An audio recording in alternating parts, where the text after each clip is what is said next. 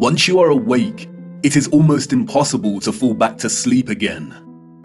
Once you discover that the Earth is not a spinning globe, but a flat and stationary plane with a firmament above it, everything changes. The trusted voices and satanic scientific priests who once shaped our reality and understanding of the world are no longer reliable. Our first-hand experience of the Earth as a stationary realm is at odds with their fabricated narrative of space and spinning planets. The scarring of our land and the barbaric mining of Earth's once majestic giant trees is at odds with the history books and geological narrative. And the awake are left wondering, what on earth happened?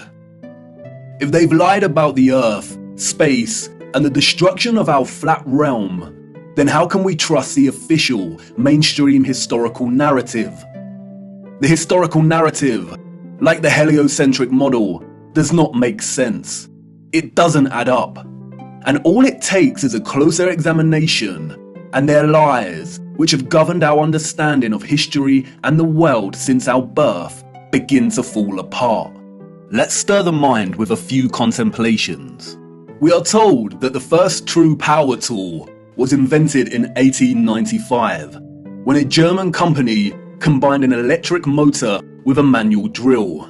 The drill weighed 16.5 pounds and required multiple operators. It wasn't until 1957 that a company called Bosch began designing power tools in bulk that were both economical and powerful. So then how did our historical ancestors, a more primitive, underdeveloped people, design and build some of the structures we encounter? What about all the gigantic monolithic stones we encounter that have been cut with such precision? Ask yourself, could you repeat this today with the arsenal of equipment we have at our disposal? And what about the magnificent ancient stepwells of the East? Stepwells, we are told, were multi-storied wells built by our primitive ancestors as ways to preserve the water supply during droughts. But look at the intricacy and complexity of these structures. Look at the glory and the finesse. Look at the geometric precision. All dug out and crafted from using hand tools. Yeah, right. What about the gigantic canal networks we find all over the world? The Erie Canal in America was allegedly built between 1817 and 1825. There were no civil engineers in America at this time. The people responsible for planning construction were novices, we are told. The canal is 12 meters wide and 4 meters deep.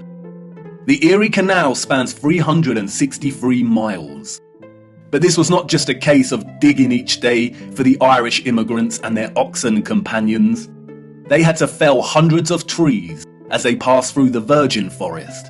They had to build complicated aqueducts and locks, and they had to pass through the Niagara Escarpment, an 80-foot-high wall of hard limestone. They had to use black powder to blast through this, we are told, as dynamite had yet to be invented. The canal spans 363 miles and was constructed over an 8-year period. This means that on average, 1 mile was completed every 8 days. What a record, especially since those responsible were novices, and power tools and dynamite were yet to be invented. I can tell you now, the so-called early settlers of the Americas did not build these canal systems. And what of the grand and magnificent castles scattered across our realm? Did you know that most were designed and constructed without plumbing systems and methods to heat rooms properly? The royal and the elite of the past were content without having the accessible necessities of survival just as long as they could live within the grand and the glorious, while the peasants, in their modest abodes, enjoyed warmth throughout the long dark winters? I don't think so. And of course, there is the impossibility of the Great Giza Pyramid Complex. The pyramids, we are told, were constructed somewhere around 2500 BC. The Great Pyramid itself consists of 2.3 million blocks of limestone and granite, and its overall structure weighs 6 million tons. The largest granite stones weigh between 20 and 80 tons each. 20 tons is 20,000 kilograms. These blocks were carved from quarries with copper chisels and allegedly transported from 800 kilometers away. The so-called experts can only theorize that a vast amount of slave labor was required. Being gullible and falling for the official narrative of slave labor is one thing, but can someone please explain how the air shafts of the Great Pyramid align so neatly with the circumpolar stars? And then there is the curious case of star forts, or what the official liars of the world call bastion forts. Developed in the late 15th and early 16th century, these forts, we are told, were designed during an era of gunpowder and the cannon. The geometric design offered a nation's military protection against blind spots during conflict. Of course they did. We all know that the best protection during war is to design a fort with such precise geometric patterning.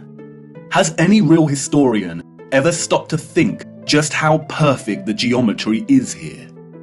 Our primitive ancestors did not have the technology to view structures from above, but they still managed to achieve this? Give me strength. There is no way. We could not produce such perfect geometry on this scale today. We've been fooled once again. We have been indoctrinated with a false historical narrative and timeline. And, like the silly heliocentric model, all it takes is a closer look at this narrative and things soon start to fall apart, and the lies become so blatantly evident. Because of their satanic lies, piecing together an accurate, honest historical timeline has become an impossible Rubik's Cube. The official narrative, a Pandora's box, only offering us tiny clues, half-truths, and deceptions. The stitchings of our true historical timeline have been loosened. The contents erased and muddled before we were even born into this world. And herein lies the problem. How to know where you are going if you don't know where you are in the first place? But you see, awakening is truly a gift. Once awake, we learn that we've always had the answers right in front of us. We've always had more than we know. But we had to regain our sight first before things started falling into place. Before things started to make a little more sense. And here we are again, viewer, at the precipice of another great journey. What if I told you that before us there existed a civilization that was responsible for the most advanced technology ever developed, and that it was their understanding of the workings of our flat realm that was key to their innovation? And what if I told you that it is highly likely that our true history as a people only begun just over 200 years ago? Would you think of me as mad once again? Do I sound as preposterous as when I first told you that the earth is flat? Perhaps, and that's why I need to show you. What I hope to show you is one of the greatest cover-ups of all time. It is on par with the heliocentric lie in its enormity and the impact it has upon humanity. And, as I will try to show you, it is inextricable from the true nature of our flat realm Earth, and you cannot understand one without understanding the other. We cannot waste time, for we must journey in search of lost time. At its heart, this is a story about deception. It is also a story of endings and beginnings, of death and rebirth. And please bear with me. Due to the deceptions and falsities underpinning our historical narrative, this story cannot be told in a linear fashion. We need to go back and forth in time to really draw out something that brings us a little closer to the truth. It is also imperative to understand that, like much contemporary science, history as a discipline was corrupted a long time ago. At its most innocent, a lot of established historical narrative is guesswork. But at its worst, it is a set of lies agreed upon, as the so-called Napoleon put it so succinctly. We are going to be digging in the dark. No historian will be there to help us. We are alone in this journey. Our journey is a hunt for things buried in plain sight. And things may become a little uncomfortable at times, but it is necessary. We have been living a comfortable lie for far too long now. Come on, jump in and put your seatbelt on. For to understand our place in the world, we need to do the unthinkable. It's time for us to take a journey back to the future.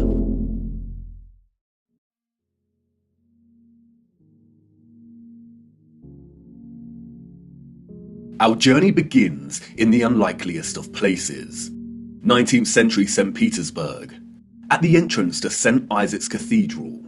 The city cold, the early morning mists dissipating with the approach of the sun, and our boots caked in mud. The year is 1860, and while St. Petersburg stands regal and proud, its inhabitants are nowhere to be found. It is quiet, too quiet. The population of St. Petersburg in the 1860s was, we are told, roughly 500,000 people, and yet there is not a soul in sight. Where is everybody?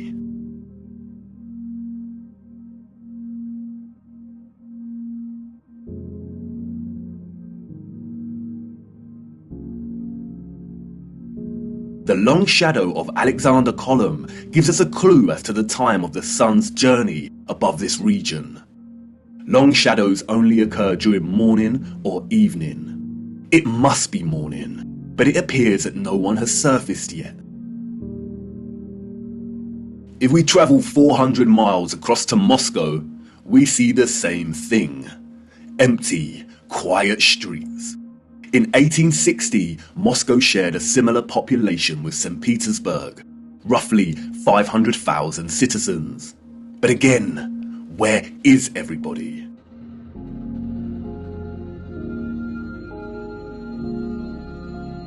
What about the rest of the world during this time period? Edinburgh, Scotland, 1840s.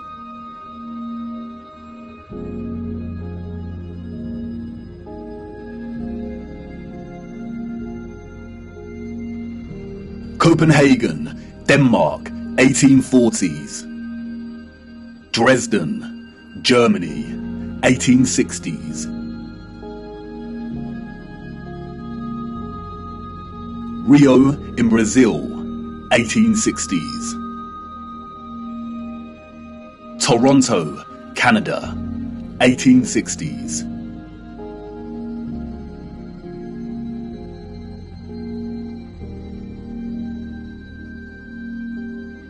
Athens in Greece, 1860s.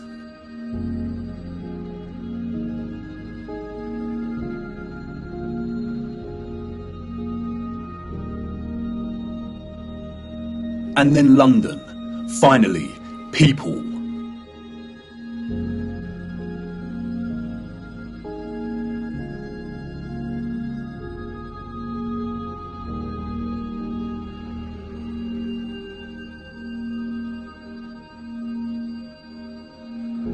And what about Paris? People, life.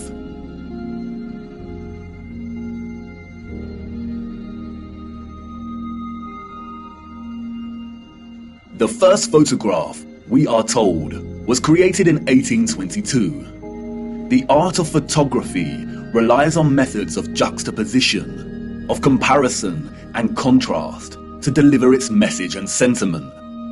In these old photographs, we do not find the same deliberate techniques of juxtaposition that contemporary photographers craft into their art, but rather we find natural contrasts that are so important and central to navigating through our deceptive history.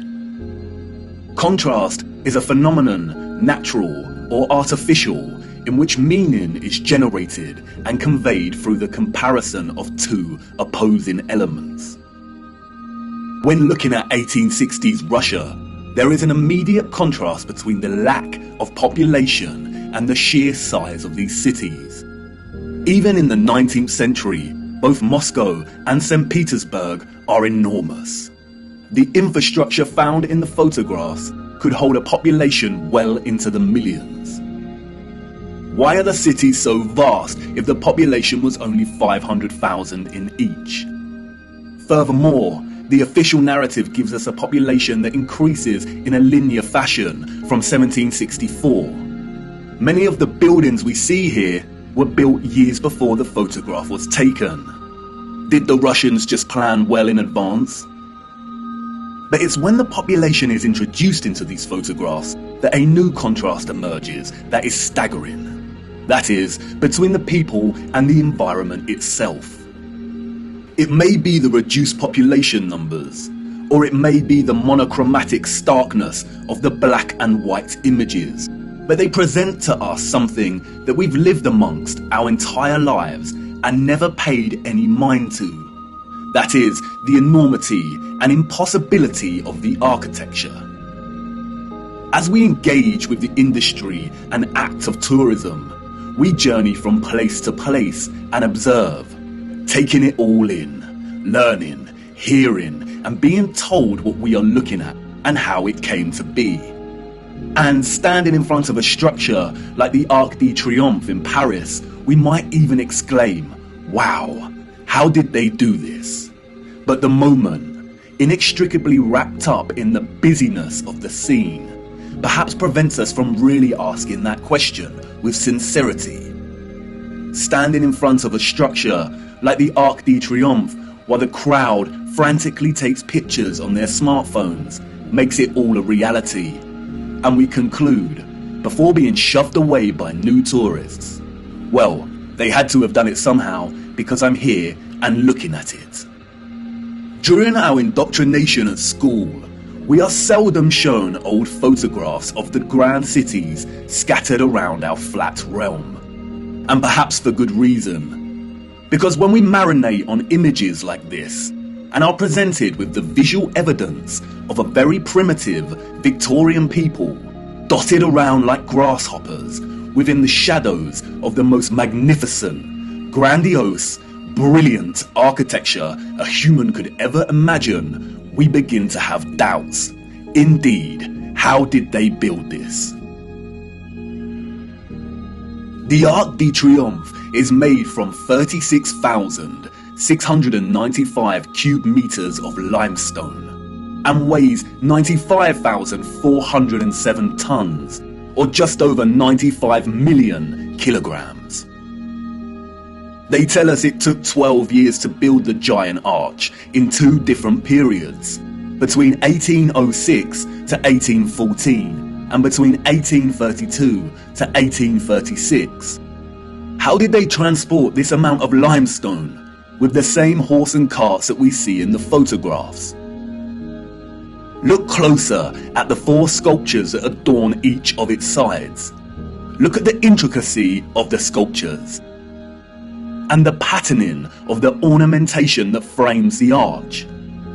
Each section is perfectly repeated without any deviation or inconsistency. The first true power tool was not invented until 60 years after this arch was completed. They tell us this was crafted by hand. Is that even possible? And then there is the ceiling of the arch. Immaculate, 3D sculpted roses, perfect in their geometric symmetry. The nuance of the detail and finesse of each petal and cross-section borders is overwhelming. Look at the rest of Paris during this time. Again, a plethora of unbelievable, gigantic and magnificent structures. The city's infrastructure glorious, and the people and their means of transport primitive, unsophisticated, and seeming not at all developed to the point of producing a city like this. The roads are improperly paved and uneven. They are dirty and muddy. We also see buildings during this period in which the architecture aligns with the inhabitants. Buildings of misshapen proportions, less developed and refined, charming in their own way, but coarse in their use of wood and plaster. This is exactly the type of architecture we expect of a generation of horse and cart, a generation ignorant to the discoveries in technology that would follow in the years to come. Furthermore, at the time of this photograph, the arch is roughly 40 years old since its completion. Yet can you see how worn some of the parts of the structure are? We see weathering on the stone that suggests the arch is much older. As we approach the late 19th century, we see that the people of Moscow have finally decided to leave their homes and venture out into the streets. The infamous Red Square, now bustling with life. St. Basil's Cathedral and the Spasskaya Tower dominate the frame of the square. The construction of St. Basil's Cathedral began in 1555 and was completed in 1561, a mere 6 years. It suffered a huge fire in 1737 and underwent restoration over a 20-year period. But look at it. What a structure. Almost unreal and like no other. It is composed of thousands of red bricks and tin sheet metal that has been shaped into the distinctive onion domes we see. Look closer at the intricacy of the domes. How did they bend metal to achieve such precision and perfection in the 18th century? And again, if they had the skills and dedication to build a wonder such as this, then why are the conditions of the road so poor and covered in mud? We see these incredible structures and buildings everywhere in 19th century photography. We have the wondrous Crystal Palace of London, a monstrous structure with the greatest area of glass ever seen in a building, and all constructed before England had automatic glass manufacturing. We have Westminster Abbey and Parliament. We have the old Euston Arch, constructed out of pure sandstone in 1837, and streets unpaved and full of mud. Why did these people not prioritize the streets they walked upon? The Frauenkirche, the domed masterpiece of Dresden, Germany. Its intricate and opulent splendor in direct contrast with the beat-up wagons and horse-pulled carts of the people below, a people dependent on the bare necessities, a people completely dwarfed by its size and majesty. The Library of Parliament in Ottawa, Canada, built over a period of 17 years. The first major settlers arrived in 1800, and at the time of construction, the city's population was under 20,000. Would a grand, glorious library really be a priority for settlers? Why does the building look like it's been cropped out of Europe and pasted into Canada?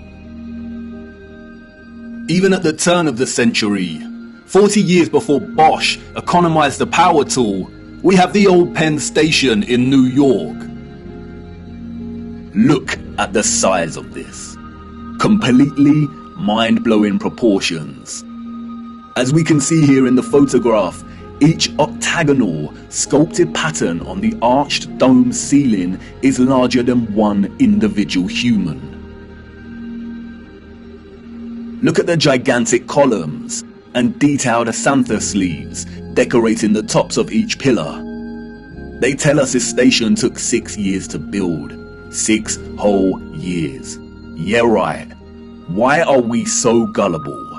Even without access to modern power tools, printable construction pieces, and crane technology, we could not reproduce this today. And more importantly, we don't reproduce this type of architecture today.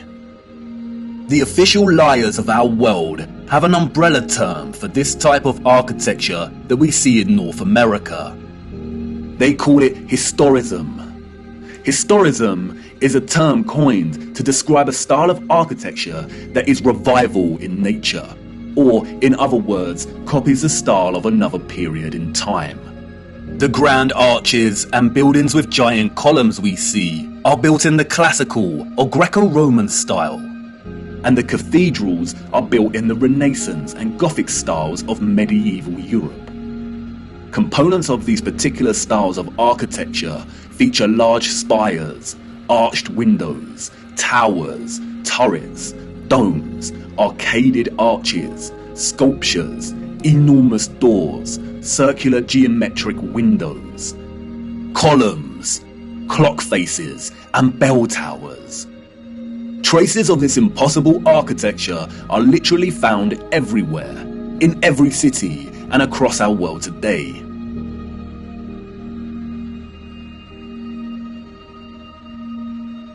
Some preserved and maintained, like the Parisian Arc de Triomphe and Notre Dame, and others lost and long forgotten to time, like the Euston Arch and the Old Penn Station in New York. We as a people travel miles to take our own photographs of these wonders. But the photographers of the 19th century gift us with something they would never have expected to give a future generation: perspective. We see a primitive people against a backdrop of clearly advanced architectural infrastructure. The official historians of the world tell us tales of Darwinian evolution and progression between time periods. The people that came after were always more advanced in their ways, refining and redefining the methods of the generation that came before. If the height of innovation and industry during the 19th century was still the horse and car as a means of travel, then, as these photographs tell us, this style of architecture was just as impossible for those living in the centuries before it. Anyone with a predisposition for thinking and questioning can immediately sense when looking at these photographs that something is rotten in Denmark, that something is off with the mainstream historical narrative, that something is not adding up. In a panoramic image of San Francisco in 1877, we see a collage of historicist architecture. We see columns adorning the entrances to very regal buildings that stand out like sore thumbs from some of the timber shacks surrounding it. We see Gothic spires and towers in the distance. We see domed cathedrals and buildings. We also see just how sprawling and huge the city has become. In 1846, there were under 500 Mormon settlers living on the area of land in which we now call San Francisco. It was frontier land and ready for the taking. Between 1848 and 1849, with the start of the California Gold Rush, the population increased from 1,000 people to 25,000 people. 28 years later, this panorama was taken. The population at this time, we are told, was getting close to 200,000. Who in their right mind would believe this story? Does this look like a city of 200,000 people? Without any modern technology, power tools, automatic manufacturing, electric motors. A people in a strange, unfounded land, just making their mark. Do we really believe that a burgeoning people built this entire city in just 30 years? And again, such quietness, such stillness. This is a photograph of an empty city. Where are all the people? The shadow of the post here tells us that it is not the early hours of the morning. Short shadows only appear toward midday. A city of this scale at noon should be bustling with life. But there is not a single person in the shot of this panorama. The only life we see is that of a horse without any master in sight. It seems highly unlikely that all the people were told to stay indoors because a cityscape photo shoot was taking place. And this silent scene becomes all the more eerie when we consider that there is intention behind the lens. Someone was there, standing at a vantage point and taking this photograph. But who? And for what? And what are the chances that in the 19th century, during similar decades, we see deserted Russian, European, and North American cities photographed like this?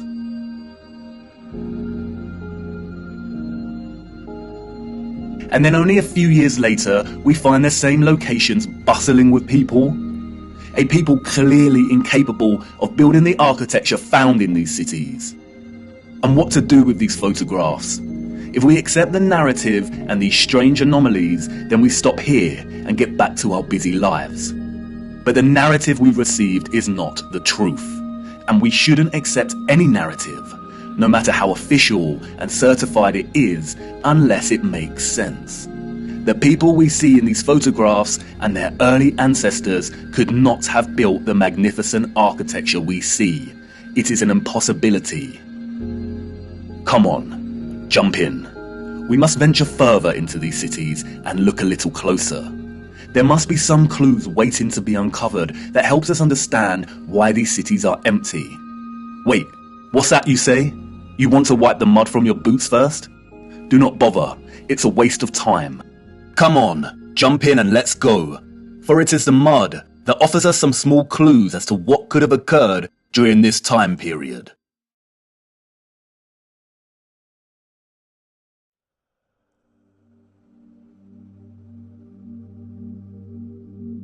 In June 2011, Christchurch, New Zealand, suffered an earthquake that left a lot of the city in chaos, destroying buildings and infrastructure and leaving over 50,000 homes without power. As a result, there were collapsed houses, ruptured water mains, flooding, and fires due to disrupted electrical lines. Due to the strong ground motions and intense shaking, part of the city experienced a strange phenomenon known as soil liquefaction. Sand boils emerged from asphalt roads, toppling and sinking cars, and causing boulders to fall from hills, resulting in more home damage.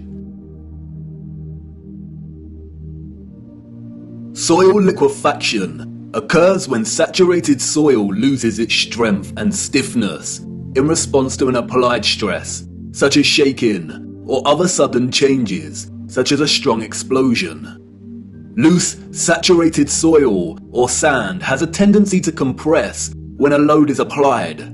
But in the event of a stress, such as shaking or an explosion, we see the opposite. The soil tends to dilute, and the result is treacherous quicksand or quick clay. The land turns to liquid, causing structures of heavy mass, such as buildings, infrastructure, and cars to start sinking, topple over, or collapse. It can also affect dams and bridges. Turbidity currents can also form huge landslides that are impossible to stop. In the worst case scenario, entire cities may be destroyed. As you can see, liquefaction can move entire areas of land. The mud can rise dramatically and rapidly, and its destructive force is unstoppable.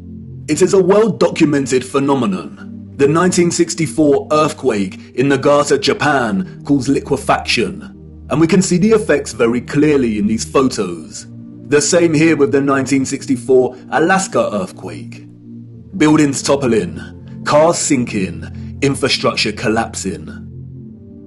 Once the stress has subsided, the soil begins to solidify once again, and we can see the aftermath. Uneven, muddy streets remain where there was once road paving. Returning to photographs of 19th century cities, we see a similar situation here. The roads are unrefined and full of mud. We see unsophisticated, uneven, coarse, and muddy roads everywhere against a backdrop of refined, sophisticated, and magnificent architecture. Could these cities have suffered the similar fate of soil liquefaction that we see in more recent times? Perhaps.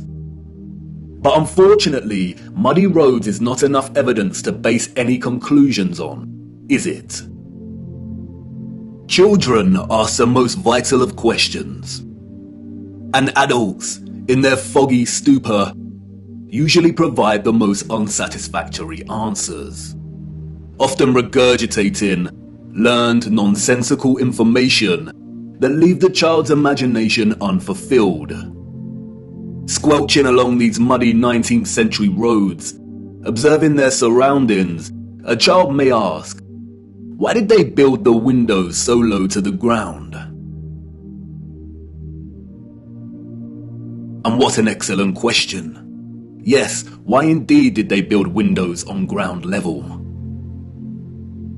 For you see, the people we see in these photographs, sadly, did not build this architecture. And maybe some of them, at some point in their busy day-to-day life, ask the exact same question. We see it everywhere. Windows at ground level.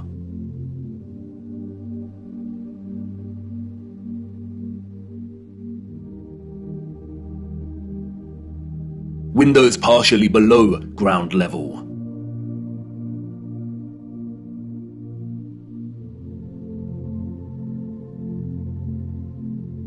First floor entrances raised from the ground level.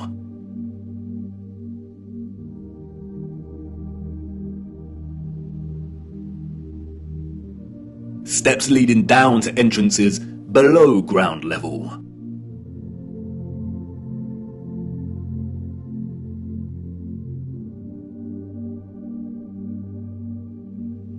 We can find this in almost every major city across our realm, in both old photographs and when we walk in the streets today. And what does it tell us? That a society with access to modest construction tools and horse and car constructed their infrastructure by first spending countless amounts of hours and energy clearing land with a depth of over 3 meters to begin their construction? Building basement floors is incredibly hard work. Since the 20th century, large powered excavation machines, such as backhoes and front-end loaders, have reduced the time and manpower needed to dig a basement dramatically, as compared to digging by hand with a spade. Perhaps you could say that our historical ancestors were just that dedicated to the architecture they built. And you could say that many of the sunken buildings we see are actually due to elevations and depressions in the natural landscape. The official narrative, which is always full of inconsistencies, perhaps would suffice if it was not for contemporary excavation. When we look at photographs such as this, it immediately dawns upon us that what we are seeing are windows and doors 2 to 3 meters below the ground surface.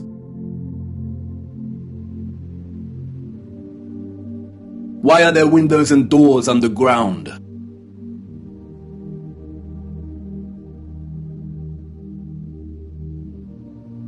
What is this that we see in our cities?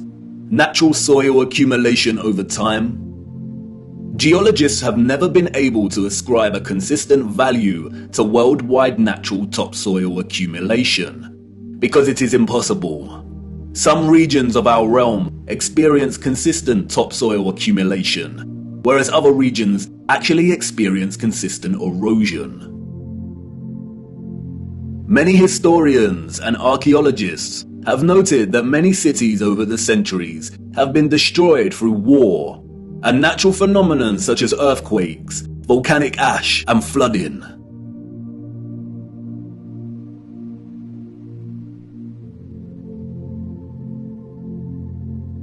Aren't these just the layers of previous civilizations?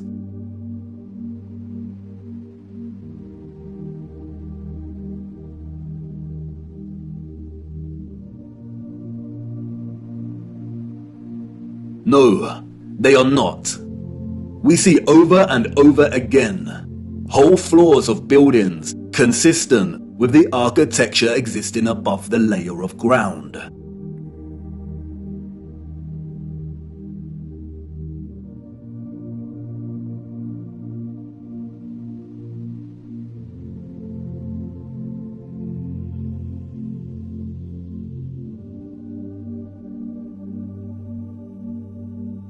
You see, what lies beneath is not the unfamiliar traces of previous generations, but of the same generation that built these structures. And once you really see this kind of sunken, buried infrastructure that exists in such prevalence across our world, you can never unsee it.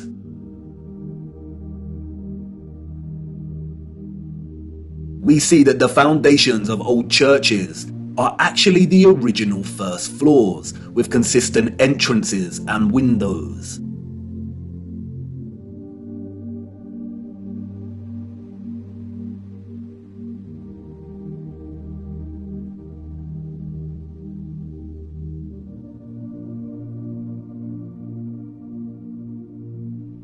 We see mosaics unearthed. We see pillars, columns and arches that were originally much larger, and it was the layer of soil that reduced their size, as if they weren't big enough to begin with.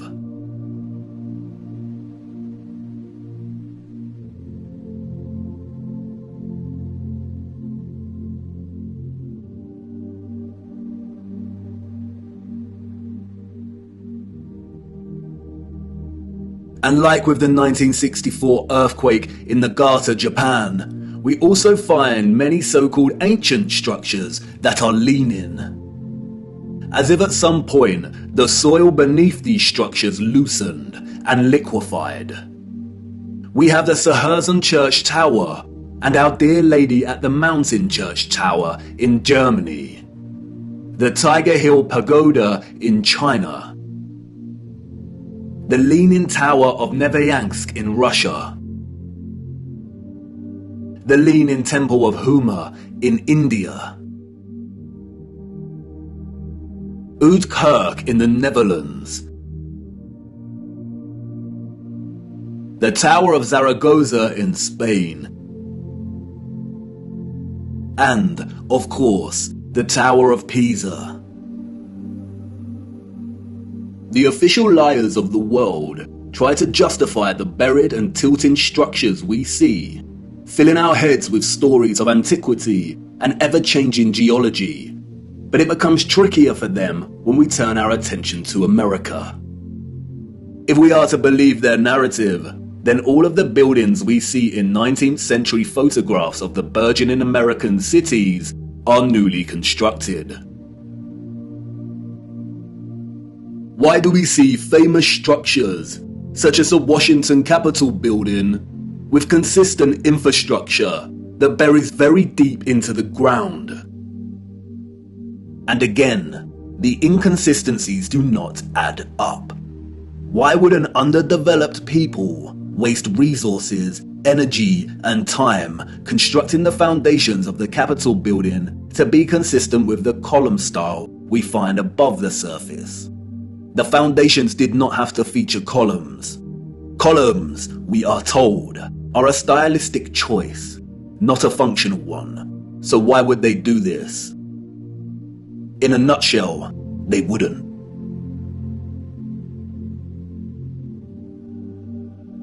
We see images that suggest that the people of the 19th century were actually concerned with moving a lot of the vast amount of mud we see, leveling the ground and excavating existing structures.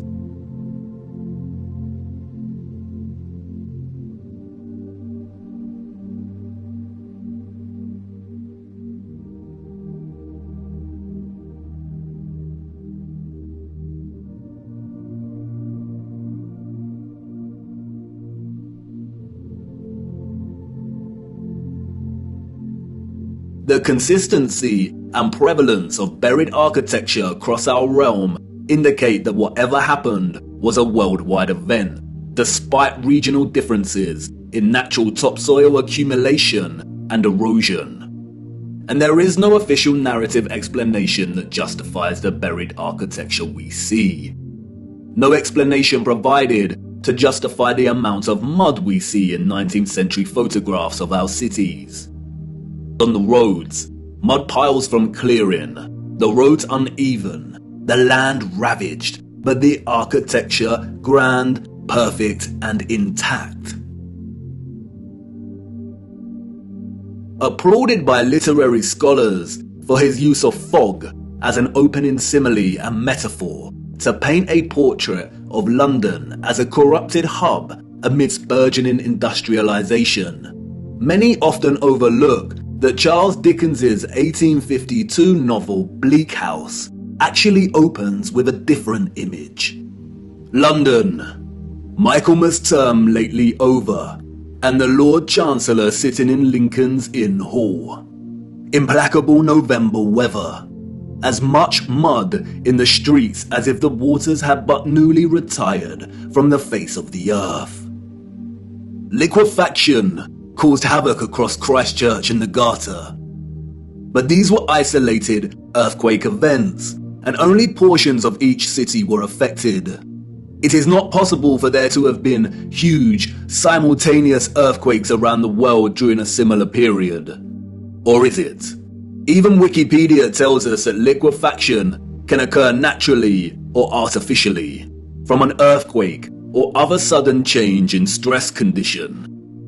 Even if this was the case, we do not see the same structural damage to the buildings in the 19th century like we do in cases such as Christchurch and the Garter. Most of the buried architecture we see is intact. It is either sunken or the ground level has been raised at least 3 meters, sometimes in a uniform manner, and other times partially buried in rolling mud hills, as if there were huge landslides. The strange case of the buried architecture provides the following conclusions: that what lies beneath are not the remains of previous civilizations. More often than not, the buried structures are consistent with the architecture we see above ground. That the structures are much larger than originally suspected, and therefore they are even more of a construction impossibility for a Victorian generation of horse and car, and those existing before them. That natural topsoil accumulation and soil liquefaction are not satisfactory explanations for what we see here. Whatever took place had to be something much larger and widespread, such as a natural or artificial earthly cataclysm of sorts. As many of the photographs show, many citizens of the 1800s were responsible for moving much of the mud, leveling the ground, and excavating buildings, which suggests that whatever happened had happened very recently in their past. The complete absence of a reasonable, mainstream justification for the buried architecture we see suggests that the controllers of our realm are deliberately trying to hide whatever happened. And what of the deserted cities we see in the earlier photographs? If these cities were truly empty, then we must ask why. We must also ask how all the people got there in the end. In the space of 30 or so years, we see a city go from barren to bustling. Interestingly, it is Charles Dickens and 19th century literature more generally that offers some clues. 2 central themes run throughout 19th century Victorian literature: that of marriage and female chastity, and that of orphans and adoption. Many of the fictional characters we've come to love over the years are orphans. We have Oliver Twist and Pip from Great Expectations. We have little orphan Jane Eyre and Heathcliff from Wuthering Heights. We have Mowgli from The Jungle Book, Cosette from Les Miserables. We have Heidi, Rapunzel, Peter Pan, Snow White. We have Tom Sawyer and Huckleberry Finn and Anne of Green Gables. And these books were of their time, as far as orphan prevalence goes. The only issue is that these novels romanticize the orphan as a figure dislocated from society by default, and therefore pave their life's path as one of unforeseen opportunity. This was not reality. The theme of marriage and chastity that we find in so many 19th century literary works, such as those by Jane Austen, the Brontes, George Eliot, Dickens, Thomas Hardy, Leo Tolstoy, Victor Hugo, and more, was nothing more than carefully disguised, well-written propaganda, with the sole purpose to solidify and justify a social value framework that would separate children from their mothers. Children born outside of marriage or wedlock were regarded as illegitimate, meaning they did not have a legal status. Illegitimate children was a serious stigma throughout the 19th century. The majority of employers would not hire women with an illegitimate child. Many unwed mothers with illegitimate children ended up without a home, in poor health, starving, exhausted. Their only place of refuge would be the workhouse, where they would carry out the most unpleasant duties. In some places, women with illegitimate children were singled out and had to wear a special uniform, which alerted everyone to their status as an unmarried mother or fallen woman. As a result, a vast amount of orphanages and foundling institutions were established. This is the London Foundling Hospital that was very active in the 19th century. Look at the size of it. Charles Dickens was obsessed with this place. Inspiration, they say. The official narrative tells us that an estimated 4,500 women handed over their children to this huge building. But this was just one institution. Wikipedia gives us a partial list of over 64 orphanages that were founded in the UK during the 19th century. The list is only partial. The peculiar case of the vast amount of parentless children in the 19th century is well documented by many researchers. And most of them agree it is almost impossible to establish figures that really do justice to just how many orphans there were during this period. Their footprint did not enter the record books. It formed in the mud and was then washed away. It wasn't just the UK. This was a worldwide phenomenon.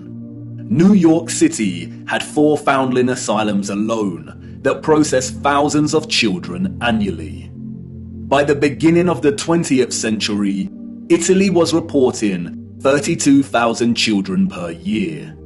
Spain and Portugal were reporting 15,000 annual foundlings.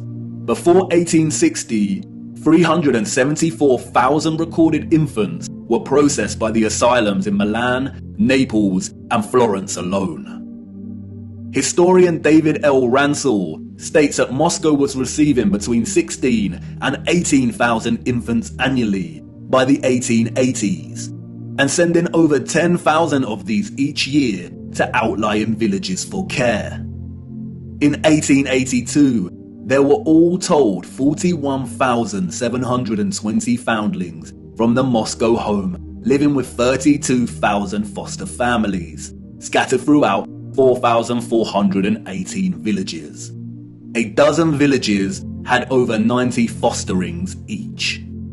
One thing that is often overlooked is that there were a series of laws passed in the 1800s, making it almost impossible for unwed mothers to keep their babies. The 1833 Poor Law Reformation introduced bastardy clauses that shifted the entire responsibility for the illegitimate child onto the mother.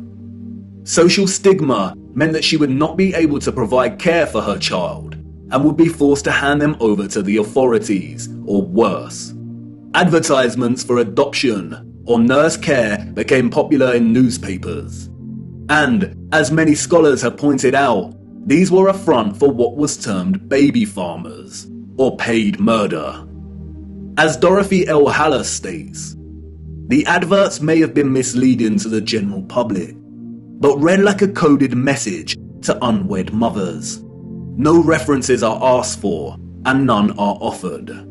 The sum of 15 shillings a week to keep an infant or a sickly child was inadequate, and a sickly child and an infant under 2 months were the least likely to survive, and the cheapest to bury. Infants were taken, no questions asked, and it was understood that for £12 no questions were expected to be asked. The transaction between the mother and the baby farmer usually took place in a public place, on public transportation, or through a second party. No personal information was exchanged. The money was paid, and the transaction was complete. The mother knew she would never see her infant alive again. Most children, however, were not murdered, but were dropped off at the doorsteps of orphanages or the workhouse. All children taken into these institutions were given entirely new identities. They were provided for with shelter, food, and clothing temporarily, and then sent off to workhouses or another location. Photographs in the 19th century were scarce, but towards the end of the century, we see more photographs, and the last continent to experience such mass exodus of orphans was the United States. And it is here that we see evidence of the orphan trains. The first group of these orphans arrived in Michigan in 1854, and from that moment on, the movement shipped hundreds of thousands of children across the states until it ended in 1929. Officially, there were over 97 institutions involved in orphans and orphan trains in the 19th century. And again, this was not just the United States. Annie McPherson will go down in history as a woman who scammed more than 100,000 foundlings and shipped them from the United Kingdom to Canada, New Zealand, and South Africa, and even to the outer edges of the earth in Australia, so that they could be sold into child labour. Why do we see so many photographs of orphans in workhouses? Why are they working with machinery created for adult use? Were there not enough adults during this time to carry out this work? And then there is the strange case of the burgeoning American amusement parks at the turn of the 20th century. In addition to rides and exhibits, many of these parks featured an unusual attraction: infantoriums. Visitors of these parks could stroll around with ice cream and swing by these stations, a visit equivalent to that of a fully functional neonatal intensive care unit, complete with incubators filled with sleeping, premature babies. History has been kind to Martin Cooney. Touted as a hero, Cooney was the German mind behind the incubators. His first encounter with premature babies, we are told, was at the 1896 World's Fair. He knew immediately that the exhibition would save babies' lives. The technology to keep premature babies alive was expensive, and he knew the public would pay to see the babies in incubators. He would charge an entrance fee at the amusement parks to generate funds to help these babies live. Nurses tended to the babies as an enraptured public looked on. Like any other amusement, the premature baby exhibits included carnival barkers who tried to lure the public to come and see the babies. I don't know about you, but I find something very off about these incubators. Advertised as featuring living babies, a lot of the fairs where Cooney showed his babies also featured eugenics exhibitions. Eugenics is a field of corrupted pseudoscience that endorses selective breeding to improve the genetic quality of the human population. Eugenics was inspired by Darwinism and was a driving ideology that fueled the Nazis. Why are people paying to see living babies, as if they had never seen a living infant before? Did people of the time not have their own babies? And where are these infants' parents? How did they have the technology in the 19th century to keep premature babies alive in such a way? Or is something off, once again, with the official narrative? There were 80,000 premature babies who were treated in these amusement park incubators. 80,000. The hundreds of thousands of orphans in the 19th century are just barely believable. Were women really that carefree? Did America even have the population numbers to justify 80,000 premature babies? We are not talking orphans here, but infants born prematurely. The narrative is not convincing or realistically fathomable. Where did these babies come from? More troubling is Cooney's background. As many historians have pointed out, he had no medical degree or training. His story is a very similar one of unconvincing philanthropy that we find surrounding some of our contemporary figures today that also do not have medical degrees. And then there is Marie Dressler, a Canadian silent film and Depression-era movie star. She adopted one of these incubator babies. Celebrities and adoption. The official narrative conveniently leaves this out of her story and tells us that she may have had a daughter who died as a small child. But the photographs suggest otherwise. Did she adopt her incubator baby at one of these fairs? Were the fairs a front for illicit adoption of premature babies? Even if they were premature, did that mean they had no parents? Who owned and was responsible for these parks? And what happened to the babies once they grew and left the incubators? If something feels eerily wrong about the entire narrative surrounding these parks and orphans, it's because we are not being told the truth. Why were there hundreds of thousands of parentless children in the 19th century? Where did they come from? They were relocated all over the world. Europe, America, Russia, Australia, Canada. Why? Especially when most still had a living parent. If pregnancy out of wedlock was such a social stigma that resulted in such trauma, why would so many people put themselves in that position in the first place? Did the government really care about social morality enough to pass laws? And all the effort to build and maintain orphanages and orphan relocation networks, would this not burden governmental finances and administration systems? It certainly would have. But you see, there was a greater purpose behind the government's worldwide agenda: repopulation.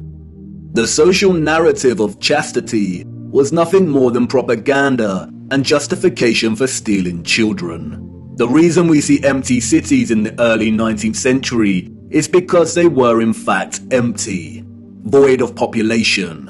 And the reason they are bustling 30 years later is because orphans were shipped into these cities to repopulate them. You see, in the early 19th century, there was a worldwide reset of sorts through depopulation and then repopulation. The people we see in these photographs did not build this architecture. They inherited it, along with a lot of mud. Not only did they inherit it without a clue as to what it actually was and who it belonged to, but they were unknowingly complicit in repurposing pretty much all of these structures. I know, none of this is making much sense at the minute. You are probably wondering why on earth these cities were empty and full of mud. What happened that meant governments needed to repopulate the earth? And I know what you're thinking. This is all very intriguing, but what does this have to do with flat earth? You want to know more about the firmament, the sun and moon, and our stationary plane. Do not worry. Everything will become clearer as we continue our journey. The prevalent evidence of buried infrastructure, coupled with deserted cities and a burgeoning industry of orphans, is just a start.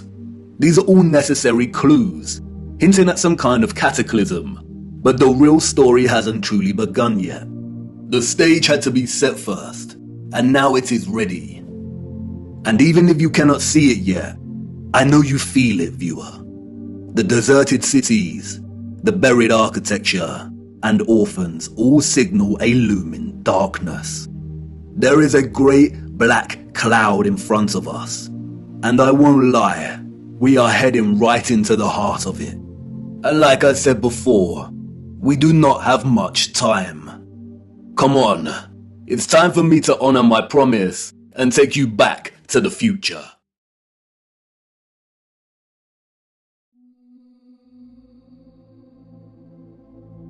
Water, an inorganic, transparent and odorless chemical substance that covers 70% of the known Earth's surface. It is the driving life force behind the carbon-based organisms that flourish on our Earth. It borders and separates our lands, and collects and solidifies at the inner and outer regions of our flat, stationary realm. God should have sent a message to the inhabitants of Earth, and been precise, and told them to watch the water, to meditate on its function and natural laws, because in their time, a great deception would be cast over them, like a cold shadow of an unknown, nefarious king. And maybe God did send this message in the form of a flood, but its truth was mythologized and buried, and the lie propagated in spite of it. Resting water does not curve and convex. The natural laws of a resting body of water insist that it takes the exact shape of the container it fills, and always finds and maintains a flat level. Resting water always rests flat, and watching the water when we sit at vantage points, when journeying above in planes, and before we take a sip from our drink, we must remember to never forget this law.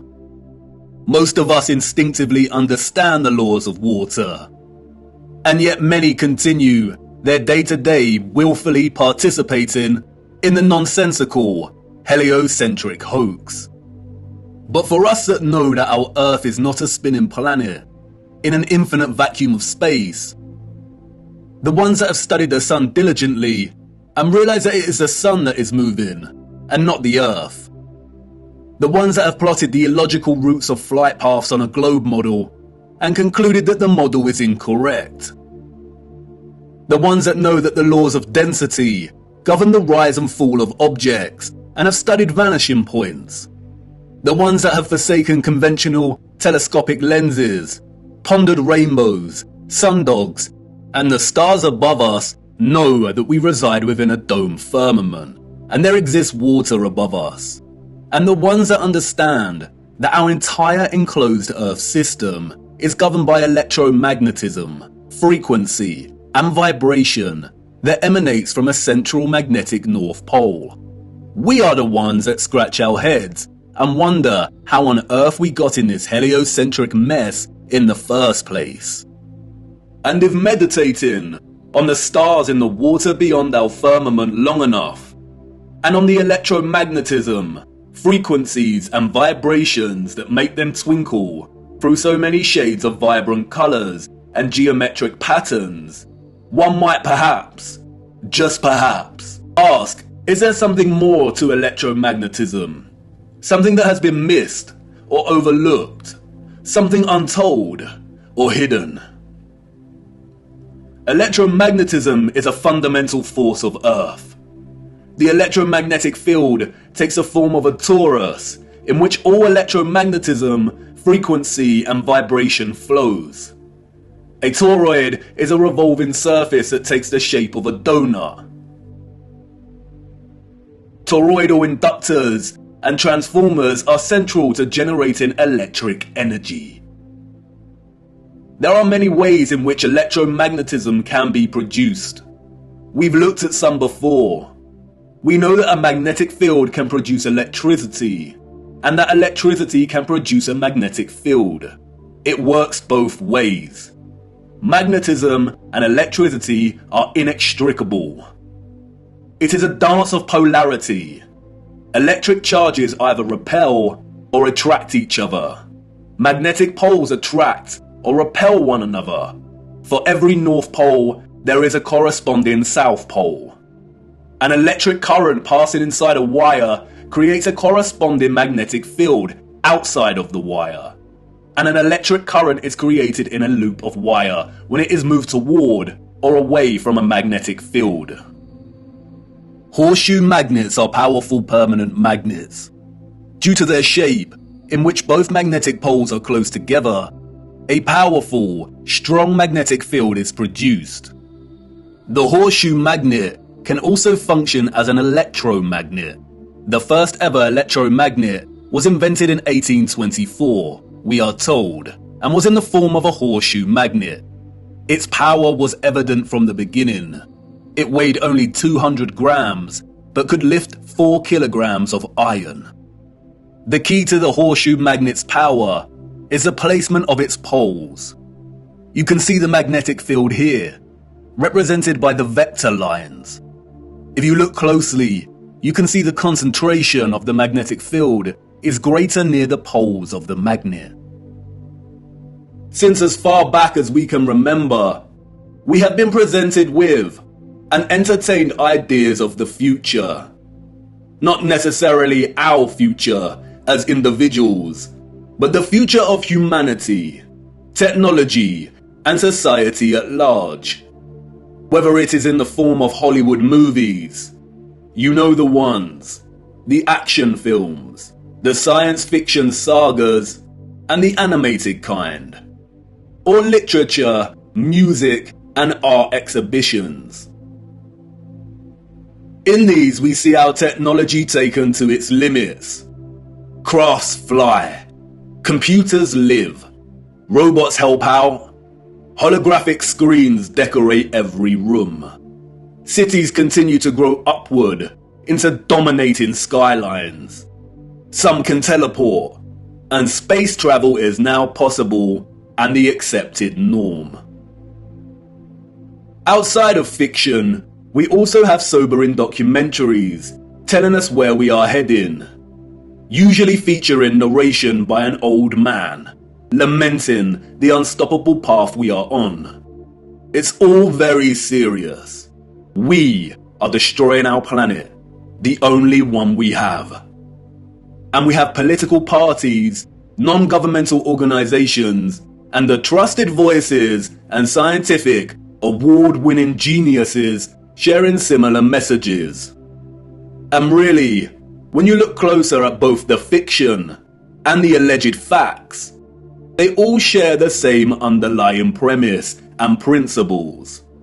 We are becoming so technologically advanced that the planet we reside on is no longer enough, or can no longer sustain our activity.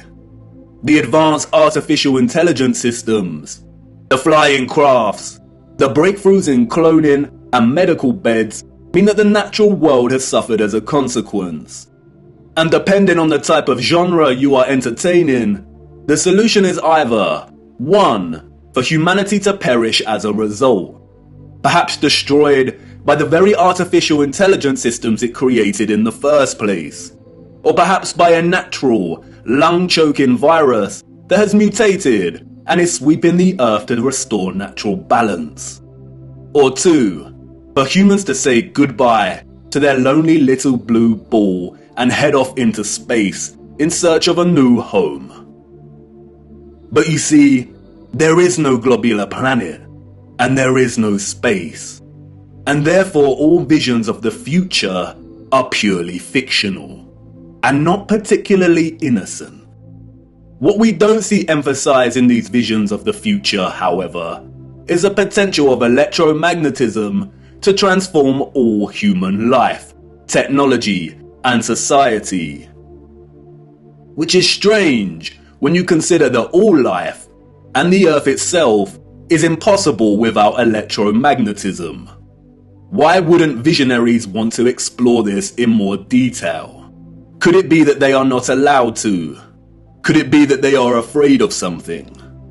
Afraid of us connecting one too many dots, perhaps? And again, horseshoe magnets can act as powerful electromagnets. If a civilization was to advance technologically through the use of electromagnetism, then the horseshoe magnet would certainly have a tremendous role to play in that development. Yes, it certainly would. And it certainly did. The horseshoe magnet. The Arc de Triomphe. Yes, one of the most powerful electromagnets ever constructed.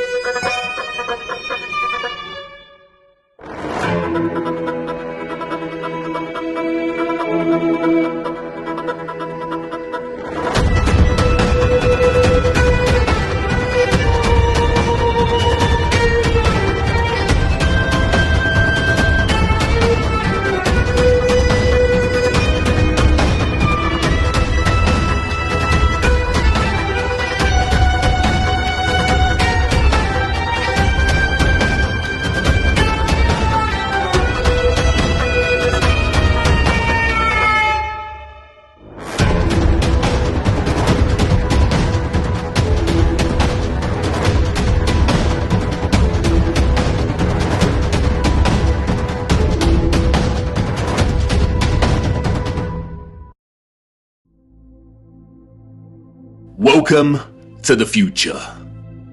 Except it's the past. The future came and went, and we missed it.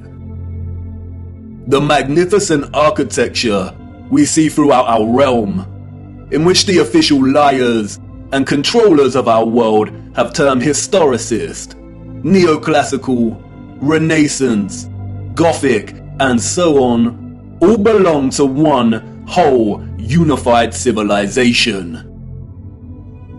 A civilization so developed they had harnessed the power of electromagnetism to such a high degree that they not only built these huge structures, but also crafted them with utter finesse and beauty. A celebration of their own technological advancement. The structures were designed with the sole intention of harvesting and generating electromagnetic energy and distributing it across the world.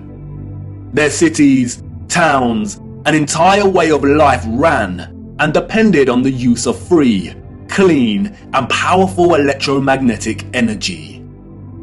The energy was harnessed and collected from the ionosphere above our heads through the use of antennas, spires, domes, and towers. All the impossible structures we see today have been repurposed and rebranded by our controllers and the citizens of the 19th century. This is not a church. This is not a mosque. This is not a castle. And this is not a government building. These are generators, powerful and gargantuous. They would collect and generate the electromagnetic energy, which was then stored in huge power stations and distributed and redirected by sophisticated, advanced structures, one of which is a huge electromagnet, or what we've come to know as triumphal arches. The energy was stored in batteries and capacitors, such as towers and obelisks.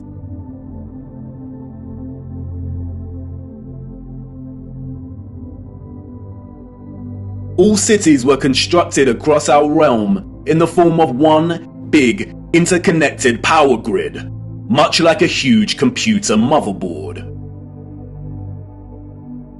I already know what you're thinking. What? He's finally lost it. He had us with flat earth, but this is just too much. I know. The backup programming is kicking in. But before you turn away to leave and cast aside your muddy boots, let me show you how it worked. As you know, we live on a flat stationary plane. At the center is a source of magnetism at the North Pole, and directly above this is Polaris, fixed at the central and highest point of a wondrous crystalline dome firmament. Beneath the firmament, different layers of atmosphere exist at different heights. The ionosphere starts at about 30 miles above Earth. It includes a thermosphere and the mesosphere. The ionosphere is an electrical atmosphere that is ionized by the sun's electromagnetism. It also forms the inner edge of the magnetosphere. I know, a lot of big words and abstract concepts, but you are familiar with this process and have been witness to it every day for the entirety of your lives. As you can see, the vials here contain molecular gases that are present in the atmosphere above us. When an electromagnetic source, such as a Tesla coil, is applied within close proximity of these gases, the coil's magnetic field ionizes or charges these gases, and the result is phosphorescent plasma. The gases become colorized. This is why our sky is primarily blue, because the sun's electromagnetic presence ionizes the atmosphere, and the result is colored plasma. When the sun is entering or exiting our region, or what the liars of the world call sunrise and sunset, we see a variety of color gradients due to its distance from the ionosphere above us. When the sun is no longer journeying above our region, the sky loses its color and we can see the stars in the firmament beyond. Although the official scientists designate the ionosphere as an atmospheric layer, it is actually an ethereal layer.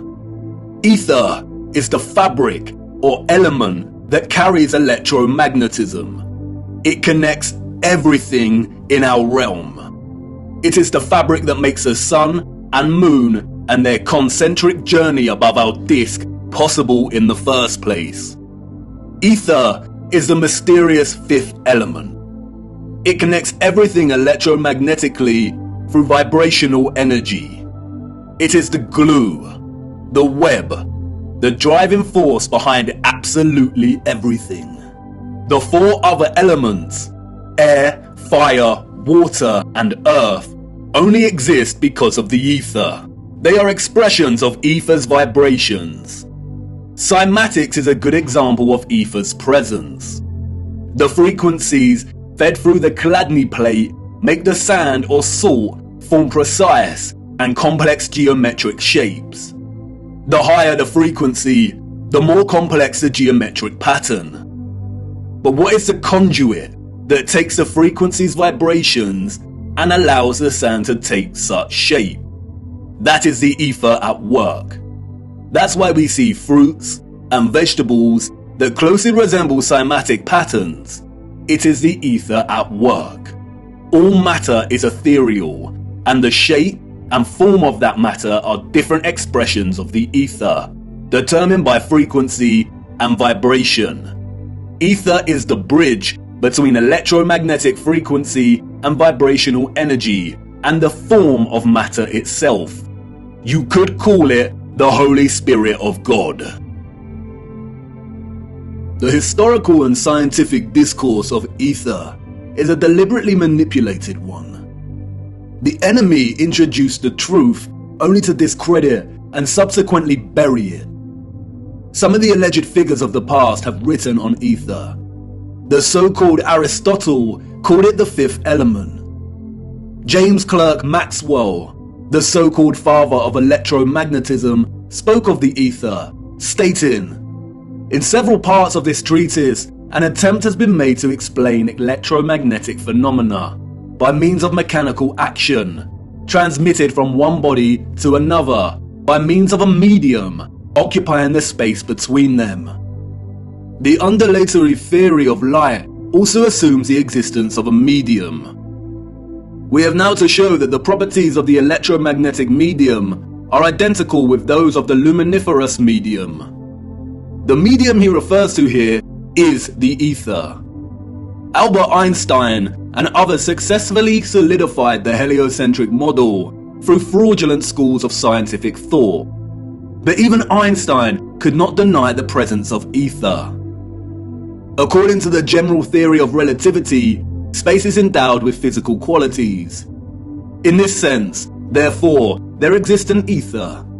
According to the general theory of relativity, space without ether is unthinkable. For in such space there would not only be no propagation of light, but also no possibility of existence for the standards of space and time, measuring rods and clocks, nor therefore any space-time intervals in the physical sense.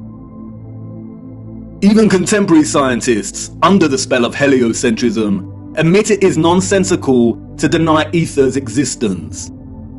Today, the vacuum is recognized as a rich physical medium.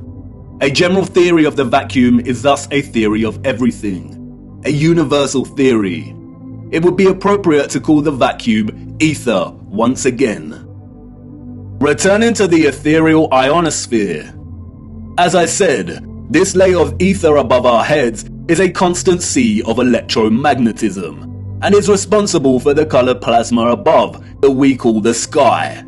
The source of its electromagnetism is the sun. It is because of this ionized layer that we get ionospheric lightning in the form of sprites, which in turn influence the thunderstorms below. An ion is a particle, atom, or molecule with a net electrical charge. Electricity is a continuous flow of ions. The electrolytes in our body are ionized. Everything is connected by electromagnetism and the ether. Our highly developed and sophisticated historical ancestors not only understood the workings of the ionosphere and the ether, but they had developed methods to masterfully harvest it as a fuel to power the entire Earth. And while the exact process by which they were able to extract the ether is deliberately hidden from us and remains unknown, the structural remains that humanity has since repurposed and reused as architecture offer us many clues as to how it all worked. The evidence is everywhere for those with eyes to see, and once you see it, it becomes so glaringly obvious that you'll kick yourself for never noticing in the first place. The matter is very complex, and it would take time to really flesh out. So for now, let's have a closer look at some of these structures, and I will introduce some basic concepts. As we continue our journey, we will explore everything in more detail. We see them everywhere. On top of all these magnificent structures, towers, spires, and pinnacles that rise into piercing antennas. It was through these complex antennas that the ether was harvested. You see, after the Great Reset of the 1800s, the enemy fractured the old world's unified understanding of God and created multiple religions to try and hide God and justify the existence of such grand and beautiful technological structures. And I know this may trigger some people, but stay with me, I will not let you down. But for now, it is critical to understand that a lot of the religious icons that adorn and make up these antennas were never indicators of different religions in the old world, nor were they intended to be. They signaled something else entirely. They are usually made from copper and gold. Both are excellent conductors of electricity. In many of the structures we call cathedrals, the symmetrical spikes on the pinnacles worked in a similar fashion, extracting ether from the ionosphere. Once harvested, the energy would inevitably have been drawn down into the top larger portion of these domed structures. When examining many of the interiors of these domes, we come to realize that they rely heavily on symmetrical ornamentation. This is achieved by indentation or cavities in the masonry. In the world of electromagnetism, a cavity resonator works through symmetry to produce oscillation or vibration of energetic particles. Symmetrical shapes force energetic particles, or ions, to vibrate in a constant manner. Is this why we see perfect symmetrical ornamentation within the ceiling of many domed structures? It no doubt sounds absurd, but the majority of these structures also feature a smaller type of cavity resonator, or what is more appropriately termed cavity magnetrons, that offer some clarity as to the real function of these structures. A cavity magnetron is a high-powered vacuum tube that generates microwaves using the interaction of a stream of ions with a magnetic field while in the cavity resonator. A magnetron operates through a hollowed, symmetrical vacuum.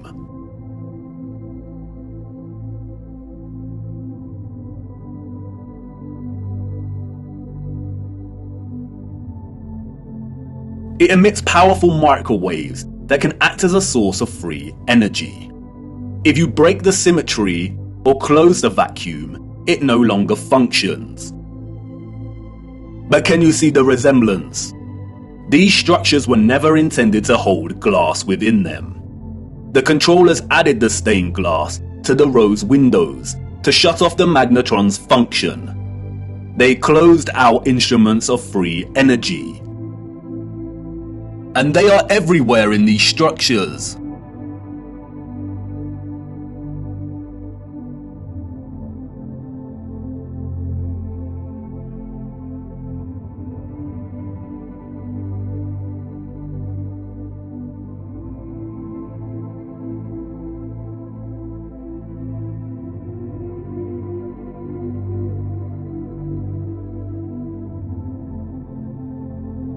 Interestingly, if you look at the geometry of entire sections of the structures themselves, then it becomes very evident that they functioned in their entirety like a cavity magnetron to generate energy.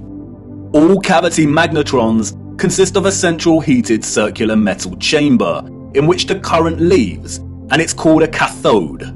Look at that word, cathode. Does it remind you of another word? Cathedral. Cathode. Like with everything else, they corrupt the truth and hide things in plain sight. The controllers removed most of the cathodes integral to these cavity magnetrons, but there are some structures today in which you can see traces of the old cathodes still present. The heavy reliance on symmetry and cavities within these structures is not coincidental. The symmetrical ornamentation would have worked in a similar manner, causing the energetic particles to vibrate in a constant manner. The flowers within the squares can be understood as similar to acoustic resonators, working to vibrate the ions. It is here that the energy would have been continually manipulated into vibrational and electromagnetic energy of specific frequencies. Really look at these magnificent acoustic resonators. Could you craft one of these by hand today? And at such height? Why would an underdeveloped people spend so much of their time crafting such perfect symmetrical ornamentation, especially if it had no function and was purely aesthetic? They wouldn't. The cavity resonators and magnetrons would have had to have worked in partnership with a central engine or reactor contained within all these structures. Both resonator and reactor are interesting words. Just like the words conductor, generator, creator, and the name Mercator, they all contain the word Tor within their linguistic structure. They hold a linguistic memory and pay homage to the torus or toroidal field. The torus is the flow of electromagnetism. Without this flow of energy, there would be no life on Earth. No one can really know for sure, but some have suggested that the engine was probably similar to a fusion reactor.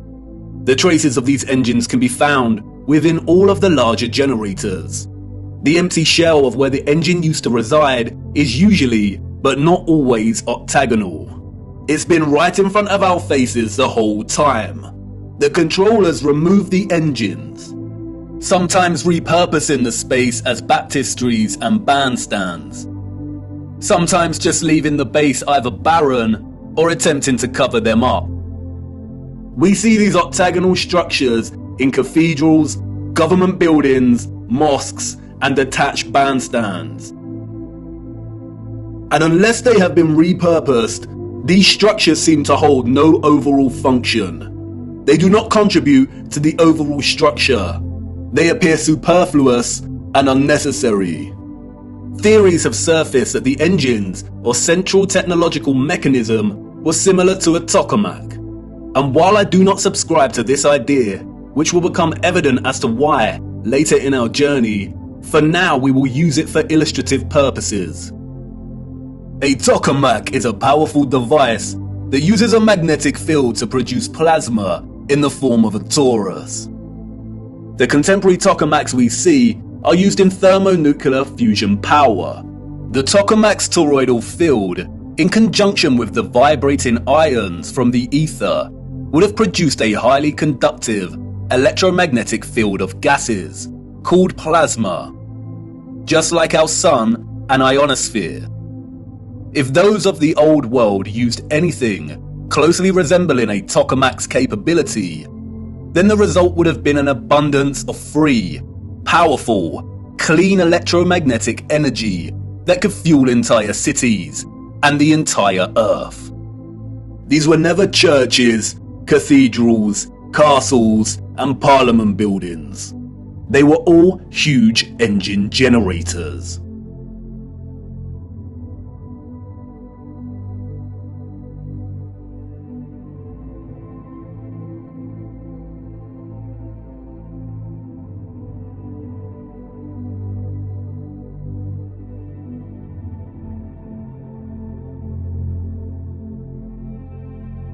The controllers invented labels and terms such as Renaissance, Greco-Roman, and so on to describe the style of these structures. But as you can see, all these magnificent, impossible structures all share the same fundamental structural principles and design, despite location, time period, and cultures.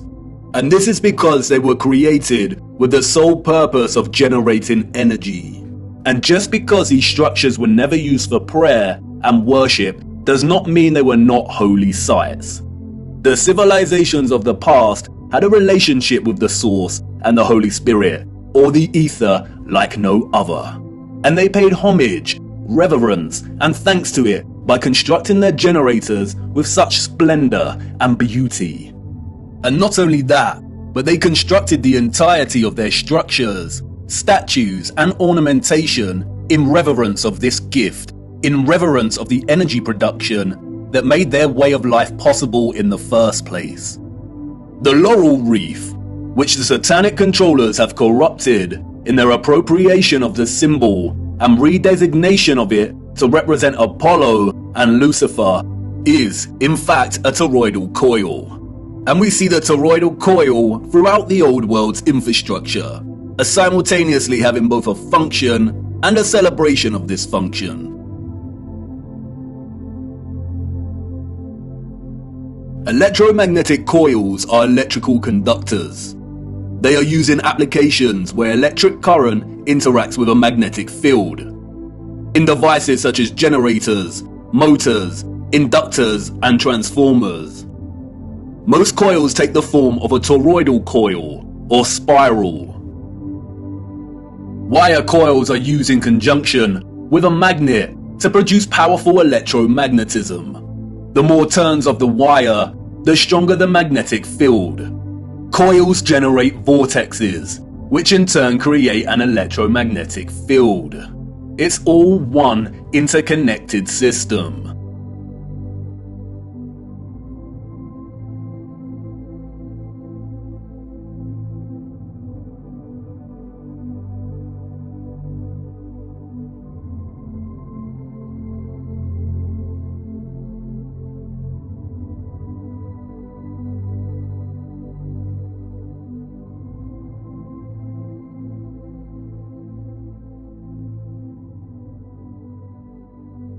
And we see it everywhere. This is what columns and rotundas were used for. Powerful coils to generate electromagnetism and carry the current in loops. The torus is found at the base of pretty much every column found throughout our realm. It is everywhere. Look at the movement of electricity through a wire and the simultaneous magnetic field it produces. This is exactly the shape of a column. And we see this present in all of these gigantic and meticulously crafted columns.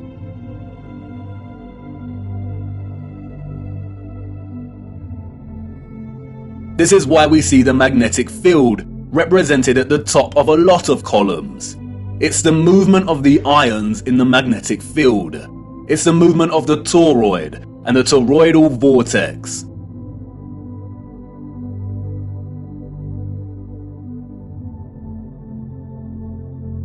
As you saw, coils of copper wire are essential in electrifying the magnet.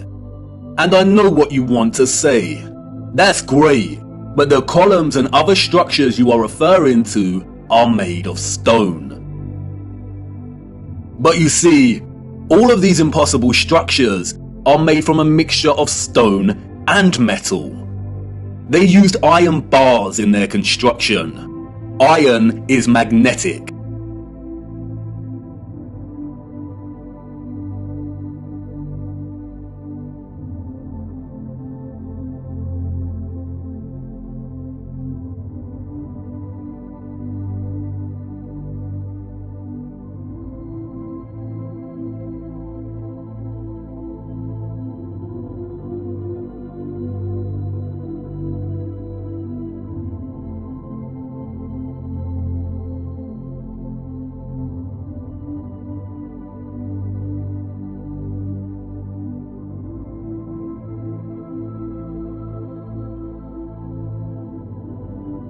These iron rods run throughout the stone infrastructure and are complemented with copper and gold roofing. Copper and gold are strong conductors of electricity. Often we find entire statues, arches, domes, and roofing made from a distinctive blue copper.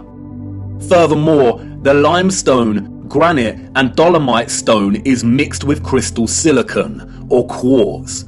Quartz has strong electric potential. The colonnades and arches we see everywhere were at once integral components to the overall electromagnetic infrastructure, while also constructed in geometric forms that mirror the flow of electromagnetic energy, such as coil loops, horseshoe magnetic fields, and toroidal vortexes. As with everything else constructed in the old world, they were both functional and crafted as a homage to that function. A lot of ethereal energy was stored in structures constructed from red bricks and concrete. Red bricks and concrete are excellent conductors of electricity. They operated as huge capacitors or batteries. According to new research, red bricks can be converted into energy storage units that can be charged to hold electricity, like a battery, and can store energy until required for powering devices. The key to this battery-like function inherent within red brick is the iron oxide. The development and use of red brick is so important, and we will be returning to this subject much later in our journey. The really big red brick power stations and batteries were designated and recognizable by their white stripes, such as St Pancras Railway Station in London, and many other famous structures.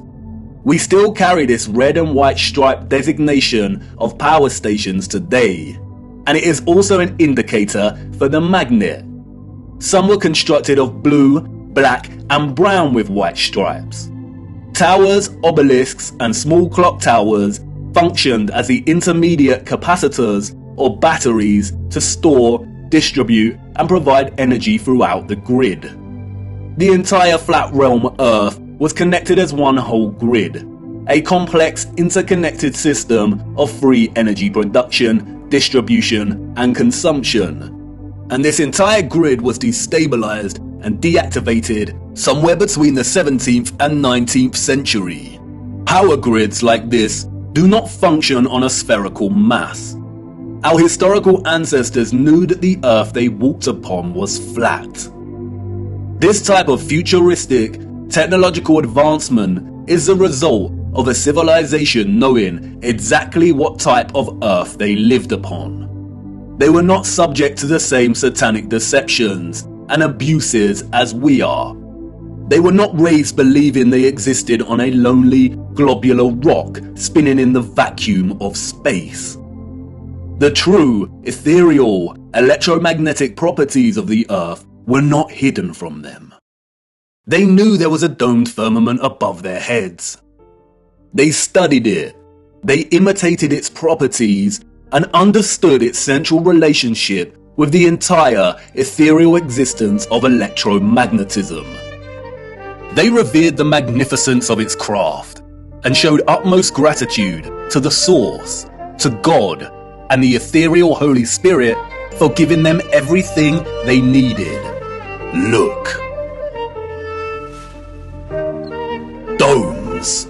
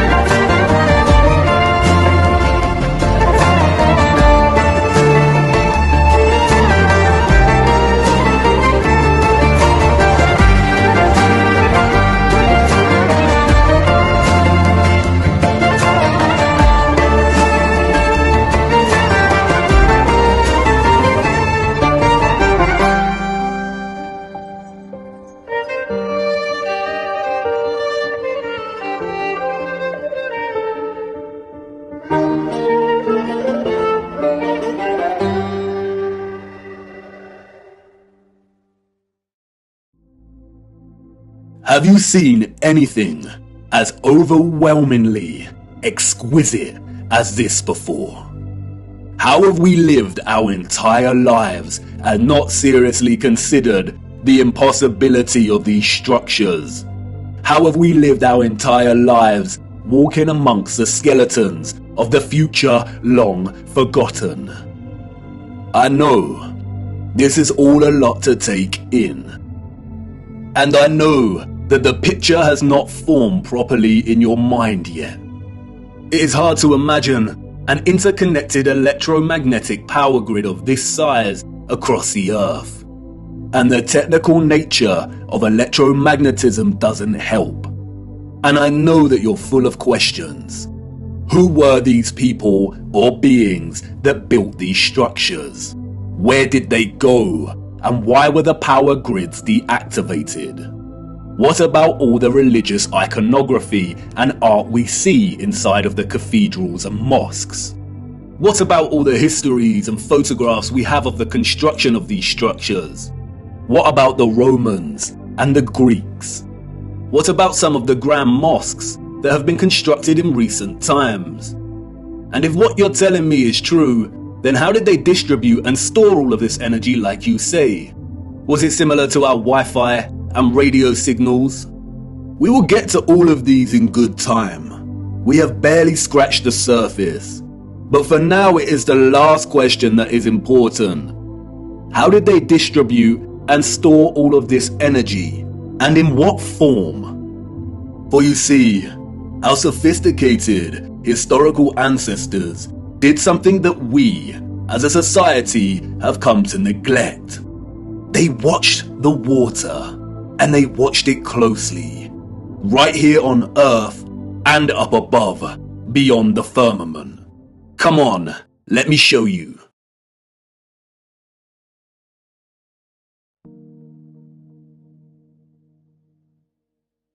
Tip-tap goes the rain, spitting on my window pane. Drip-drip from the trees, sodden earthy and soggy leaves. Splosh, splash, puddle pools, jumping on their way to schools. Onomatopoeia, the formation or use of words that imitate the sounds associated with the object or actions they refer to. The property of a word of sounding like what it represents. Water has many. The interdependent relationship between water and sound is so fundamental to our connection and understanding of water.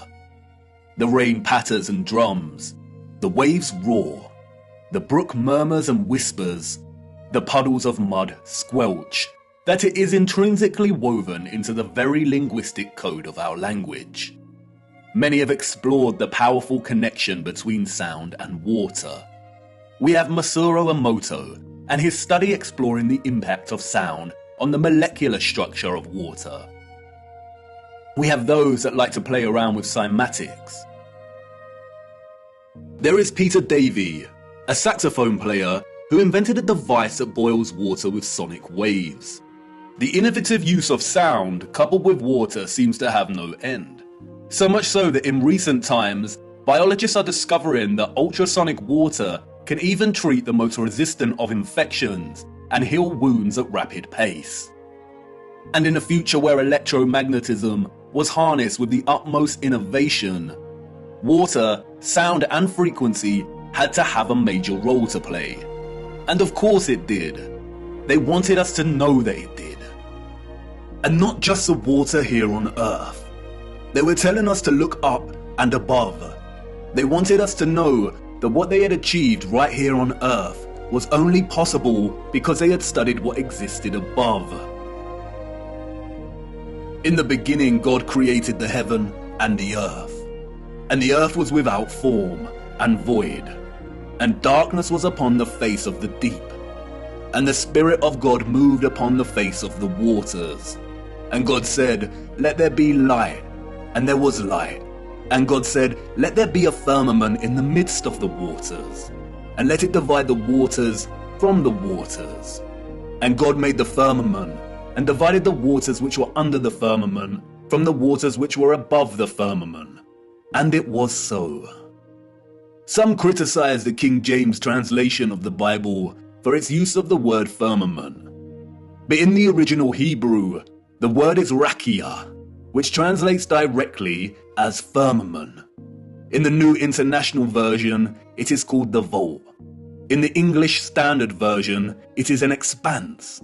In the Good News Translation, it is dome. What is important, however, is that in all translations, and in the original Hebrew, the notion of the firmament or vault separating the waters above from the waters below does not change and remains consistent. There is water above our realm.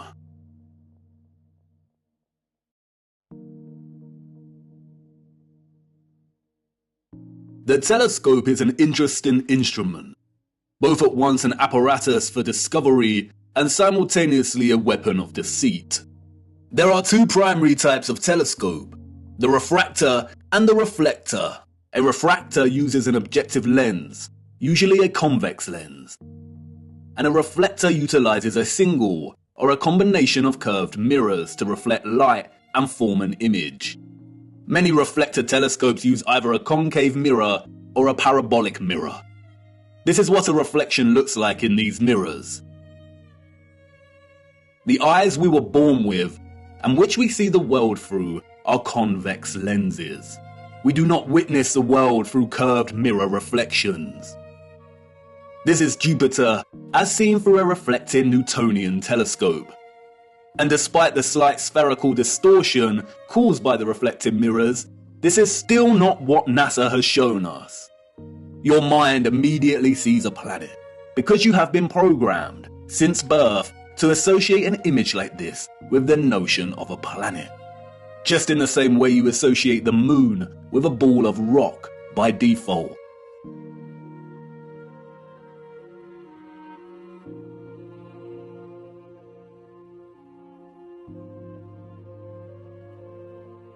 But as you can see here, both refracting and reflecting telescopes produce images similar to the Nikon P900. The Nikon lenses have been criticized by some astronomers as lacking the power to really see the luminaries above. But as you can see here, there is not much difference between the Nikon and both types of telescope. And in each we see that Jupiter is radiating some kind of light of its own. Both amateur and professional astronomers present footage such as this.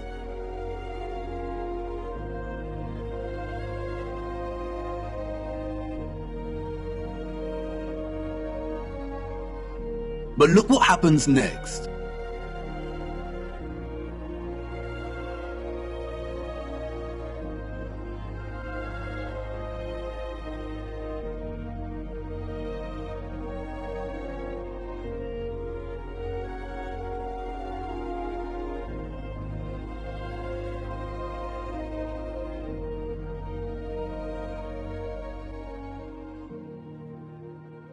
The astronomers here are using imaging processing software to turn their raw images and footage, which display a circular object in the sky above us radiating its own light, into a NASA-style planet.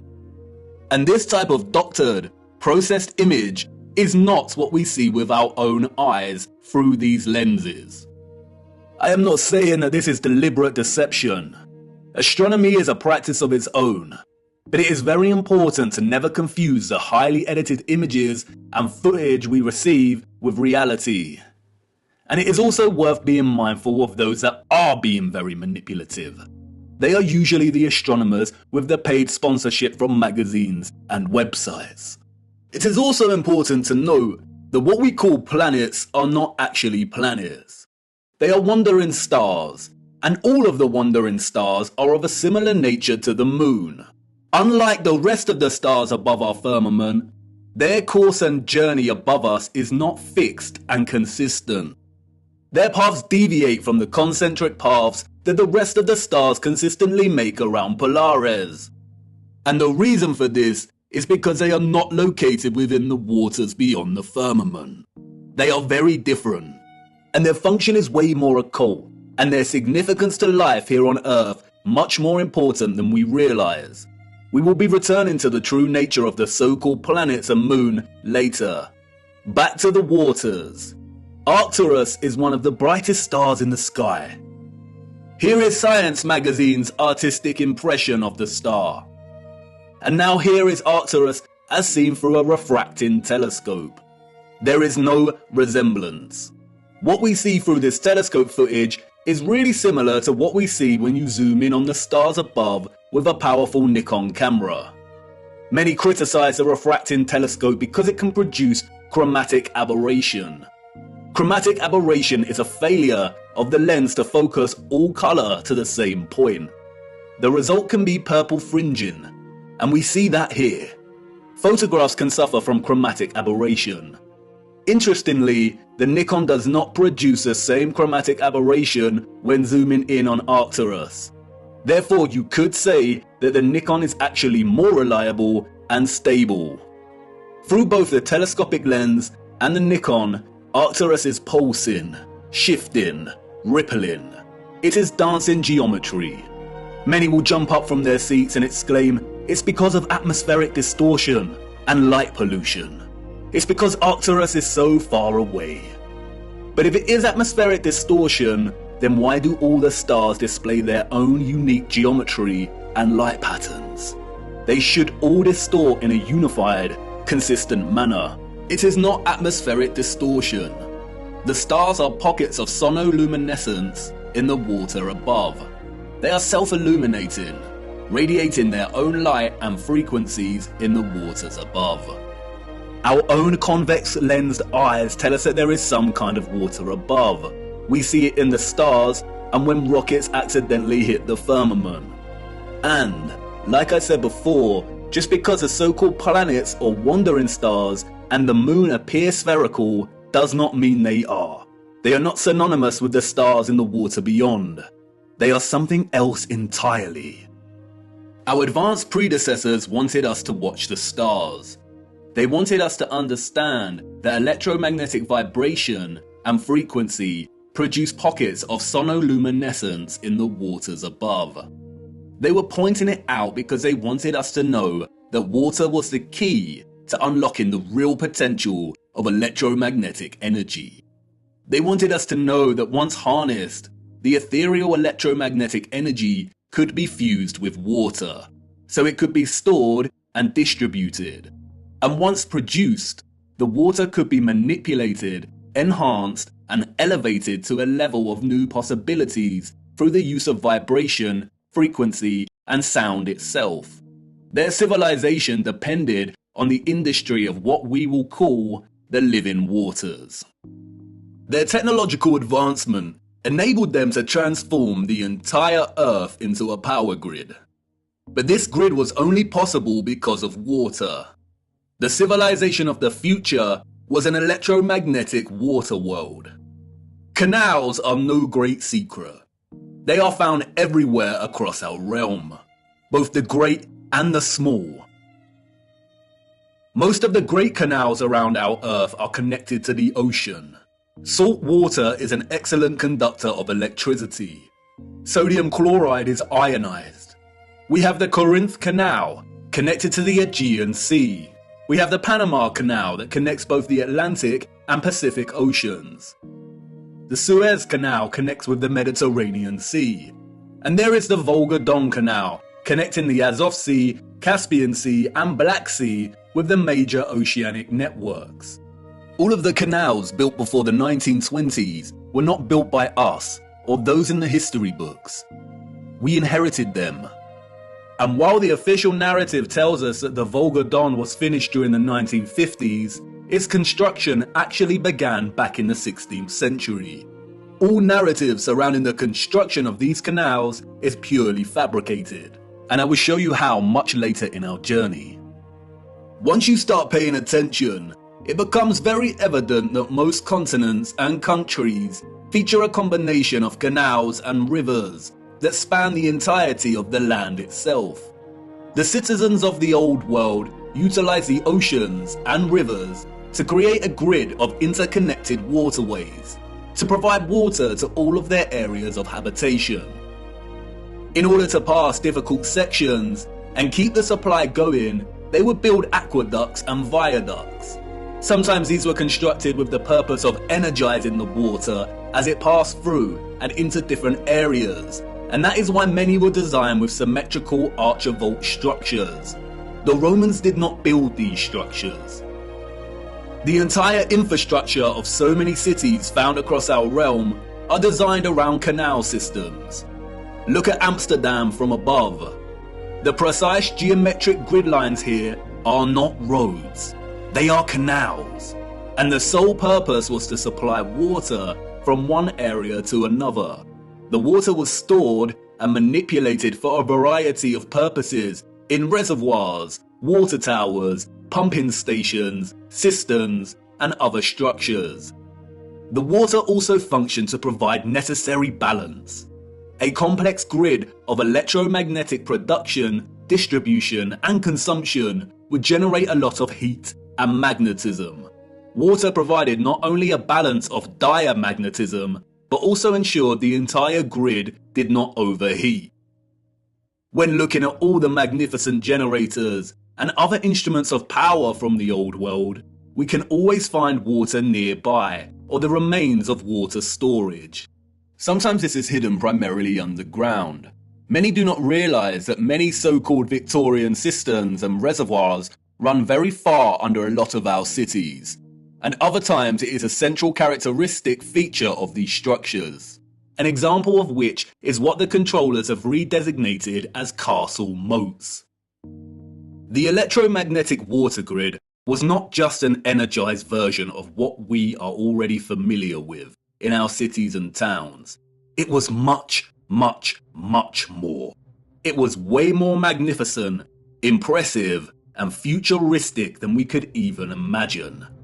The grid was connected to central, bigger power stations, or what is more appropriately termed star stations. Sometimes these were isolated stations, and other times they comprise entire cities. We are going to have to fly to a higher altitude for this. I need to show you. Hold on tight now and keep your eyes open. Look.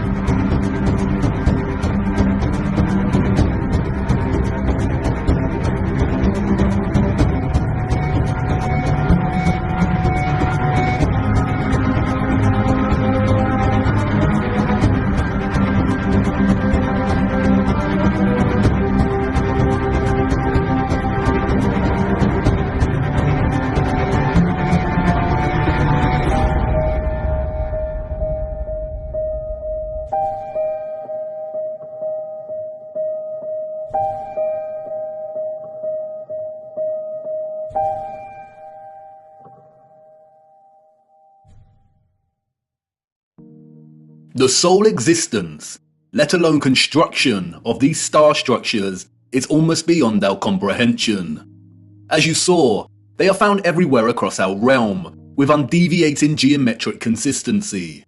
A wondrous impossibility. Perhaps they had some kind of technology that allowed them to view huge areas of land from above while planning and building. They were never forts. That is a fairy tale invented by our controllers. The stunning geometric precision and symmetry of the star structures would most likely have functioned to enhance the power of the generators and to etherize the water, or turn the water into living, energized water.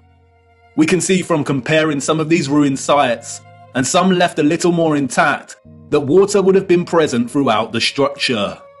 Before the controllers destroyed and drained most of these structures, they were full of water. They were connected to rivers and canals and the oceans. They were a key component of the entire power grid. The star structures are fractals of symmetrical geometry, just like many of the ceilings of these huge energy generators. And, like the acoustic cavity magnetrons and resonators, the symmetrical sharp diagonal walls would have caused the ions to perpetually vibrate. Old plans and illustrations, which have no doubt been edited or manipulated in some way or another, offer suggestion as to how complex, integrated, and essential the star geometry was to the entire grid. Look at Paris here. It isn't obvious at first glance, but upon closer inspection, we come to realize that the entirety of Paris was itself a star station, or a star city. And like with everything else constructed in the old world, these structures were at once functional and a celebration of the source of their innovation. Look closer at the star geometry here. Can you see the resemblance? The snowflake. Do you remember what happened in Masaru Emoto's experiment on water? Ethereal vibration expressing itself through water's molecular structure. Those of the old world had perfected this science. They knew the key to releasing electromagnetism's potential was through sound and water. Just imagine what they were able to achieve. Sound, vibration, and frequency was just as integral to the success of their technology as water was. Those of the old world did not hide their adoration for sound. Traces of this love for sound are everywhere. These structures were literally instruments of power. Or as the so-called Goethe put it so succinctly elsewhere, music is liquid architecture. Architecture is frozen music. This is why so many generators, capacitors, power stations, and intermediates feature holes, pediments, dentils, indentations, and complex 3D ornamentation. They were structural openings to manipulate sound waves, the vibrations and acoustics, so they could tune the electromagnetic energy in conjunction with the water in a variety of ways to achieve different results. They were similar to the aerophone instruments such as the flute, the pipe, the recorder, the bassoon, and the trumpet. The old world revered the geometry of the star because it was through the study of the stars in the waters above that they learned the power of fusing electromagnetism, vibration, and frequency with water itself. They all work harmoniously and in concert with one another. This interconnected and interdependent energetic relationship is what makes the stars and all life itself possible in the first place. Look a little closer at the dancing geometry of the sonoluminescent stars beyond the firmament. Do they remind you of something else? That's right, all of the magnetrons, or what we've come to call rose windows, were designed to mirror the cymatic patterns of ether's vibrations in water itself. Artist Tanya Harris was onto something in 2013 when she turned her attention to studying and recording the silent resonant frequency of churches. By placing water inside of a loudspeaker, she was able to discover the hidden geometry of these resonant frequencies. The results showed that even the silence within these structures produced strong cymatic patterns. And again, can you see the resemblance? Others have applied the same technique and studied the cymatic patterns displayed when bells chimed within the structures.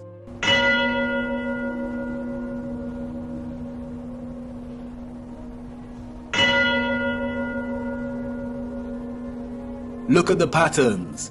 Magnetrons. This is why so many magnificent rose windows resemble cymatic patterns so closely. This is why they look like the petrified pulsations of a star. The entire ceilings of many cathedrals also mirror this sacred cymatic geometry. This is why so many of the structures contain huge bells and chiming clocks. The tolling bells would emit powerful vibrations and frequencies and influence an entire area's water supply. The sound would influence the molecular structure of the water, which was then used for a variety of purposes. And that's not all. Many of these structures also housed another wonder of the world, the king of sound, the organ. Have you ever stopped to look at some of the great organs before? These were not constructed by ordinary people in the 19th, 18th, 17th and 16th centuries.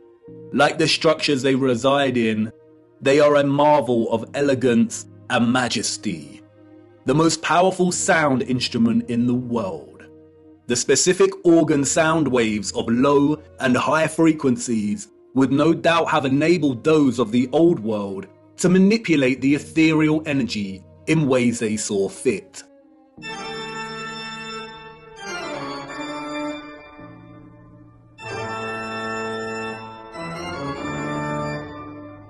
The magnetron rose windows that would not have contained glass would amplify these sound waves, which in turn would influence the molecular structure and properties of the etherized living water. Organs would have had multiple uses, perhaps providing entire towns with specific resonant frequencies for good health and prosperity. The specific functions of the organ have been deliberately hidden and withheld from our knowledge. Interestingly, the official history states that the first organs of the world were water organs, in which the power source pushing the air is derived by water from a natural source or by a manual pump. No doubt a deceptive half-truth disguising the instrument's true interaction with water. And like I said before, most of these structures had areas nearby to store and hold large quantities of water. Many of the structures feature underground cavities or huge cisterns, some of which have been drained and some kept intact. Sometimes the cistern was located apart from and outside of the structure. The controllers have redesignated many of these areas as Roman baths. That's why Bath Cathedral in England is located right next to the Roman baths. The water was also stored in red brick power stations, capacitors, or water towers. Open rectangular sites, reservoirs, wells, and step wells. This is why step wells were constructed with precise geometric patterns. Again, the symmetrical structures here work to encourage oscillation or vibration of the ions. They kept the water electromagnetically charged, and the aqueducts and viaducts would have worked in a similar fashion. It is likely that a lot of the huge electromagnets we see scattered across our realm would have actually straddled passing water, much like we see on the Volga-Don Canal, even though it's unlikely that the Volga Arch is original, and that many roads themselves were constructed during the Great Reset. It is likely that the inheritors of the 19th century were instructed to drain and fill many of the tributaries that once carried water. That's why we see drained castle moats and star stations. Perhaps that's what a lot of the surplus mud we see during this period was used for. Perhaps a lot of homes and buildings were constructed with underground chambers to store their own personal supply of living water, and these areas were destroyed, filled in, and forever hidden with vast amounts of mud during the 19th century. The use of electromagnetism, sound waves, and water would have had endless applications and uses in the old world, most of which we will never know about. But many structural remains do offer a lot of clues. The abundance of remarkable and impossible stately homes, halls, and manors found throughout our realm all point to the mass-scale farming practices of the old world. We travel miles to marvel at their beauty and grandeur. But more impressive than the structures themselves are their gardens and water gardens. We have the Palace of Versailles, Schwetzingen Palace, the Royal Palace of Caserta, Nymphenburg Palace, Herrenhausen Palace. Even today, they still retain much of their splendour and brilliance. But it's when we look at some of the old plans of these areas that we realise just how otherworldly these sites were. They were never constructed to house the elite. They were the farms of old. Look at the gardens. They are cymatic gardens. Even from these old illustrated plans, we can see just how gargantuous these farms were. Microcosmic grid systems, suggestive of the entire larger power grid itself. The cymatic gardens were likely grids cultivated with sound and the living water to grow food, herbs, and who knows what else. Even contemporary scientists openly acknowledge that sound waves strongly influence the growth of fruit, vegetables, and crops. And to this day, some of these structures retain a lot of their glory when viewed from above. The Palace of Versailles, a wondrous geometric marvel. A collection of impossible structures, extraordinary cymatic gardens, and water systems. Let's venture closer into the Palace of Versailles and have a look. Hold on now. Wait, what? This is not the Palace of Versailles. I really need to fix this thing. It's been acting up a lot lately. Where are we? Wait a minute. I recognize this place. Memories from a long time ago. This is Chatsworth House in the Peak District, England. Oh well, this should do. Come on, let's see what we can find. Chatsworth House was completed in 1708, we are told. Its story, much like the story of the entire Peak District, is a fabrication, a complete lie. The place has changed much over the years. It is situated beneath two large bodies of water, the Emperor and Swiss Lake. The water from the lakes is channeled across a broken aqueduct before falling 79 feet and meandering gently down the hills in complex waterways and running right into Chatsworth Estate. The waters feed the estate's own lakes, rivers and streams through a series of runways and a multitude of complex tunnels beneath the estate and the structure itself. Due to the estate's repurposing, much of this remains hidden, but you can see the tunnels quite clearly here, snaking their way down. It is one interconnected water system. Waterways deliver themselves into waterfalls at the impressive rockery before continuing on their journey. All of the water gathers into a central, rectangular front piece which feeds the Emperor Fountain. The water then continues underground until it pours into the River Derwent, a 66-mile-long tributary of the River Trent, which runs throughout the Peak District. While much of the estate has undergone some serious restoration, which is actually a fancy, deceptive word for criminal gutting and destruction of technology, there are a lot of haunting remains of its former glory. It is important to note that unlike many of the huge energy generators, Chatsworth House was probably partially occupied. By farmers, that is. The central engine was located off-site and has been subsequently removed and repurposed as a larder to store hunted game. This magnificent, gorgeous structure would have functioned as a small generator, which also contained a small engine in its centre. It was repurposed as the stables. The horses of the 19th century clearly lived better lives than most of the population. Above, Atop of the hill next to the Emperor and Swiss Lake, we can see the quadruple capacitor or water tower. This was repurposed as a hunting tower. But stalking the 105-acre grounds, a visitor with eyes to see might spot some unusual sights. One of which is the half-ruined obelisk hidden away in the tangled overgrowth at the bottom of the hill below the lake. The official, controlled history that visitors receive when touring Chatsworth conveniently leaves out any mention of the obelisk. For you see, the hunting tower was not Chatsworth's only capacitor. The entire estate needed constant water storage to fulfill its energetic requirements and purposes. There are many odd structures dotted around that remain unexplained. And then there is this, the Cascade, a true little wonder. The dome, a series of toroidal circles that rise to meet the smaller copper dome.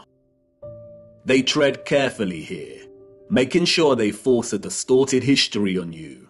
But, as always, they cannot help themselves. They just have to tell you, in their own roundabout controlled manner. As the placard states, water can be made to flow over the roof and out of 13 spouts. Some of these spouts are crafted in the form of immaculate stone dolphins and giant fish. There are even hidden jets in the floor, they tell us. The water is received from the lakes above and is used twice more in its journey to meet the River Derwent below. Once in the South Lawn Fountain, and again the private West Garden. But look closer at what they acknowledge. Each step of the cascade is different from the one below and above it to vary the sound of the falling water. This was allegedly built in 1703. Why would an 18th century people be concerned with varying the sound of falling water? How did they even have the knowledge and skills to manipulate the sound of water like this? And it's everywhere in the estate. The waterways, streams and rivers all meander gently down to rest briefly at ponds and lakes before continuing their journey toward the River Derwent. Their journey is one of such splendid sounds.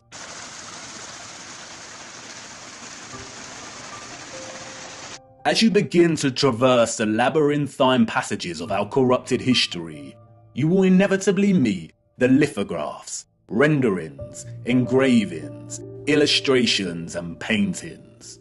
How easy it is to lie when there is no photographic or visual evidence, just artistic interpretation. We would never accept illustrations as reliable sources of information today, so why do we accept them as historically accurate? And while these are not to be trusted, devoting some time to browsing their particulars can yield some interesting insights. For instance, the fountain here looks wildly out of proportion. Did it used to jet water more powerfully? And some would claim artistic exaggeration. But if you dig a little deeper, you come to learn that the original Emperor fountain, constructed in 1843, was able to jet water at a height of 296 feet. What? How? This is the 19th century we're talking about. And like I said, they cannot help themselves. Even Wikipedia states that the water power of the fountain found a practical use in generating Chatsworth's electricity. There it is, barely hidden in plain sight. And as we continue browsing these little illustrations, we stumble across it. An old engraving of Chatsworth from above. Look at the size of this. Cymatic gardens, rows and rows of crops, large bodies of water that are no longer there. And again, many would claim artistic exaggeration, the unreliability and inaccuracy of illustrations, and rightly so. But when we look at Chatsworth from above on Google Earth, what is this we find? Shadows on the ground across from the river? No, these are the markings of old infrastructure that was torn down. The markings suggest there was once a bridge here, a bridge we see in the illustration.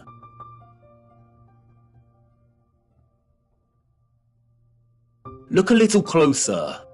An octagon with the clear outline of an old generator. So yes, the illustration is a lie. The estate was much, much larger than depicted here. In 2018, there was a heatwave in England, and the old markings of Chatsworth's former glory started appearing in the grounds themselves. They had to acknowledge it. Sometimes mud and lies are not enough to bury the truth. Chatsworth was a huge farm in the old world. As I said before, the illustrations and paintings are not to be trusted. More often than not, they are used as tools of deception against us. But as you see here, they do have a tendency to backfire on the controllers. Just like with the plans of star stations and cities, our own technological access to tools, such as Google Earth, validate these old plans and illustrations as half-truths. You can bet good money that even the plans and illustrations are only giving us a fraction of the full picture, just like here with the plan of Chatsworth. And it's in Chatsworth that we encounter the first of many acts of barbaric desecration by the hands of the enemy. Chatsworth's great conservatory stood immense until destroyed in 1920. It was 84 meters long and 20 meters high, and constructed, they say, in 1840 before the establishment of automatic glass manufacturing. Huge interconnected tunnels and water pipes collected under the ground of the structure to provide heating via boilers and hot water. An engineering feat as impossible as the construction of the structure itself. It was designed by Chatsworth's gardener, Joseph Paxton. Paxton is a phantom that haunts the pages of the history books. Paxton's story is one of fortunate circumstance, daring innovation and success. It is, unfortunately, a dishonest story, an unconvincing fiction. We are told that Paxton secured a gardening role when he was 20 years old, while working at Chiswick Gardens, and it was here that he encountered William Cavendish, the Duke of Devonshire, who was so impressed by young Paxton's horticultural abilities that he hired him as head gardener of Chatsworth House. Paxton is responsible for creating the following: Chatsworth's Arboretum, its rockery, the Emperor Fountain. You remember, the fountain that sprayed water into the air at twice the height of Nelson's Column. The Great Conservatory. He was responsible for cultivating the Cavendish banana, the most consumed banana in the world today, and designing railway stations all over the Peak District. What a talented and productive young man. Paxton's achievements, however, did not end with the banana and the conservatory. The farce doesn't end here. What a tangled web we weave when setting out to deceive. Paxton's success with Chatsworth led him to design the infamous Crystal Palace of London, just in time for the Great Exhibition of 1851. It was originally constructed in Hyde Park for the fair. It was constructed in just over a year, an engineering feat never again repeated. It was made from more than 1,000 iron bars, and its overall mass comprised of over 4,000 tons of iron. The Chance Brothers Glassworks in Smethwick provided the 300,000 sheets of glass. Remember, this was before automatic glass manufacturing. This is the glassworks in which the glass was produced. A simple maths equation gives us an average of 822 glass panes produced every day, 7 days a week, for a year. Right here, in this factory. This was Paxton's initial plan sketch for the structure. He went from this to this in a year. Furthermore, The entire Crystal Palace was able to house gigantic trees, and they had to board a lot of the glass panes up and cover a lot of the top of the structure during the World's Fair exhibition because the interior of the structure became too hot. Wouldn't Paxton, who designed the Chatsworth Conservatory, know that a huge glass palace would produce immense heat? The entire narrative soon dissolves into stupidity when we realise that a year later, in 1852, they dismantled the Crystal Palace and moved the entire structure to Sydenham in southeast London, where it was rebuilt with 2 additional huge water towers at either end of the monstrous structure. Interestingly, no photographic evidence of the original Hyde Park Palace exists. Just illustrations. Wouldn't the structure have been the focus of many photographers during the opening of the Great Exhibition of 1851, the first of its kind?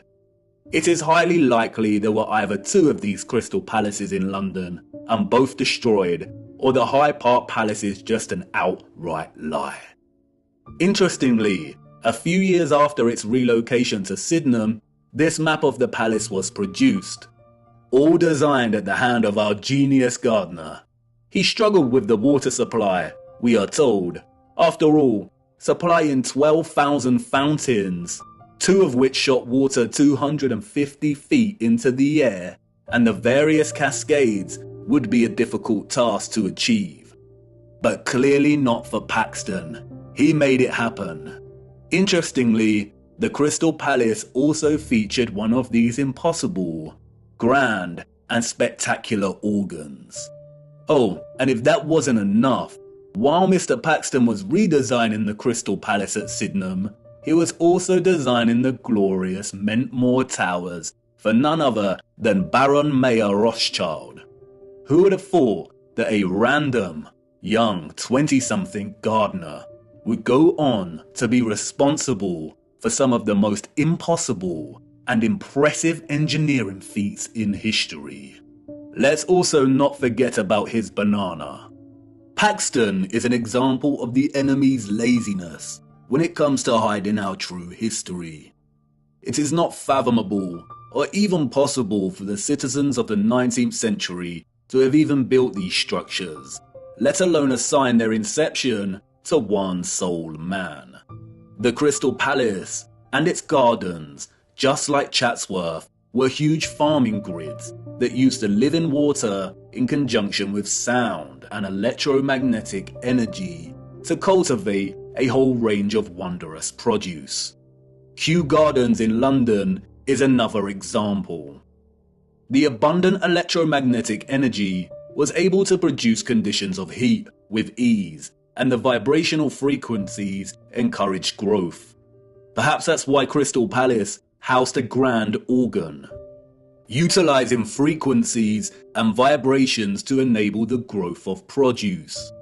And that's why the controllers were able to assign the cultivation of the banana, an exotic fruit, to a fabricated Englishman. The technology already established in England was able to grow many things with ease. Among other impressive horticultural achievements attributed to Paxton's genius were the perfect pineapples, another tropical fruit he grew at Chatsworth.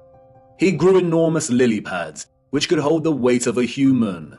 He grew gigantic sequoia redwoods at Chatsworth, which usually only thrive in humid conditions. He grew them with ease, and many of these redwoods remain today, a spectacular sight to behold.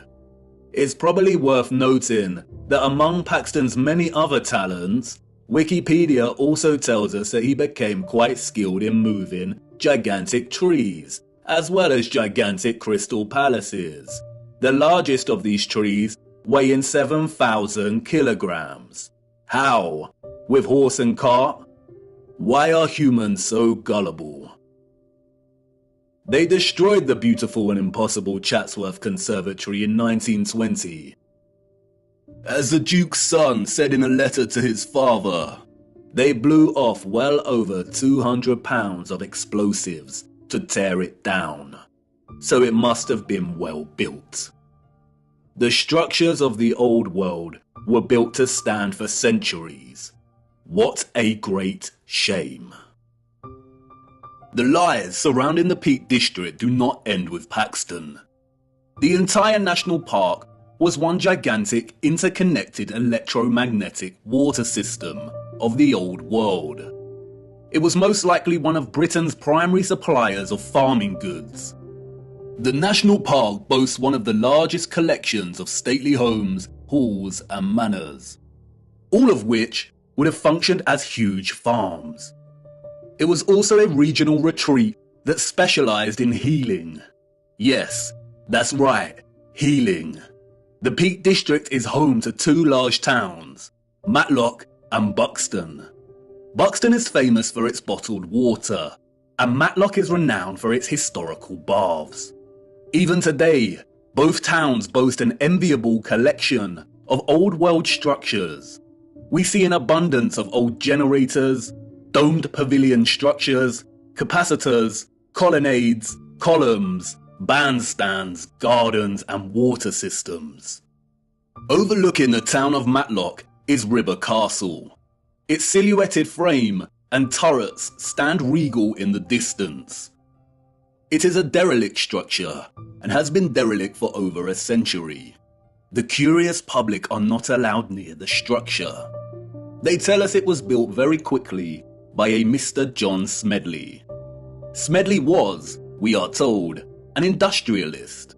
By the 1850s, he had become the driving force behind Matlock's hydropathic industry. Hydropathy is the practice of healing and curing diseases through the use of water. The official narrative states that Smedley built Smedley's Hydro, which sits on Smedley Street in Matlock. It is now a government council building. Smedley's Hydro was just one of the hydropathies in the region. At one point, we are told, there were over 20 hydropathic establishments in the region. Just look at these structures. Smedley did not build the Hydro. Its structure, an immense water tower, evades his capabilities and the capabilities of all the 19th century citizens.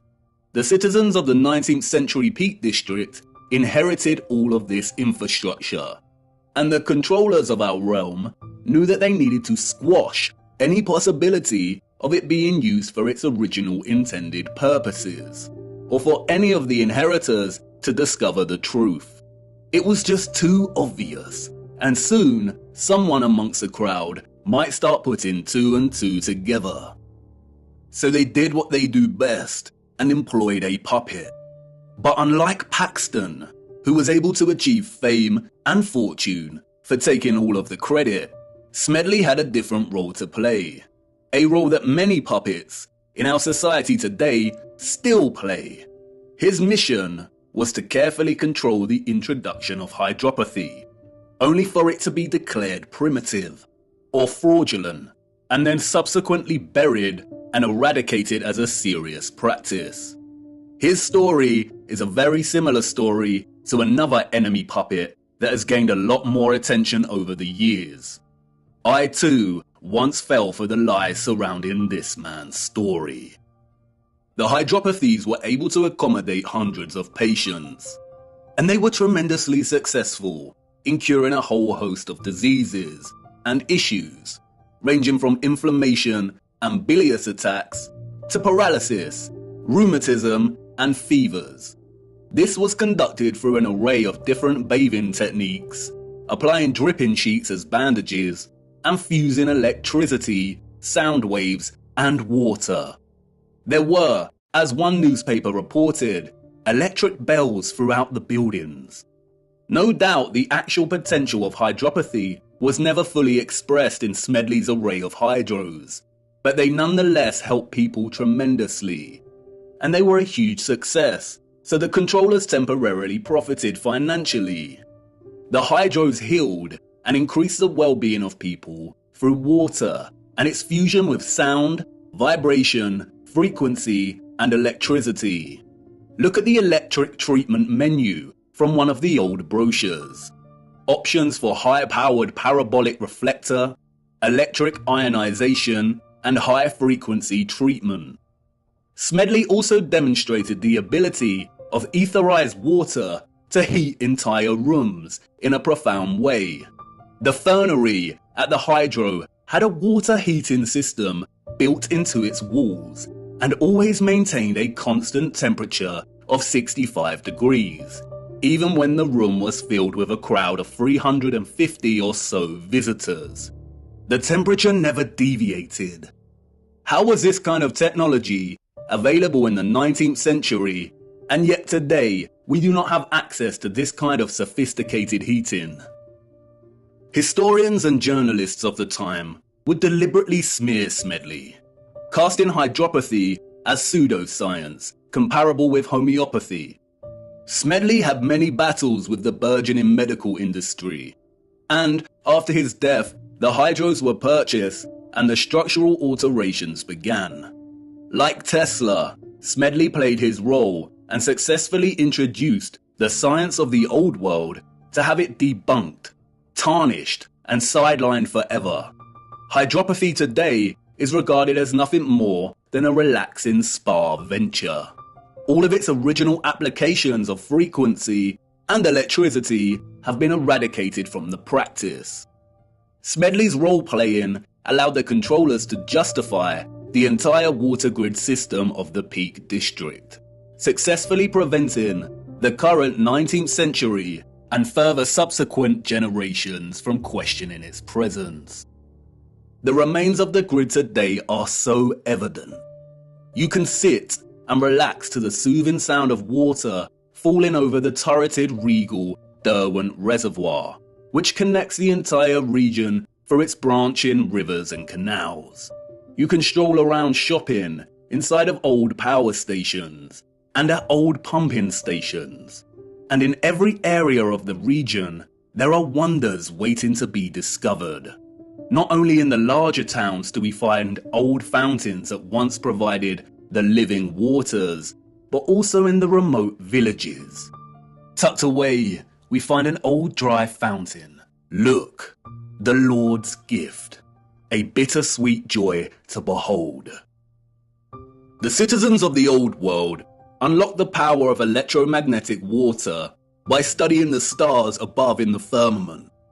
The stars above taught them that the key to manipulating the ethereal energy they harnessed from the ionosphere was through water, sound waves, vibration, and frequency.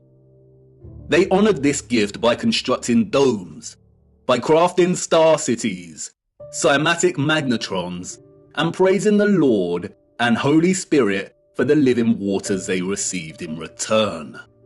They understood the firmament as both scientists and disciples. Viewer, I am hoping the picture is starting to become clearer in your mind, and you will inevitably start to see things in a different light when pondering all of these impossible structures. It is not a coincidence that some structures like the Colosseum are also referred to as amphitheaters. Have you seen them from above? They look like speakers. Amphitheater is an interesting word. An amp is a unit of electric current, and an amplifier is a device that increases signal, especially microwaves and audio. And no doubt you will start to put two and two together in terms of some of the inventions that we were allowed to play around with before they were discarded as antique in their efficiency. But time is of the essence. We could ponder examples of the old world's electromagnetic water grid system for hours, but I encourage you to get out and hunt down these structures yourself and to document them in your own time. We have to move on. We need to start... Wait, what? You want to know if these came from the old world? Yes, they did. And they are extremely important. The inevitable ticking of the clock. A deeply unsettling instrument, but unavoidable. I need to show you one more missing piece of the electromagnetic puzzle first, and then we will take a closer look at these timekeeping instruments. Come on, let's keep moving.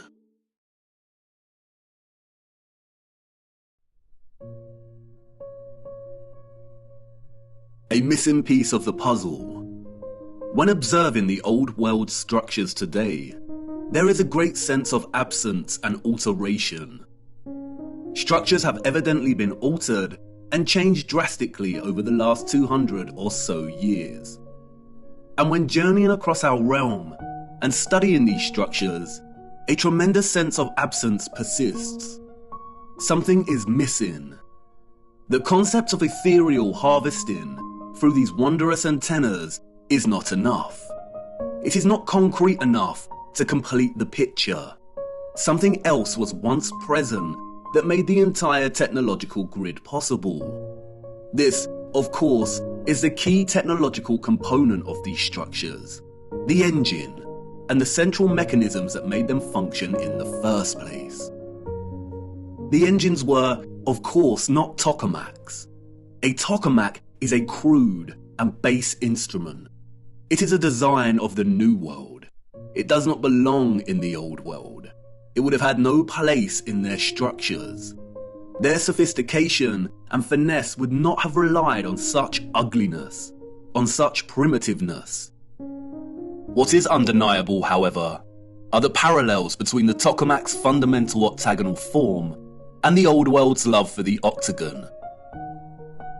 It is very likely that the octagonal formation is an essential component when generating a toroidal vortex. We see the octagon everywhere in the Old World. Octagonal geometry underpins many of the structure's fundamental formations. And the peculiar octagonal structures everywhere are not by mistake. They are what they seem, empty shells that once housed something else. This sense of emptiness is everywhere and remains unexplained. So many towers and domes rise to smaller, hollow domed cupolas. Why are they hollow? Why would an earlier civilization waste so much time and energy constructing such a seemingly superfluous and useless structure? But they didn't, did they? A lot of these empty areas are always directly below the antennas.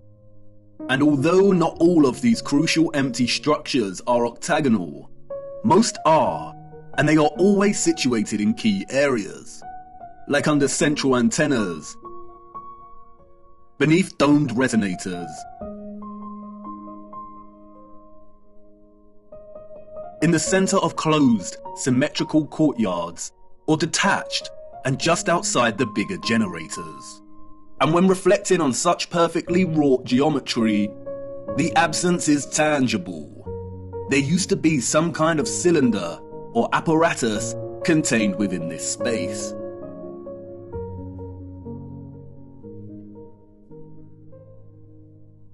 Furthermore, we also find various historical relics that closely resemble the Old World structural style. In these relics, we see that empty cylinders or vessels are an integral part of the object. Could these be miniature functional objects that mirror the form of the larger empty spaces we see in the Old World structures? Perhaps a kind of micro household object that enabled access to the wider power grid's energy production? Did the larger structures themselves contain similar cylinders within? In many old photographs, the cupolas and octagonal spaces are already emptied.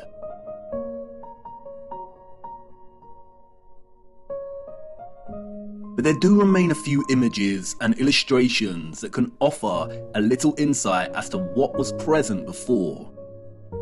In some we see a type of cylinder, and in others we see some kind of orb or container.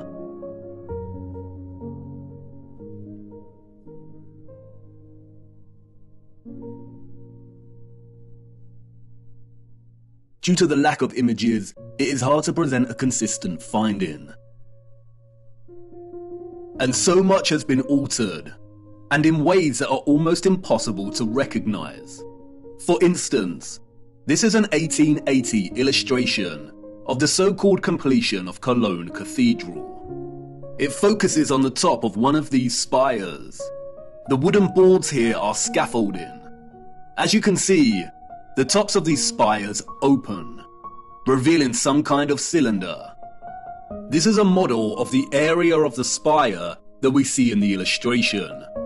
It was put outside of the cathedral to give tourists an idea as to just how large these spires are. An impossibility for citizens of the 19th century. The men in this illustration are not completing the final spire of the cathedral. They are removing whatever existed in the container at its apex. And it begs the question as to how many other aspects and features of these structures open in similar ways. And why do they open? What did they contain? Interestingly, it is the esoteric and occult that provide some clues. Alchemy was an arcane natural philosophy or proto-scientific tradition.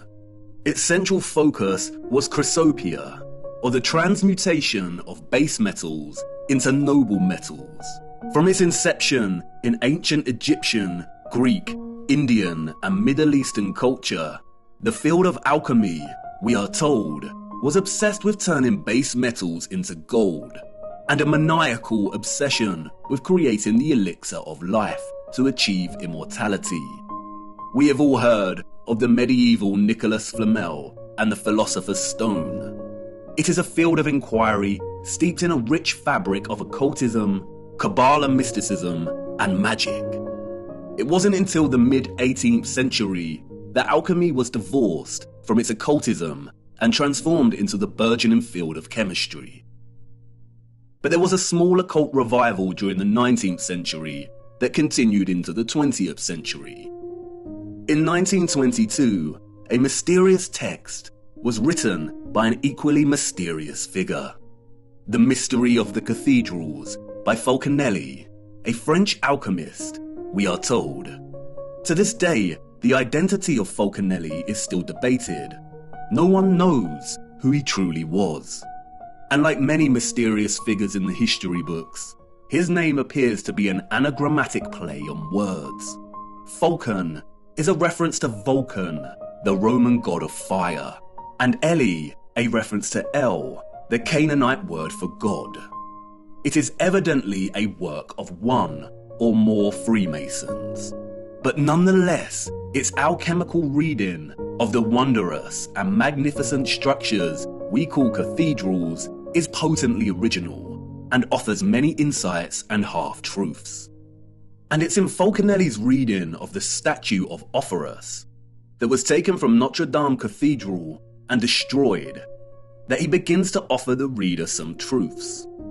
As the legend goes, Orpheus was a strong giant, but with a dull mind. His intentions were always good. He wanted to serve the most powerful king on earth. He was sent to the court of a mighty king to serve him. One day, the king, hearing a singer say the devil's name, made the sign of the cross with terror.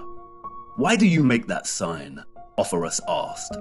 "Because I fear the devil," the king replied. "If you fear him, you are not as powerful as him," Orpheus reasoned.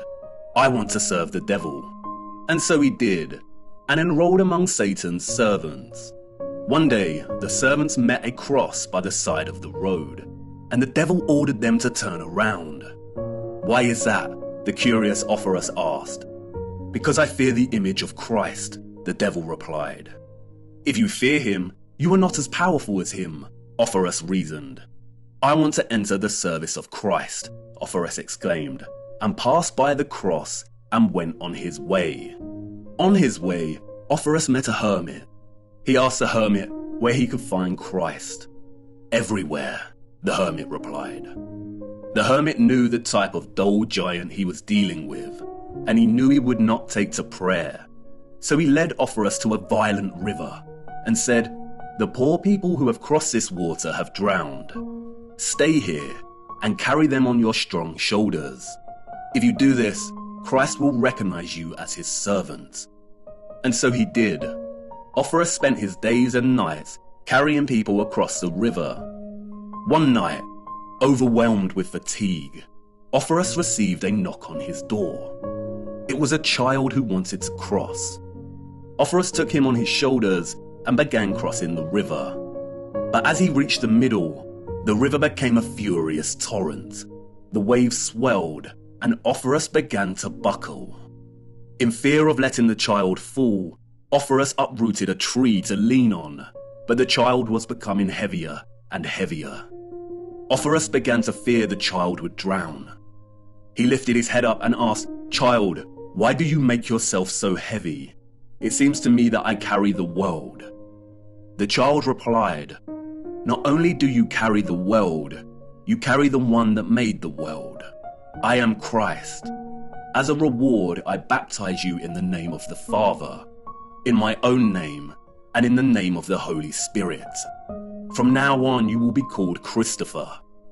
Christopher walked the earth for the rest of his days to teach the word of Christ.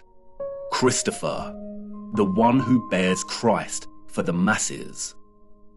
In his focus on Offerus, however, Falconelli reveals a certain key to unlock another layer of meaning in the legend's symbolic expression.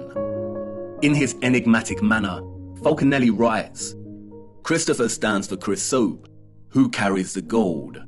From then on, we better understand the great importance of the symbol, so eloquent, of St. Christopher. It is the hieroglyph of solar sulfur, Jesus, or the nascent gold, raised on mercurial waves and then carried by the clean energy of this mercury to the degree of power possessed by the elixir." Cryptic indeed, almost impenetrable prose. But let's look at this passage a little closer. Falconelli is stating that in the symbolic legend, Jesus, or Christ, is the nascent gold. Nascent means coming into being. The word's etymological roots stem from the concept of beginning or birth. Nascent gold here, or the solar sulfur, is not just gold, it is gold growing into its full potential. The final section of the excerpt explains why the gold is growing. Because it is being carried on the mercurial waves. The mercurial waves here refer to the metal mercury. Gold is achieving its potential because of the clean energy of mercury. Falconelli explains that mercury's color is an emblematic grey, and that explains why many of the representations of St. Christopher coat him in that color. We will return to the legend of Offerus soon, but first let's look closer at Mercury. Mercury is of the utmost importance when it comes to understanding not only the mechanics behind the old world's technology, but also in understanding our own contemporary time in which we find ourselves traversing the enigmatic landscape of symbols that have shaped our understanding of history and our place in it.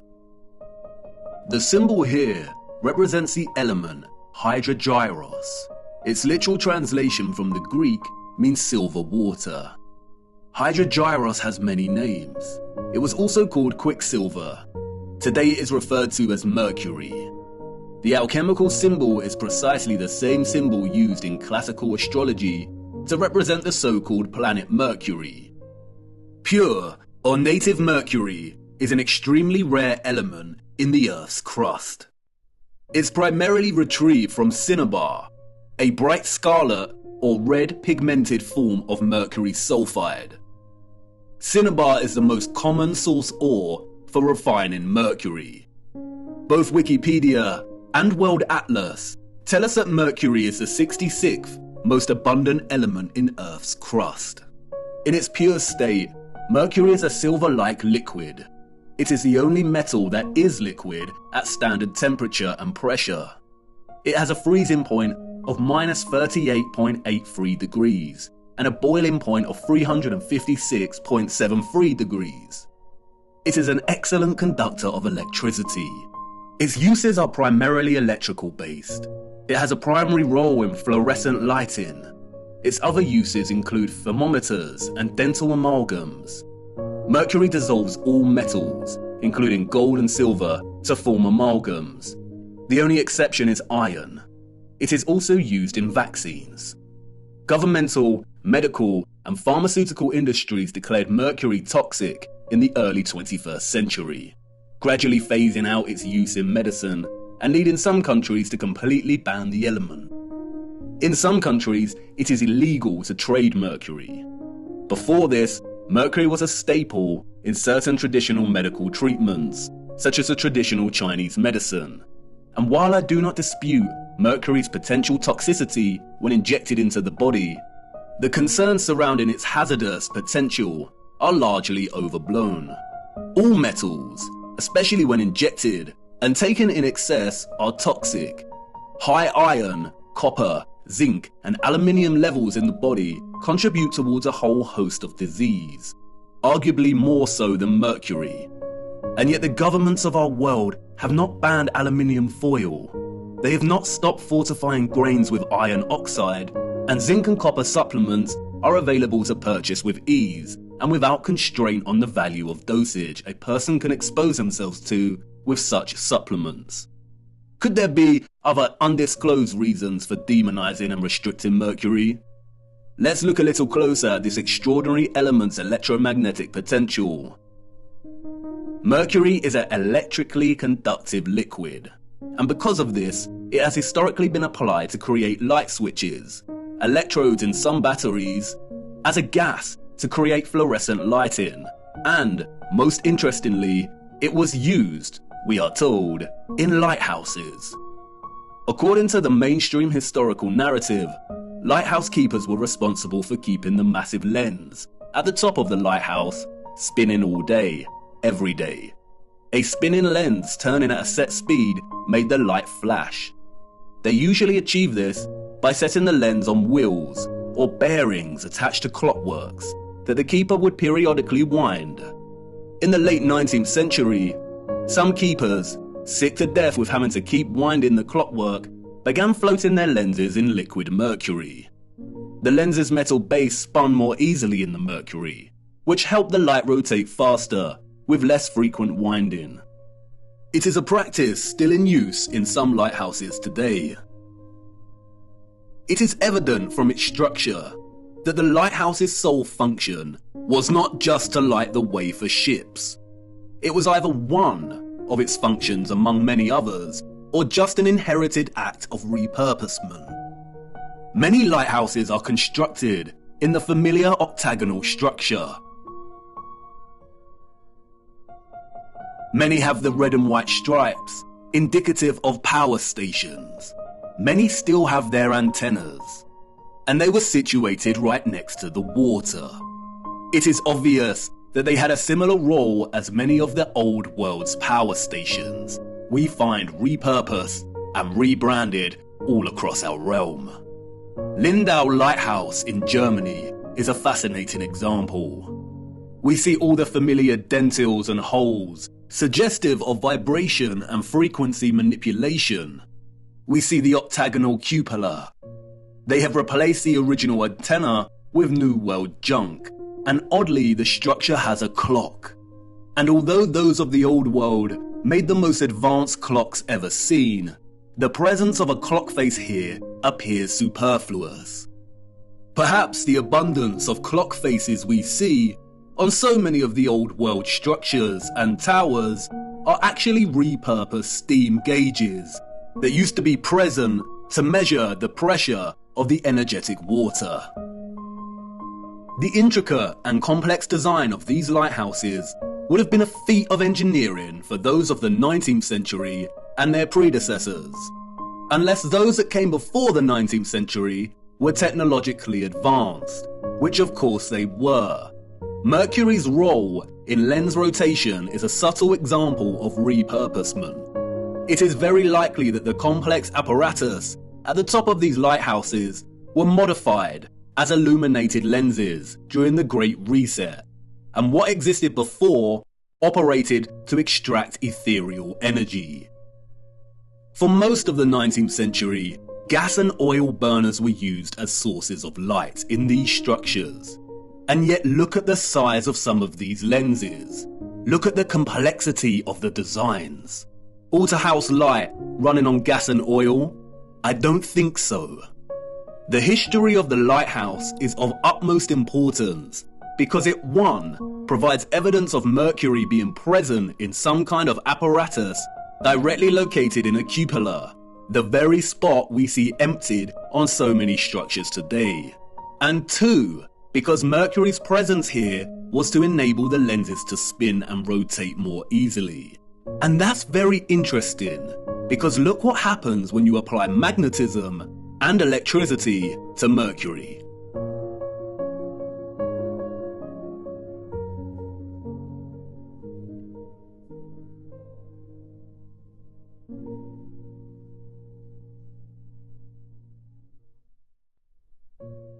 It rotates and creates a vortex, either clockwise or anti-clockwise, depending on the application of the current. A vortex, as you know, is an integral expression of a toroidal field. There are three main types of vortexes: electrical, magnetic, and electromagnetic. In addition to Mercury's electromagnetic potential and its susceptibility to form a vortex when under the influence of current, the silver water also has another unrecognized application. Look.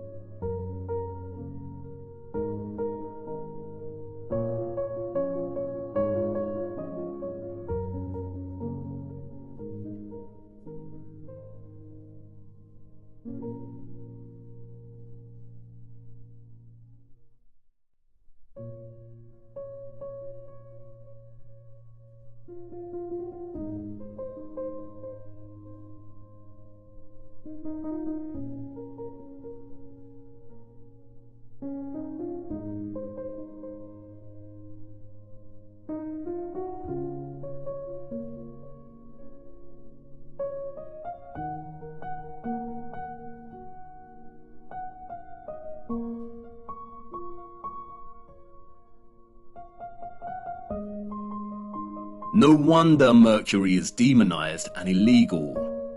As you can see, Mercury is able to provide even a homemade television antenna with the ability to convert radio frequency alternating currents to extract a television signal. Antennas can be designed to transmit and receive electromagnetic waves in all directions equally. And you could hypothesize that the orbs on the old world's antennas contained mercury. But again, it is no secret that mercury amalgamates with gold and other metals. An amalgam is an alloy of mercury and another metal. Mercury strongly amalgamates with gold, copper, silver, and many other metals. The only common exception is iron. The orbs could not have contained mercury because, as you saw, mercury would have scavenged the gold, silver, and copper and amalgamated with the metals. We do not see any evidence of that here. They function strictly as aerial antennas. But if all of these structures contain some type of engine or apparatus, similar to the Fresnel lenses we see in lighthouses, with mercury continually forming a vortex, then we would have a setup that enabled the antennas to extract ethereal energy and transmit strong electromagnetic signals. Just as Falconelli reveals in his reading of St. Christopher, it was the mercury that enabled the gold to achieve its potential. It is highly likely that the absent cylinders, vessels, and containers that were removed from these structures, and which were usually present within the octagonal geometric structures, contained mercury. And it raises the question, if some lighthouses are still running their lenses off of mercury today, wouldn't they still extract ethereal energy? No, they would not. And once again, Falconelli tells us why. As Falconelli states elsewhere in The Mystery of the Cathedrals, the dissolution of sulfur, or in other words, its absorption by mercury, provided the pretext for very different emblems. But the resulting body, homogeneous and perfectly prepared, retains the name philosophical mercury. It is the first-class matter or compound, which requires only a gradual cooking process to transform itself first into red sulfur, then into elixir, and then, in the third time, into the universal medicine. As Falconelli makes clear, transforming pure mercury into a red, sulfurous state is the first step. And as mentioned previously, cinnabar, or mercury sulfide, is red. And as we see here on representations of St. Christopher's robes, he wears one half grey to indicate mercury and another half red, which is indicative of the red sulfur. It is the transformed state of mercury that allows the gold, here represented as Christ, to achieve its full potential, or, to keep it consistent with the legend, to reach the masses. What Falconelli is actually telling us is that in able to distribute this clean electromagnetic energy via golden orbed finials or antennas, a special kind of mercury had to be present. This is what was contained within the vessels and engines. And it is likely that it was this unique mercury that enabled the extraction of the ethereal energy from above in the first place. Perhaps it is just a coincidence, if you believe in such a thing, but it is interesting that many of the smaller vessel-like relics we see have markings inside the containers that are red, perhaps a homage to the substance they once contained.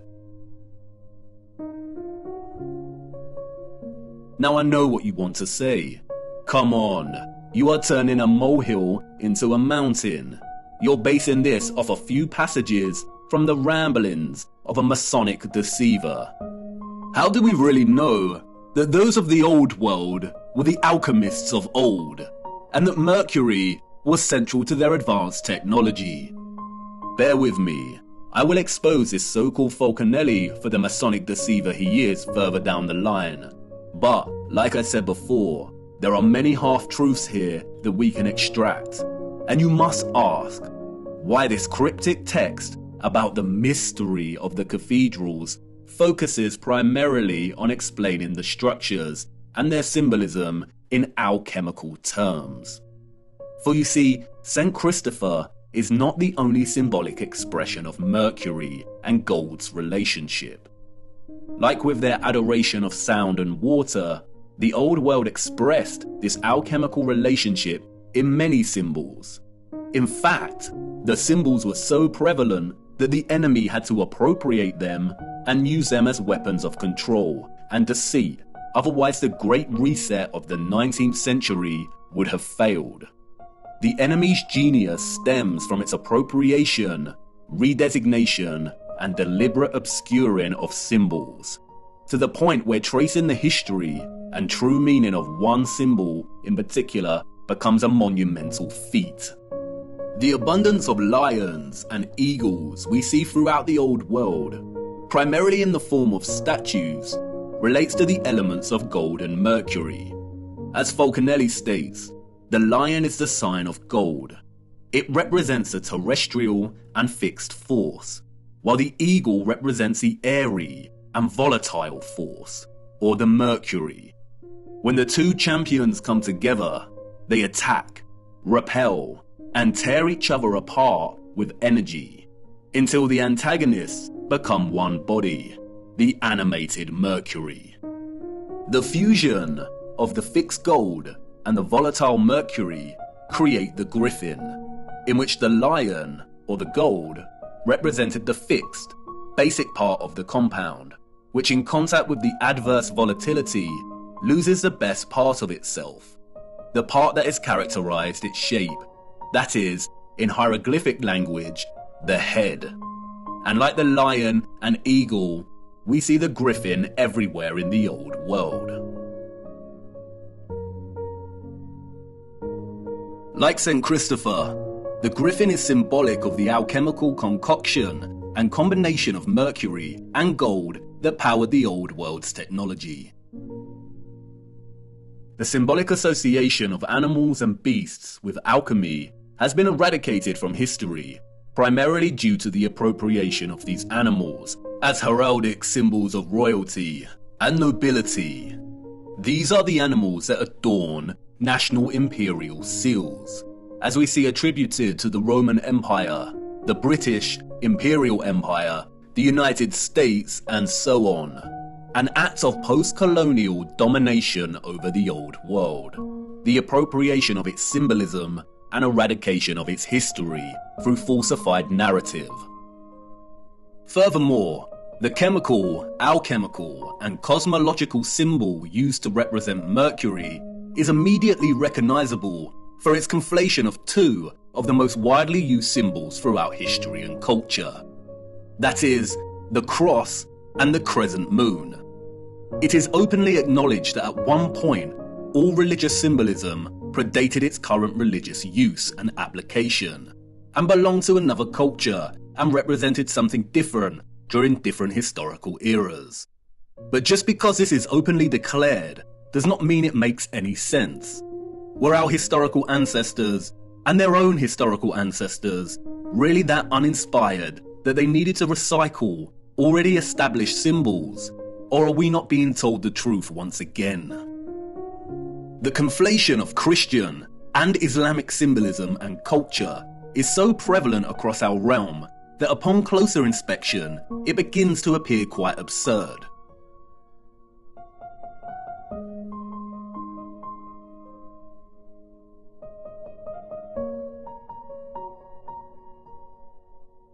If we are to believe the official historical narrative, that is.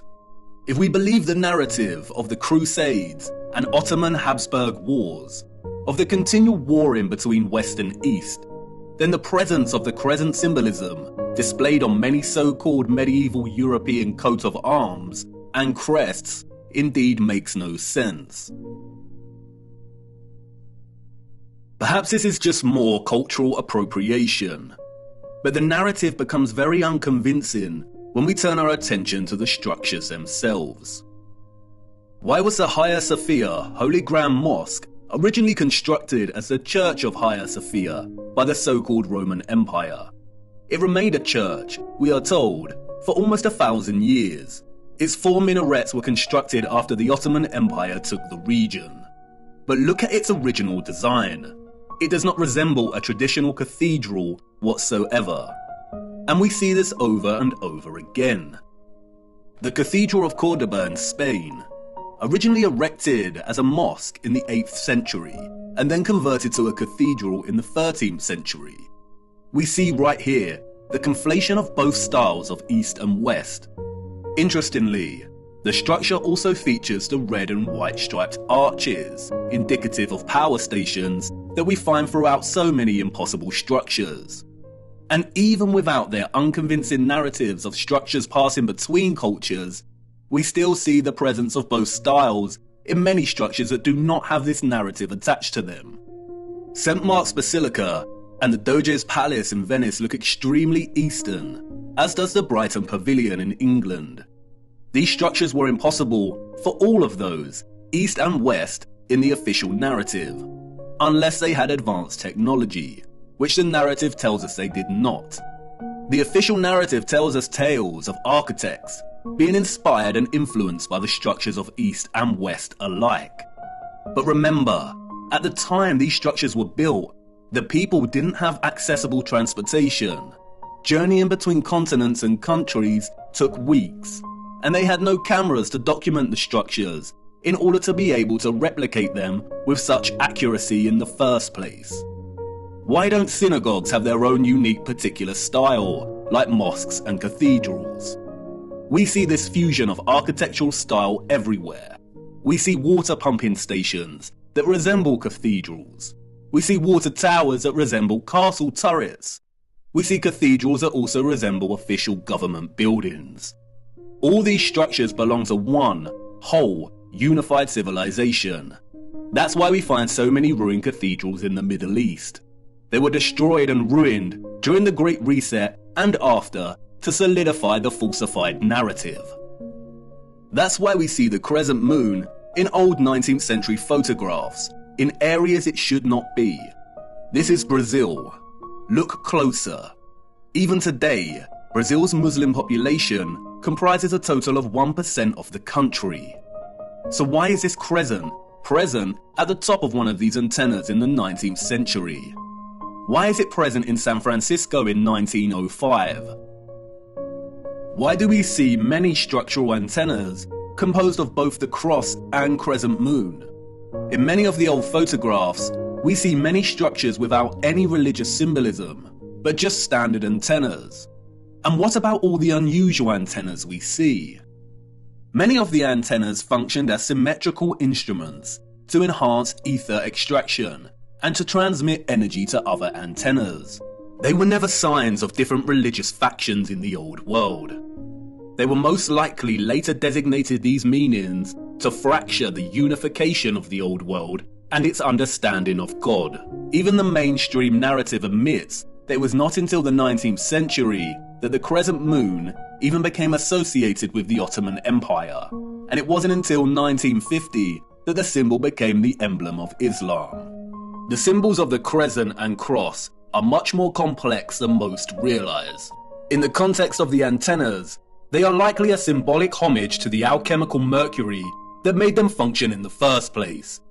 But the crescent and cross also have broader implications that are related to the holy, energetic and ethereal workings of our realm. We will be returning to these symbols later. This is not meant to discredit the meaning of these symbols today.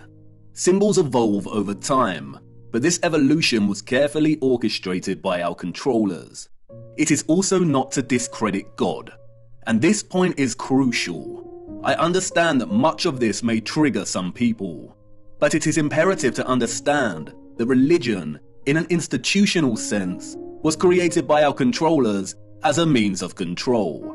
Many religious organizations today are corrupt and use religion as a front when their true allegiance lies with the psychopathic controllers of our realm. Religion was an essential tool of deception to justify the old world's infrastructure. Religion is not synonymous with an understanding of God, faith, and prayer. And it is also not to discredit the life of the Son of God. No, and this is crucial, and you will see why later in our journey. And in many a sense, this is what Christ tried to teach people, to see through the deception and manipulation. And when thou prayest, thou shalt not be as the hypocrites are, for they love to pray standing in the synagogues and in the corners of the streets, that they may be seen of men.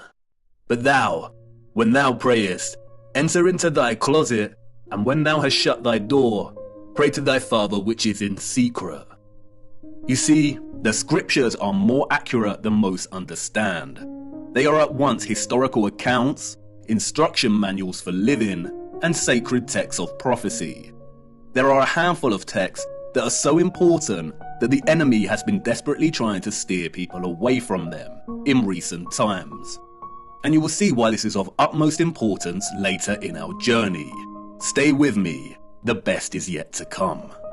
And it doesn't end there. The basis for the alchemical symbol of Mercury, we are told, was a caduceus. And we see the caduceus throughout the remains of the old world. Another symbol appropriated by the enemy, adorning many coat of arms, and adopted by centralized, corrupted medical industries that have been responsible for mass crimes against humanity that continues today. It is not a coincidence that the same mercury that the symbol represented is injected into humans via vaccines to disrupt their entire methylation cycle, resulting in widespread autism and a whole host of neurological and metabolic disorders. The caduceus illustrates clearly how both Roman and ancient Greek mythology serve the enemy as a tool of deception. In Roman mythology, the caduceus staff was carried in the left hand of the god Mercury. The Roman Mercury was the god of financial gain, commerce, communication and messages. In Greek mythology, the staff is carried by Hermes. Hermes was the god of travelers, merchants and commerce. The fabricated mythologies allowed the enemy to obscure the caduceus's true association with the elemental Mercury, while also permitting them the usual sick, hiding in plain sight mocking ritual by linking their medical industries with the god of financial gain and commerce. As Falconelli writes, the snake indicates the incisive and dissolving nature of Mercury. This reptile is the aspect of Mercury in its first state, and the golden wand is a corporeal sulfur added to it. It is the philosophical Mercury and the caduceus as its symbol. Not only does the caduceus represent the mercury elixir essential for the transmission of electromagnetic energy, but the dueling snakes form a spiral coil, representative of the energy pathway and the vortex. The rod represents the gold and sulfur, but it is also reminiscent of the antennas themselves. And just as the mythologies hide in plain sight, the wings here represent the connection, the communication, the messages, the signals between antennas in the electromagnetic grid, and also the connection between the antennas and the ether itself. After all, the Roman god Mercury was known as the messenger of the gods. And it's hiding in plain sight throughout alchemical art and illustration. We see the eagle and the lion, we see the caduceus, and we see similar geometries and objects that adorn the top of the old world structures. And yet it is still difficult to imagine the energy grid. And even more difficult to imagine is the level of labour required to remove all the engines and vessels, to destroy and hide enough of the old world, and to begin rewriting history in order for the Great Reset to have been a success.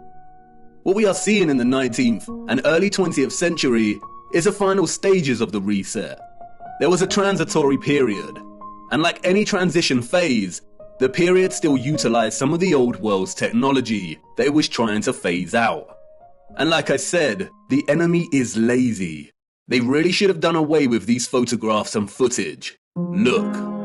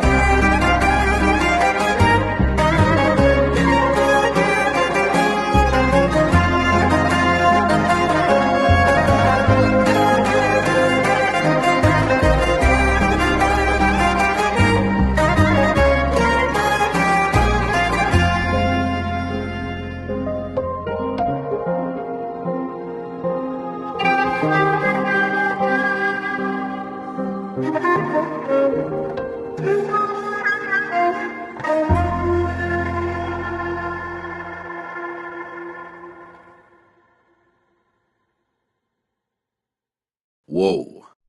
Most of these images were taken during the World's Fairs of the 19th century, and at the turn of the 20th century. Any electrician will testify to just how impossible illumination in this time period and on this scale would be. What an absolute nightmare to wire. But they didn't need complex wiring, did they? How did they have moving sidewalks during this period? We also see this technology on display in the burgeoning American amusement parks of the early 20th century. There is a reason they called them electric parks. In fact, the reference to electricity can be found everywhere amongst repurposed old world sites, even in the unlikeliest of places. Even in this transition phase of the reset, these environments look glorious. This is with most of the water grid already destroyed. Just imagine what they were able to achieve. So many of the major symbolic icons of our time can be traced back to the mercury that made this electromagnetic, technological old world possible in the first place. Interestingly, in his reading of Orpheus, or St. Christopher, as a mercurial carrier, Falconelli takes his Masonic trickery of half-truths and deceptions to the limit. He begins discussing Orpheus's belt as depicted by Julian Champagne, whose painting of Orpheus hangs in Jean Lamant's mansion, what Falconelli calls one of the most attractive and rare philosophical residences. The painting depicts Orpheus wearing a belt stitched with crisscross lines. It is important to note that none of the other famous artistic renditions of Orpheus depict him wearing this belt. Falconelli exclaims that the artist did even better than the rest. Under the inspiration of the Hermetic scientist who has commissioned the painting, the artist depicted Orpheus tightened by a wide belt at the level of his abdomen. It is this belt, Falconelli writes, that gives St. Christopher his true esoteric character. Listen very carefully to what he states next. According to some documents kept in the archives of the Lallement mansion, we know that Jean Lallement belonged to the alchemical brotherhood of the Knights of the Round Table. What we are going to say here cannot be taught. Orpheus's belt is the sign that all philosophers recognize as the external mark that indicates the extreme, intrinsic purity of their mercurial substance. It is a sign that the old authors called the Seal of Hermes, the Star of the Magi, the Bear Cub, the constellation in which the pole star is found. Comparing Orpheus's belt and the Bear constellation by the pole star, or what is known as Ursa Major, or the Big Dipper, at first provides no insight as to what Falconelli is referring to. Is this just a rambling of an insane, cryptic mason, or are we missing something? But if you begin to trace the pattern on the belt, then another hidden and familiar pattern begins to emerge within the pattern itself.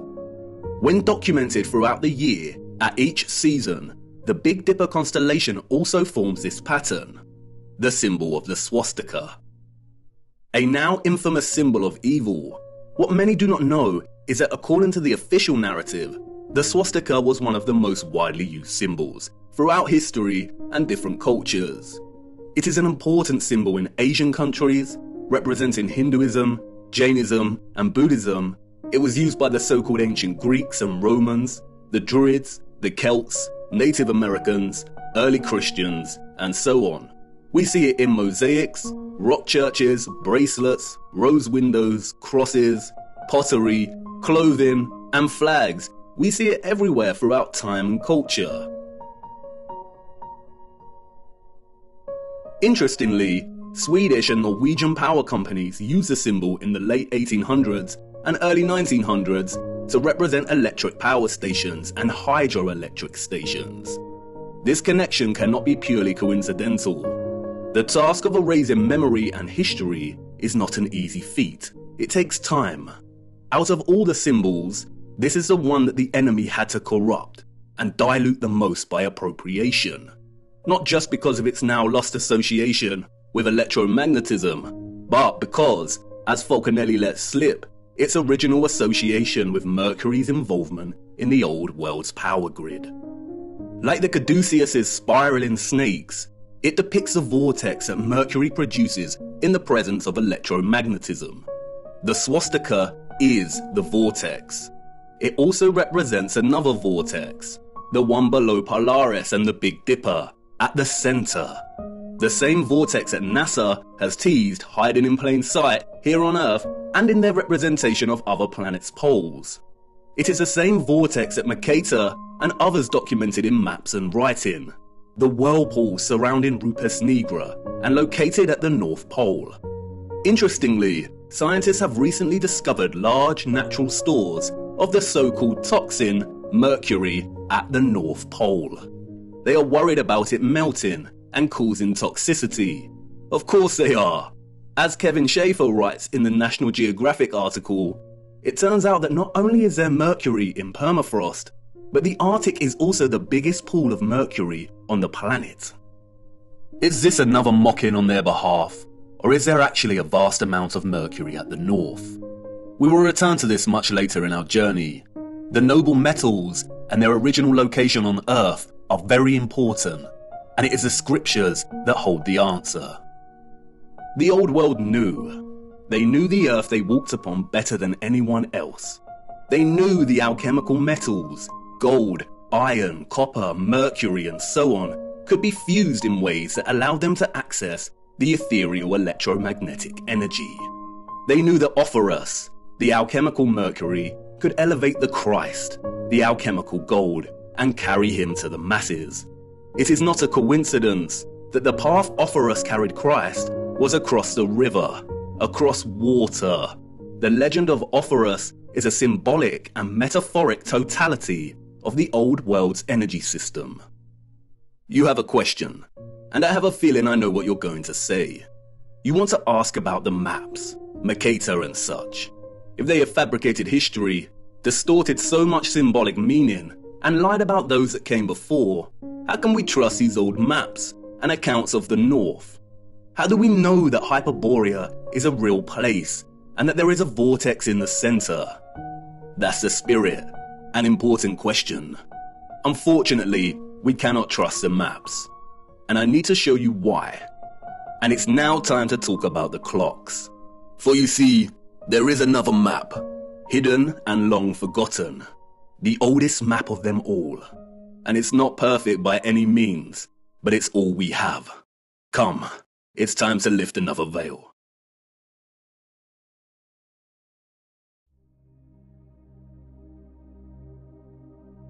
Midway upon the journey of our life, I found myself within a forest dark, for the straightforward path had been lost. And during my journey, as I made my way through the tangled labyrinthine paths of deception, looking for the center of truth, I met a brilliant woman who taught me many a flat fact.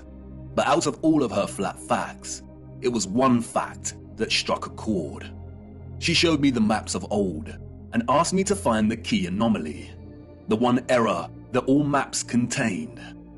I pointed to the varying representations of unknown land masses, to Hyperborea. She shook her head. No, find the glitch. We live on a flat plane. Our world is an electromagnetic terrarium, surrounded by an ethereal sea of water. And like all terrariums, after initial creation, they begin to form their own self-sustaining atmosphere. The sun and the moon journey above our flat realm in concentric spirals. There are 5 prominent circles of latitude, we are told. We have the Arctic Circle, closest to the center, the Tropic of Cancer at 23.5 degrees latitude in the northern hemisphere, the Equator at 0 degree latitude, the Tropic of Capricorn at 23.5 degrees latitude in the southern hemisphere, and the Antarctic Circle. The sun journeys from the equator at the March equinox up in concentric spirals to the Tropic of Cancer. When the sun is in this position, the northern hemisphere experiences summer and the southern hemisphere experiences winter, after which the sun turns and begins making its way back to the equator. The word tropic stems from the Latin word tropicus, which means pertaining to a turn. The sun journeys back, taking the same concentric spiral path, and reaches the equator again. It then keeps going and reaches the Tropic of Capricorn. When the sun is in this position, the southern hemisphere experiences summer, and the northern hemisphere experience winter. After a time, the sun turns and begins making its way back to the equator for the March equinox. The equinox occurs when the sun is journeying the circle of the equator, and those living along this line of latitude will see the sun directly overhead at a 90-degree angle at solar noon. The March equinox marks a season of spring in the northern hemisphere, and the September equinox marks a season of autumn. If you live in the southern hemisphere, this is reversed, and the September equinox marks spring and the March equinox autumn. It is important to note that the sun never reaches the Arctic Circle, nor does it reach the Antarctic Circle. It never reaches the poles. It journeys to the tropic circles and then turns back. The point at which the sun reaches its most northerly and southerly excursion relative to the equator is called the solstice. Solstice comes from the Latin word solstitium, which means point at which the sun seems to stand still. And indeed, many do note that the sun seems to stop on the solstices. And this is because, in a sense, it does. It reaches the most northerly and southerly excursion and turns back. But why the Tropic of Cancer and Capricorn? Who names these circles of latitude? Our historical ancestors did. They had clocks that not only told them the seconds of the hour, the hours in the day, but also the moment of dusk and dawn and the current phase of the moon. Their clocks understood the true time, the bigger picture. They understood the celestial clock. The stars above us, beyond our firmament, and in the waters above, revolve at a constant 1 degree every 4 minutes, from east to west, that is, anti-clockwise. This means they revolve at 15 degrees each hour. 15 degrees multiplied by 24 hours is 360, a full circle. The stars above are fixed. They do not stray from their anti-clockwise journey, but revolve and complete a full circle every day. Our ancient, historical ancestors knew this. They assigned the stars above into fixed constellations. They divided the 360-degree circle of the sky above into 12 divisional arcs of 30 degrees, in which each constellation of the zodiac resides in. They designated each constellation in each 30-degree arc with an anthropomorphic symbol, most of which are animals. Zodiac is an interesting word. Zodiac, the arcs of the zoo. Yes, the parallels with Noah's Ark are strikingly obvious. Each constellation of the zodiac moves from its fixed position in the waters above at 1 degree every 72 years. The stars in the circle above us are fixed in their positions, but every 72 years, the entire circle shifts 1 degree. This is what is called the precession of the equinox. Remember, each arc is 30 degrees. If we multiply 72 with 30, we get 2,160 years. It takes 2,160 years for the circle above to shift 1 whole arc. Astronomers call this an age, and this is what is meant by entering or the dawn of a new age. As Wikipedia tells us, the Tropic of Cancer and Capricorn were named such because many years ago, in the days before Christ, the days before BC, the sun was in the constellation of Cancer at the June solstice, and the sun was in the constellation of Capricorn at the December solstice. What does it mean for the sun to be in a given constellation during the solstice? It means a position of the sun in the sky at solar noon. Of course, during solar noon, we would not actually be able to see the stars in the firmament beyond. Therefore, to discern the sun's position relative to the constellations requires either 1, a thorough understanding of the stars and their positions above. Our ancient ancestors, we are told, created star charts and used devices such as astrolabes. Or 2, computer technology that is able to map and overlap the sun's position against the backdrop of the stars and constellations at solar noon. The sun's presence in the constellation of a given zodiac sign means exactly as it sounds. At solar noon, on the day of the solstice, the sun should be in front of a given constellation. Look closer at the zodiac wheel featured on the dial of these clocks. Here we see that both the constellations of Cancer and Capricorn are polar opposites to one another. These are the names of the two lines of latitude on the maps and that we use to discern the sun's most northerly and southerly excursion above our flat plane. All historical cartographic world maps display both these circles of latitude as Cancer and Capricorn. We see it here on Mercator's maps, on the Ortelius, on the Rouge, on the Urbano Monte. Cartographic maps combine so-called science with aesthetics to communicate spatial information effectively. They strive to be accurate. And we still use this designation of Cancer and Capricorn for these circles of latitude on our cartographic maps today. Google Earth also uses these designations. But why? As Wikipedia states, when this line of latitude was named in the last centuries BC, the sun was in the constellation Cancer at the June solstice, the time each year that the sun reaches its zenith at this latitude. Similarly, when the Tropic of Capricorn was named, the sun was in the constellation of Capricorn at the December solstice. And the wheel of the zodiac makes this very easy to understand. For instance, if the sun is in any given constellation at solar noon on the June solstice, then its counterpart on the December solstice will always be in the constellation opposite to the June sign. And this is represented with a straight vertical line.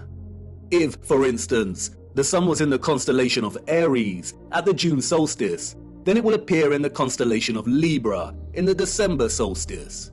If the sun was in the constellation of Pisces at the June solstice, then it would be in the constellation of Virgo during the December solstice. These signs are, in a sense, bound in their opposition to one another. And this is where it becomes interesting. The vertical line here represents the tropic circles and their respective constellations during the solstices, but they are governed by another circle of latitude, the equator. On the wheel, this is represented by the horizontal line, and you'll see that the lines form a cross. The equator and the tropic circles are bound in unison by this cross. Remember, the zodiac is the clock face of the circle of stars above us. When one turns anti-clockwise, the rest follow. And just like the signs of the solstices, the left hand of the horizontal line here represents the constellation the sun is in during the March equinox, and the right hand side representative of the sign during the September equinox. And it is the left hand side of the cross, the March equinox, or what is referred to as the vernal equinox, and its zodiac sign, which acts as a reference point for the entire celestial coordinate system. It's called the first point of Aries. The naming of this reference point after the sign Aries is arbitrary, or so they say. We also use it as a reference point for naming the age we are in. And if we start in the age of Aries, we can illustrate the precession of the equinox and the designation of constellations to their corresponding circles of latitude quite clearly. For instance, if the sun is in the constellation of Aries during the March equinox, then we have the Tropic of Cancer and Capricorn. We also see that the sun will be in the constellation of Libra during the September equinox. Now the stars above us are revolving anti-clockwise from their usual fixed positions at 1 degree every 72 years, and a whole zodiac arc every 2,160 years. So let's jump 2,160 years to the age of Pisces. The sun is, of course, in Pisces during the March equinox. We have the Tropic of Gemini and Sagittarius, and the sun in Virgo during the September equinox. You'll no doubt have noticed that the wheel represented here turns clockwise, and that's because it's a representation of the constellations, as if your view was outside of the firmament and looking down on the stars. If you were standing underneath this wheel and looking up, it would rotate anti-clockwise. I am using the clockwise representation because it is the best way to illustrate the precession of the equinox. This rotation keeps shifting one arc every 2,160 years until the wheel makes a full circle, or what is known as a great year. Why is this important? What we see here, and what the mainstream narrative confirms, is that the tropics of Cancer and Capricorn occurred during the age of Aries. For the last 2,000 years or so, we have been in the age of Pisces. Remember, an age lasts for roughly 2,160 years. And we are now on the cusp of entering into the age of Aquarius. On June 2020, during the solstice, the sun entered the border of Taurus, and therefore the transition has already begun. And Google will tell you this yourself if you search. A new age, or a precession of 30 degrees into a new constellation on the March equinox, is not some new age, pseudo-spiritual fantasy of astrologists and yogis alike. It is an astronomical law of the stars above in the firmament, and you can track it yourself every equinox and solstice. It is a critical and integral component in the function of our realm. If we are entering the age of Aquarius, then that means that the sun has not been in the constellation of Cancer or Capricorn during the solstice for over 2,000 years, when our realm was in the age of Aries. All the old and current cartographic maps, and even Google Earth, represent these circles of latitude as a tropic of Cancer and Capricorn. There are no maps that present the tropic lines correctly as they should be in the age of Pisces, our current age. Wikipedia and other mainstream narratives of deception tell us that our ancient historical ancestors of horse and cart and copper chisels named these circles of latitude in the times of BC, and no one in the course of history that followed bothered to change the names of the tropics to their accurate designation. We are in the age of Pisces, and have been for over 2,000 years. The circles of latitude should be called the Tropic of Gemini and the Tropic of Sagittarius. And so what? What's in a name? But this brilliant lady, who taught me this flat fact, was patient. What's in a name? Everything. And until she said it, I didn't realize how stupid I'd been to overlook this. Maps are not just pretty projections of the landmass on Earth. They are practical instruments of navigation. Our ancient historical ancestors, we are told, depended on celestial navigation, on the position of the stars in the firmament above to guide their way when at sea. Follow the North Star. And if perchance their compasses failed, then knowing the map of the stars above would be critical. Believing that our ancestors just continued to use the designation of Cancer and Capricorn for the tropics that was established by their own historical ancestors, who belong to a different age entirely, is absurd. Celestial navigation would have been an essential skill set for anyone navigating their way across the oceans. And if they did have advanced technology, like we have our computers and GPS systems, then would they really be that lazy and neglectful to not bother designating the tropic circles to their correct constellation titles? Did they really invest so much time building the most advanced astronomical clocks only to neglect their maps? No, they did not. All these historical maps present designations for the tropic circles of latitude that are well over 2,000 years old. Why? And why are we still using this designation today? For you see, these maps, and all our maps, including Google Earth, are tools of deception. Where are the maps from the age of Pisces? The maps of the last 2,000 years? And could these maps actually be over 2,000 years old? It seems like someone does not want us to know the age we reside in, or wants to distract us from finding out just how important the precession of the equinox really is.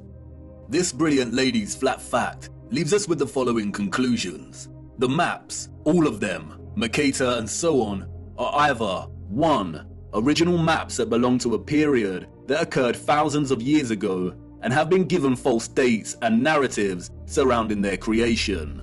2. Manipulated copies and versions of original maps that were created over 2,160 years ago. Or 3. They are all fake and created during the Great Reset of the last few hundred years to generate a false history and timeline and solidify the false historical narrative and the rise of Galilean heliocentricity. Out of all of these options, the second and the third are most likely. Cartographic world maps are not easy documents to create and establish. They require a solid understanding of our Earth's size and shape. They require a thorough understanding of the circles of latitude that are integral to the workings of our world. They require a complex understanding of the continents and land masses. These maps are likely manipulated duplications of maps thousands of years old, or completely fake. And we do see signs of manipulation, especially in regard to the landmass known as Hyperborea. We see Hyperborea in various maps of variant styles, and we are told that these are from the 16th century. But towards the 17th century, we see Hyperborea start to be erased from the maps. We see unknown land masses that are present in some of these old maps vanish entirely. And then it dawned on me, the message of this flat fact. We have no trustworthy maps, not a single one. We have no reliable source to show us the bigger picture of the realm we inhabit. I continued my journey, and as I ventured deeper into the forest, the path to the center that led me thus far was gone, and I could not turn back, and there lay no path in front of me. I became truly lost. How to know where you are going if you don't know where you are in the first place, if you don't have a map? All historical waymarks that I had invested some degree of trust in before were now completely unreliable and questionable. How much had been edited by the controllers? How much truth was left? What if all the maps were fake? Why are they hiding the maps of the last 2,000 years? We do not have one single accurate or honest world map. And like in all moments of being lost, right before despair takes hold, an unforeseen circumstance arose that set me back on course. I stumbled through thick overgrowth and out into a moonlit clearing with a small lake. At this clearing, I met a mysterious figure named Sturgios. I told him I was lost, and he told me to come and look into the lake. He told me to watch the water. What did I see? He asked. Myself, I replied, my reflection rippling and glistening in the moonlight. Mirror, mirror, look beyond yourself, he said. What do you see? And there it was, just as it had always been. Mirror, mirror, way up high. Mirror, mirror, in the sky. Mirror, mirror, oh how they lie.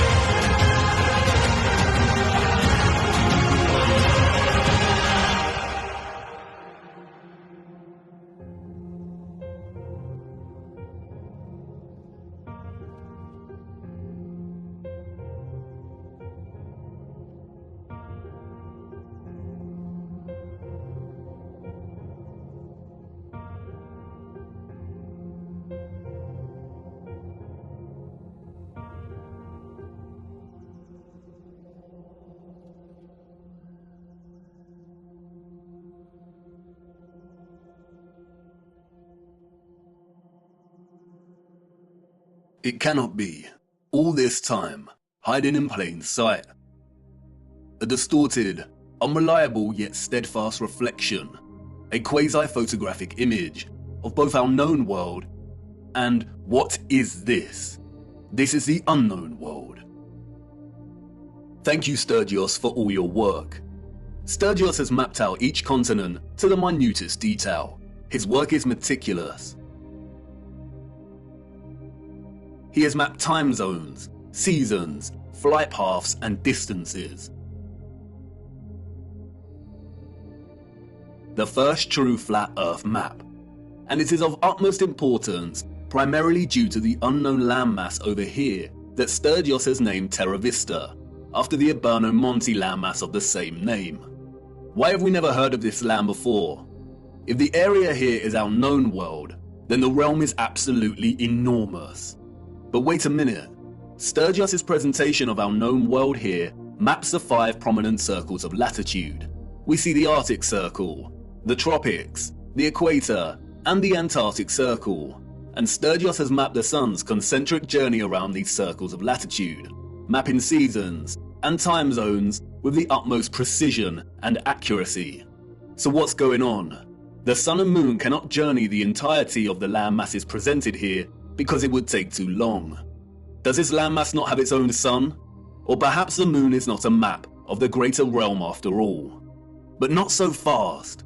We need to spend some time breaking down Sturgios' discovery here. How the image on the face of the moon was and is formed, when it was formed, and why are all questions that no one can answer. Nobody knows apart from the deceivers in higher places. But there are a lot of things hidden in plain sight that bring us a little closer to having a better understanding of this mysterious phenomenon. First of all is the nature of this image. It is a composite image. You are witnessing multiple images simultaneously when looking at the face of the moon. And these images are akin to a type of X-ray photography. There is also evidently a lot of distortion and optical illusion present in these images.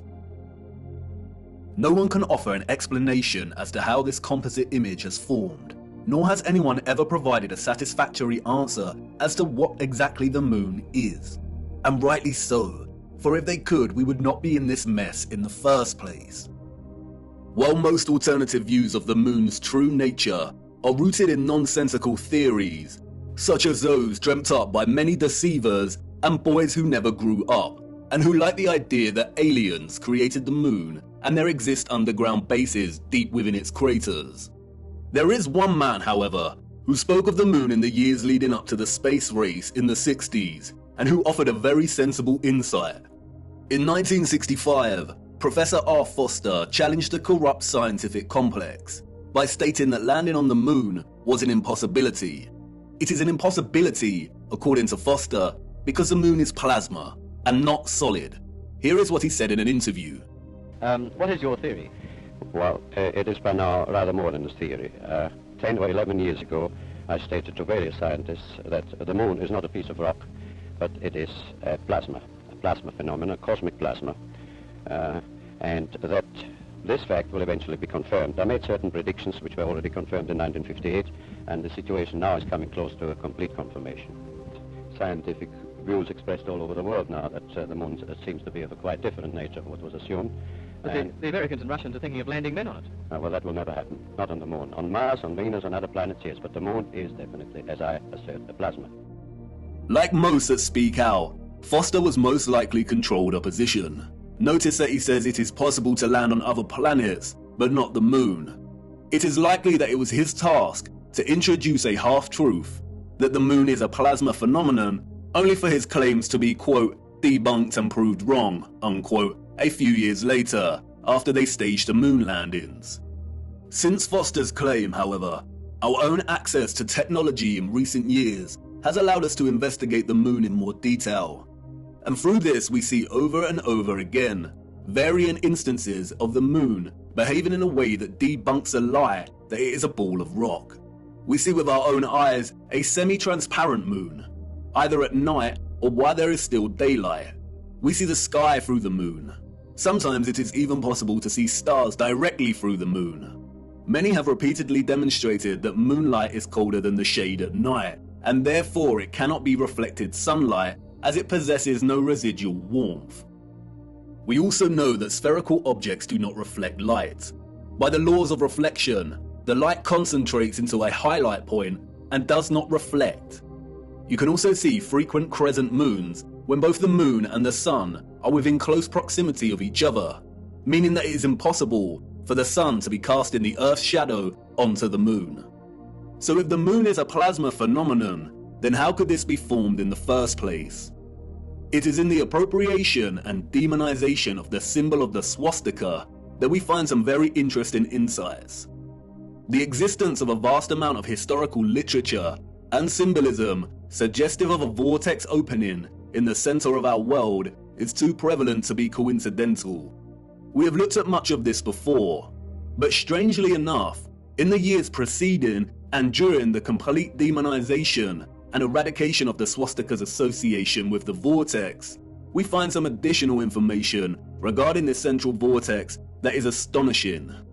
In addition to the appropriation of the swastika as their emblem, the Nazis were also obsessed with a very similar symbol, that of the Black Sun. Prior to the rise of the Nazi regime, there existed an occult secret society within Germany called the Thule Society, sometimes alternatively pronounced Thule, that had sub-factions within it. One of these sub-societies, we are told, was the Black Sun Society. Influenced by the Rosicrucians and other Hermetic groups, the Thule Society placed special emphasis on the superiority of an alleged Aryan race with innate mystical powers. The Thule Society derived its name from a mythical northern country in Greek legend. Thule was supposedly a land located furthest north. Others have called it Hyperborea. The Thule Society believed, we are told, that an elder race, the Aryans, colonized our Earth, and they were located within the center of our hollow Earth. Admiral Byrd, the military Antarctic explorer, also made reference to a hollow Earth with an entrance at the North Pole. The Thule Society also believed that the Black Sun was a big ball of primer materia that existed in the center of the Earth and emanated radiation in the form of vril energy. This energy has many names. Some have called it chi, astral light, odic forces, or orgone. In 1933, the main architect of the event known as the Holocaust, Heinrich Himmler, acquired Wewelsburg Castle, a wonderful piece of old-world infrastructure and technology. He supposedly remodeled the castle, and in doing so imprinted the symbol of the Black Sun into the marble floor of what came to be known as the General's Hall. Much of what has surfaced regarding the German secret societies before and during the Nazi regime is deliberate misinformation, carefully controlled with the sole intention of distraction and demonization. The misinformation regarding these societies has served to further fuel the UFO and alien agenda, which many, such as Jordan Safer, David Wilcock and Corey Good, have since latched onto and promoted. They are part of a controlled opposition agenda. They are liars. The sole intention of disclosing information regarding German secret societies was to yoke together a ridiculous concept of a superior alien Aryan race existing within our world's northern core, or opening at the center, with maniacal dictatorship that resulted in gruesome genocide, or in other words, to make them seem crazier than they already were. The controllers of our realm had to appropriate the swastika and eradicate its symbolic association with the Earth's central electromagnetic and physical vortex. And while I do not think there exists a black sun underneath us, if the notion of this seems absurd and far-fetched, just remember that the majority of the world's population have already accepted that there is some kind of dark sphere beneath them, acting as a source of our world's electromagnetic energy. Heliocentrism has convinced so many that inside their little blue ball hoax, there exists a spherical core of solid iron at a temperature of over 5,000 degrees. Their own black sun. Interestingly, they never represent this iron core with the metal's usual black or dark grey colour associations in their illustrations, despite telling us it is a crystalline sphere of solid iron. Surrounding the iron's solid core is an outer layer of molten iron, and it is because of this hot liquid iron, we are told, that the Earth has a magnetic toroidal field. And millions have accepted this, and these silly diagrams that resemble Satsuma's, despite the hard fact that the furthest depth a human has ever drilled into the Earth is a mere 8 miles. The heliocentric model has to acknowledge an inner core energy source because it is in fact a reality, and our world cannot exist without it. It is likely that the notion of a black sun beneath us is more distraction, although it is not as absurd as the heliocentric Satsuma model. We will return to this later. What is important now, however, is that not only have we another instance of the concept of a black core at the center of our realm, and another reference to a central vortex and opening, but we also have reference to energy, or what the Thule Society called vril, radiating out of this opening. And if this is truly the case, then we have a theoretical model in which both the formation of the sun and moon makes complete sense. What I am going to try and convey now is complex, and I will do my best, but I need you first of all to forget every model of our Earth you have become familiar with. Things may not make sense at first, but by the end it will. Let's start with the realm and the firmament, and then a central opening. And now let's incorporate our known world, as outlined on the moon by Sturgios. And finally, let's add the source or electromagnetic coil beneath. Whether a magnetic rock or an electromagnetic coil, the source of our world's magnetic field is located at the center and beneath, and any source of intense electromagnetism would produce strong radiation. No one can say indefinitely, but it is highly likely that the concentrated plasma that we call the moon is a result of a unique form of radiation, similar to X-rays, that emanate from this source via an opening or vortex.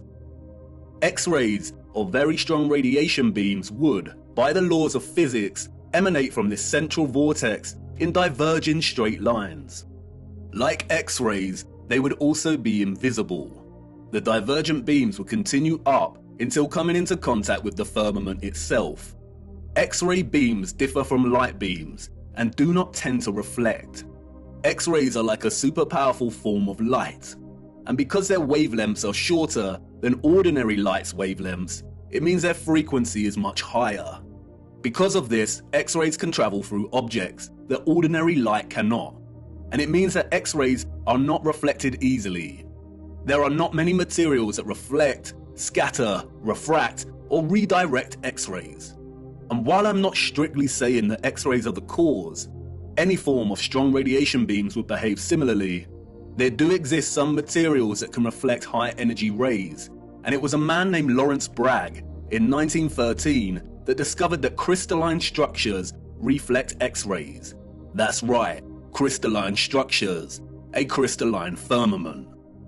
Bragg reflection is used, for example, to focus monochromatic light, and there is a device called a monochromator that uses curved crystal mirrors to reflect X-rays to focus monochromatic light. Standard monochromators use a prism to break down the light. This is a very familiar image, and Wikipedia displays it for everyone to see. It is now associated with an infamous music album. What is the title of that album? They are telling us. This means we're right on track. Radiation beams reflected off of the crystal firmament would likely be redirected down, off-center, and into the ionosphere above our heads. The same ionosphere in which the ethereal electromagnetic energy was harvested from. It is here that the beams will converge and concentrate and generate the plasma phenomenon we call the moon. The idea of electromagnetic rays reflecting from the firmament and converging in the ionosphere may seem preposterous, but there are many homemade experiments you can conduct yourself to prove the power of concentrating light rays. As seen here, the rays of the sun reflected in the concave mirror are able to produce intense heat and start a fire. The reflected light rays focus into a point to generate energy. And remember, radiation beams, akin to X-rays, are much more powerful than light rays. If the moon is a point of focused, condensed plasma, then it has to occur within one of the layers in the ionosphere above us. All the various inert noble gases in our ionosphere appear at differing layers and altitudes. We looked at how these are charged by the sun's electromagnetism to form the plasma sky. At a certain altitude in the ionosphere, there are two layers of neon and helium gas. It is likely that the sun forms in a similar fashion within these layers. After all, helium is linguistically very similar to Helios. It is likely, however, that the moon is formed at the level of altitude in which the gas krypton is present. Krypton is known for its phosphorescent white light. It is also used to create non-thermal or cold plasma, as demonstrated by contemporary scientists developing this field today. The primary reason that the moon's light is cold and not hot like the sun's is not known, but it is likely due to a polarity produced by their interaction with our electromagnetic field in the ionosphere, the moon being the dielectric negative polarity to the sun's positive charge. The craters seen on the moon are likely from the generation of this plasma. Perhaps it is some kind of plasma emulsion that displays a kind of outgassing or bubbling, much like we see with urethane paint defects. Recently, bizarre theories have emerged that we live within one of these craters on the moon. This is not correct. The moon is some kind of phosphorescent, concentrated plasma and not a solid object. You can see the formation of this plasma and its craters right here. It is not solid, it is a light.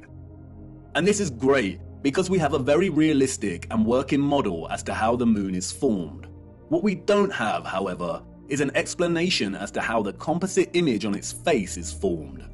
As I said before, the image we are seeing on the moon is akin to a composite X-ray photograph of our greater realm. And it is not an active reflection, but rather a historical moment captured in time. And of course, no one knows how it is formed other than those in high places. The moon is a paradoxical phenomenon, at once a volatile luminary of plasma that waxes and wanes in its luminosity, and also a steadfast image captured at some point in time that does not seem to change. We only ever see this image on the moon, and it never changes. This strange and mysterious image that has puzzled and inspired millions could be a result of a natural, organic phenomenon, or perhaps even artificial. Again, only the controllers know. The word photo originates from the Greek photos. It means light.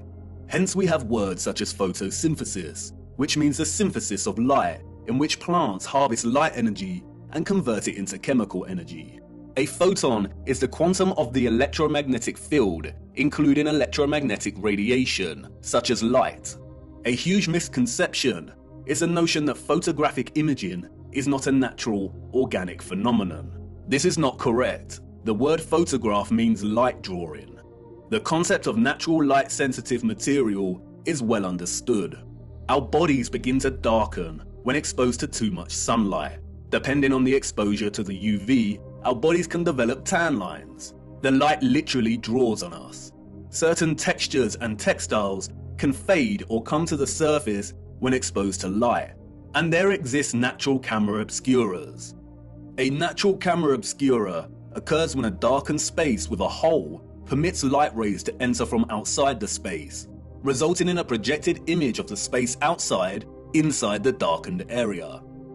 We can even see projected images of a solar eclipse here on the ground underneath a leaf canopy due to the holes in the leaves. Natural camera obscura was, of course, the inspiration for the early development of photographic technology. Interestingly, the noble gas krypton, the same gas present in our ionosphere, has been used for years, we are told, as an integral component in camera flashes for high-speed photography. It is also an essential component in hyperpolarized MRI scanners. There is also a possibility that the face of the moon is not a natural phenomenon, but was a result of an experiment. Photographic and X-ray films are created through a fusion of a gelatin emulsion with microscopic silver crystals. Because of this, exposure to light is able to capture an invisible latent image. During light exposure, the silver halide crystals grow to visible sizes, and this is what is called printing out the image. Microscopic silver was essential in producing traditional photographic images. Without it, the technology would not have been possible in the first place. Interestingly, in their alignment of noble metals with astronomical bodies, the alchemists designated the moon as having rulership over the metal silver. The birth of modern photography began in 1800, we are told, when the uncle of Charles Darwin tried to capture the image produced in a camera obscura. He discovered that by coating white leather with silver nitrate, he was able to partially capture real-life images. The use of silver nitrate was developed further by Louis Daguerre, who went on to birth the daguerreotype and modern photography.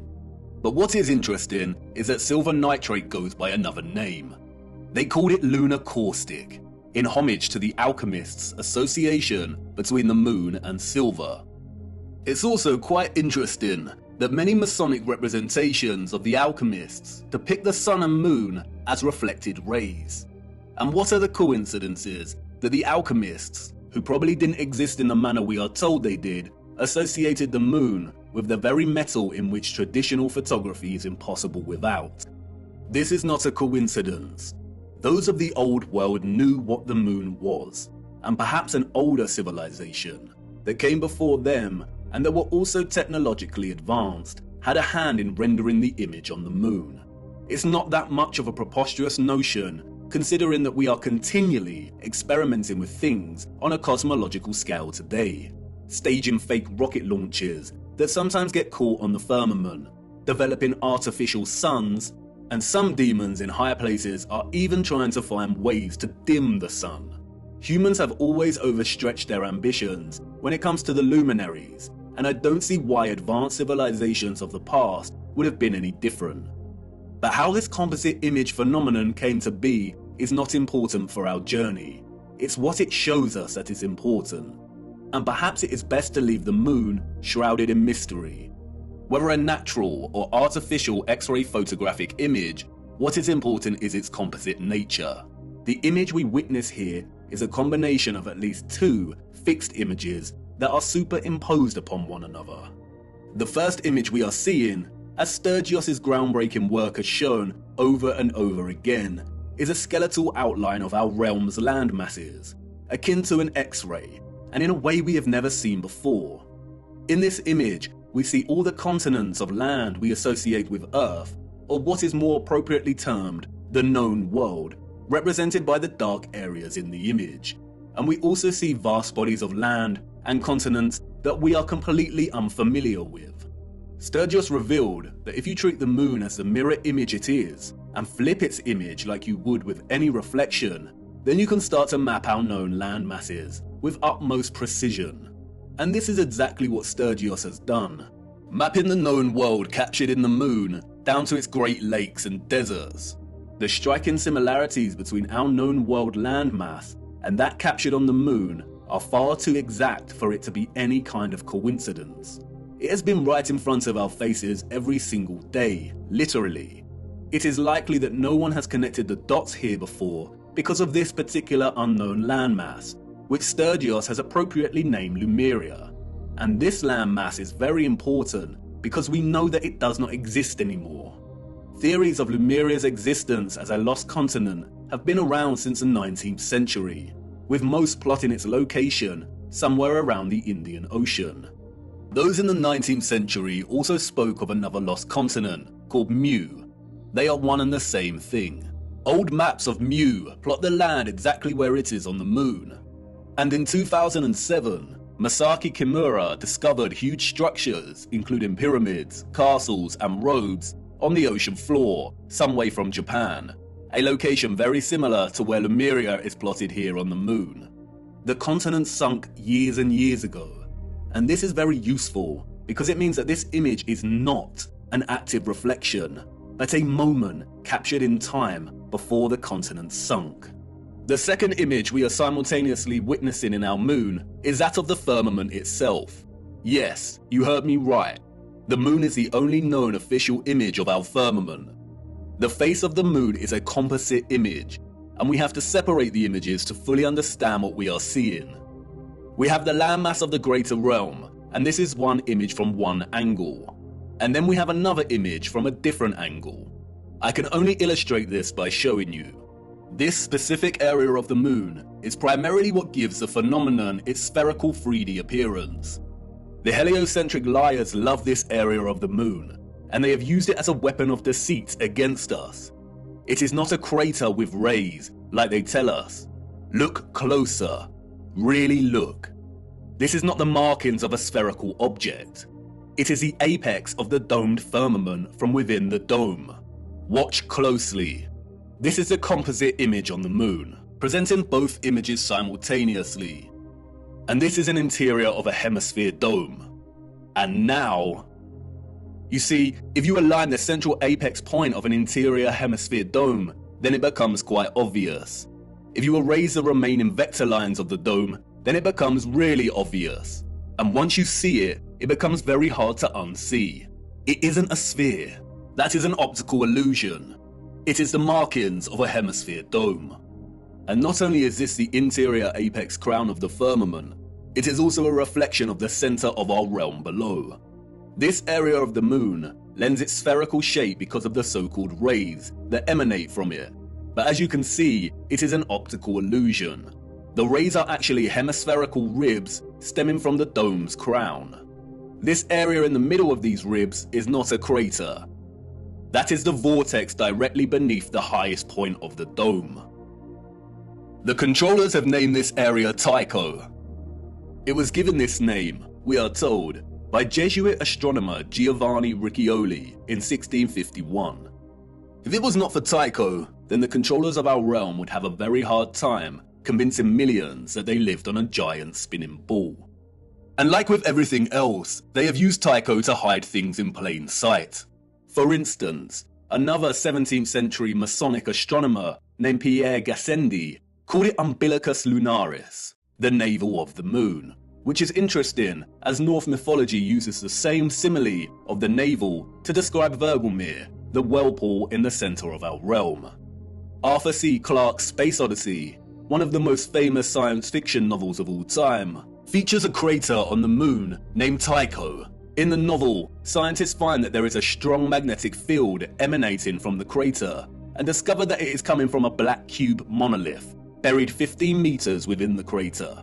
A black monolith, a rupes nigra, a magnetic black rock. If you separate the two images, then you can see clearly how they are in fact two images of two different angles that somehow have ended up superimposed on each other. We do not see any oceans or water mass captured in the first image, which suggests there is some kind of X-ray radiation at play. We don't see the vortex at the center in the first image for this reason. And again, no one knows how these images were formed. But if some kind of radiation beams were responsible, then the first image, the land masses of our greater realm, were most likely captured as the rays hit the firmament. And as those rays were reflected into our ionosphere and began forming the plasma mass we call the moon, it is likely that the second image was captured. And that is the image of the firmament, of the structure existing above us. And that's why we can see the outline of this structure, the stars beyond this structure, and the reflection of the vortex and other great deeps below. The moon is a masterpiece of distorted perspective, a plasma embodiment of as above, so below. And it's going to take a lot of work and careful consideration in smoothing out this distortion to try and get somewhere close enough to create a proper map of the world we live in. And because the moon is a disc-like mass of plasma, the first image of the land presents some curvilinear distortion. And you can see it here at the edges as the land begins to warp and wrap slightly. A lot of serious work needs to go into creating a flat projection of this distortion. But it shouldn't be too difficult, because the distortion is only slight around these edges. And that's why Sturgios can map the circles of latitude, seasons, and time zones very accurately. A map without the distortion may look something like this. But important questions remain. If the central vortex is absent from the land image on the moon, then why has Sturgios plotted the land we assume is Hyperborea over here, which is not in the center? And what about all this other land? The sun and moon cannot journey above all of this land, as it would take more than 24 hours to circle all of this, and we know the paths of the sun and moon. And the big one, the one you've been desperate to ask about since uncovering the only map we have. Where is the ice wall that you flat earthers constantly bang on about? Let's start with Hyperborea. And here's where many flat earthers may experience cognitive dissonance. Although Sturdios has plotted Hyperborea here, there is no proof that this is the true Hyperborea. There are a lot of different land masses in this region, and we cannot be sure. It pains me to say that Hyperborea may not exist in the way we have come to believe.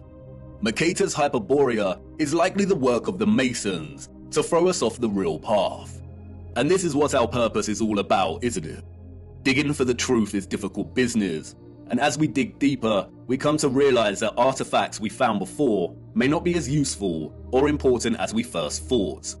We all get it wrong, but stay with me, no need to despair just yet. It is very interesting that the Urbano Monte map was added to the Stanford University map collection and made available to the public in 2017, the same year that Flat Earth was gaining huge traction and people were starting to wake up. It's also interesting that it has been arranged as a planisphere. The huge individual sheets of this map were originally arranged as an atlas projection, but David Ramsey purchased the map in 2016, and the team got to work scanning each sheet individually and processing them digitally to wrap around a sphere. Perhaps the release of Monte's marvelous map was an attempt to keep flat earthers thinking Hyperborea was located at the North Pole, and to perhaps bring back any that were sitting on the fence and hadn't truly woken up yet. A very subtle act of manipulation. But why would they want the flat earth community to keep fixed on Hyperborea? I have some thoughts regarding Hyperborea, but first we must turn to the clocks. Those of the old world knew. They knew exactly the type of earth they lived upon, and it's displayed for everyone to see right here in the astronomical clocks. The zodiac dial here, or what is officially known as the ecliptic dial, on the Prague astronomical clock, allegedly constructed in the 15th century, does not divide its 30-degree constellation arcs equally. It is also off-center from the map behind and appears distorted, and so many clocks of the old world present very similar ecliptic dials. But let's look a little closer at this magnificent Prague clock.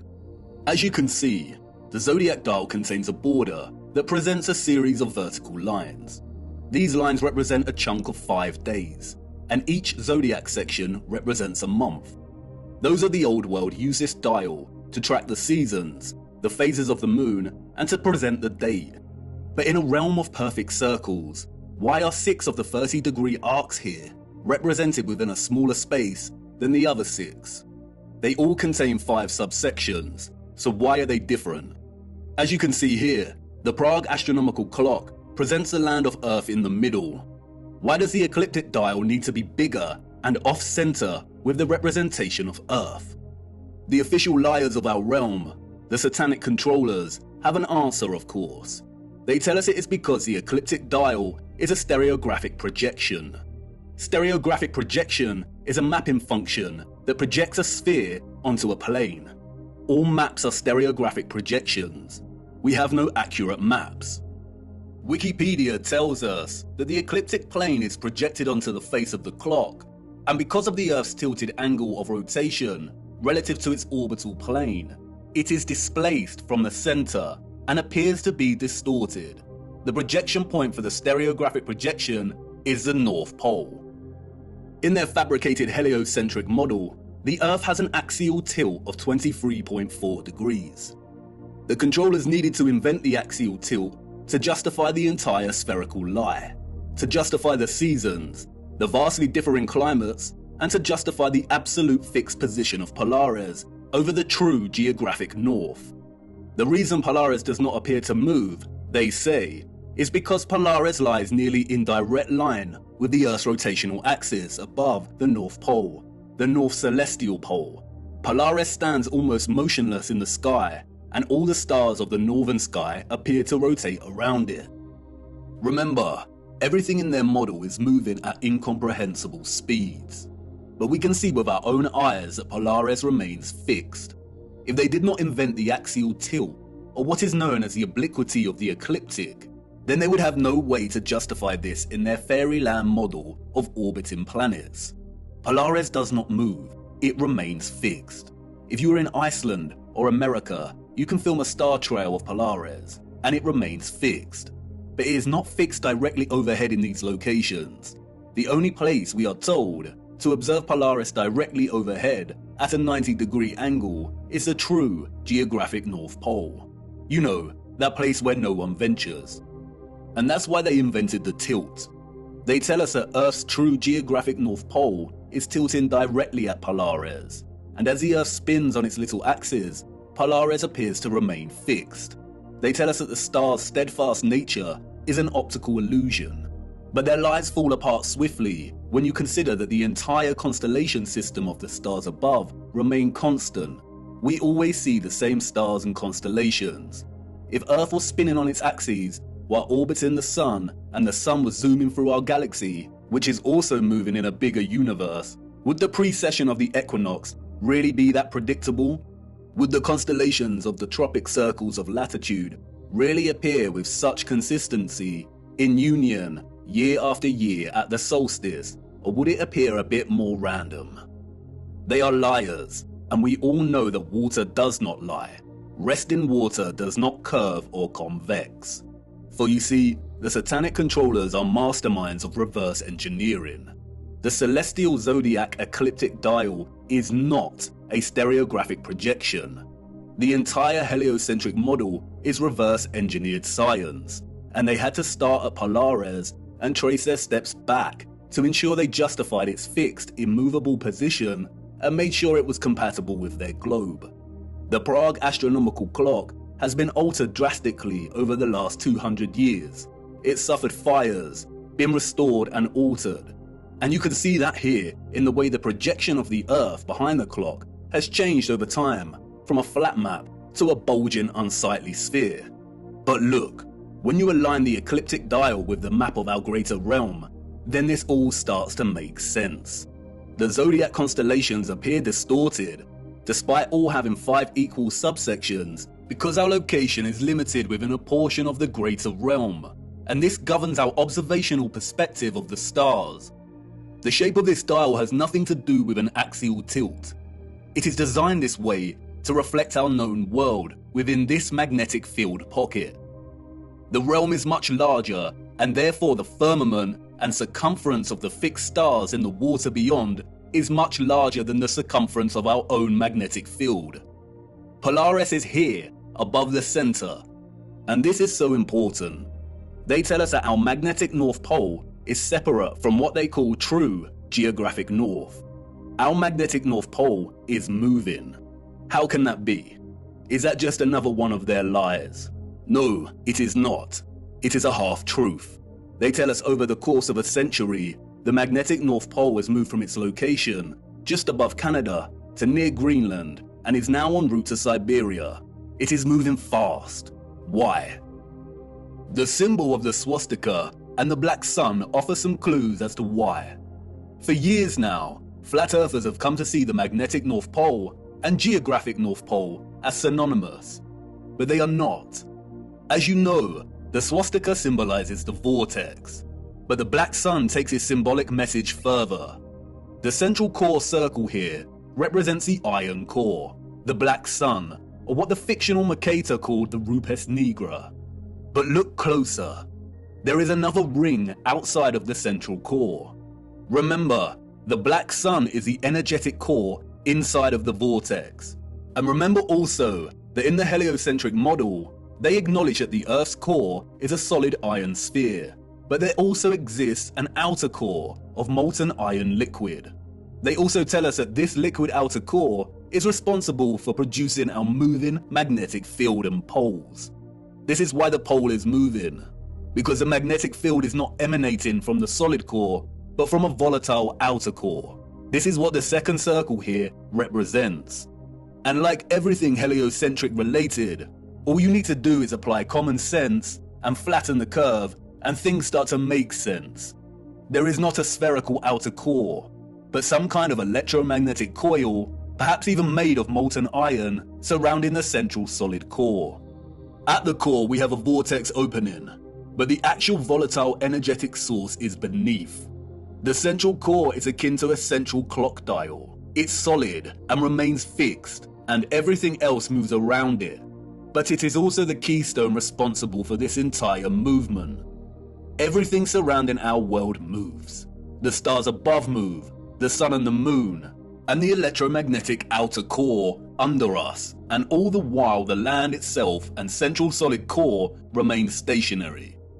And not only does this outer core move and take our magnetic North Pole with it, but it is highly likely that it moves in accordance with the precession of the equinox, in time with the stars above as they move from their fixed positions, which means that it probably moves 30 degrees of the realm's circumference every 2,160 years. The North Magnetic Pole is slowly moving, and it is as natural as the sun and moon's concentric journey above us. And this is why the symbol of the black sun is a 12-spoked wheel. Each spoke represents a fixed constellation of the zodiac. Each section is an individual age. And the result is a situation like this. Every 2,160 years, our North Magnetic Pole circles the inner solid core and vortex by 30 degrees.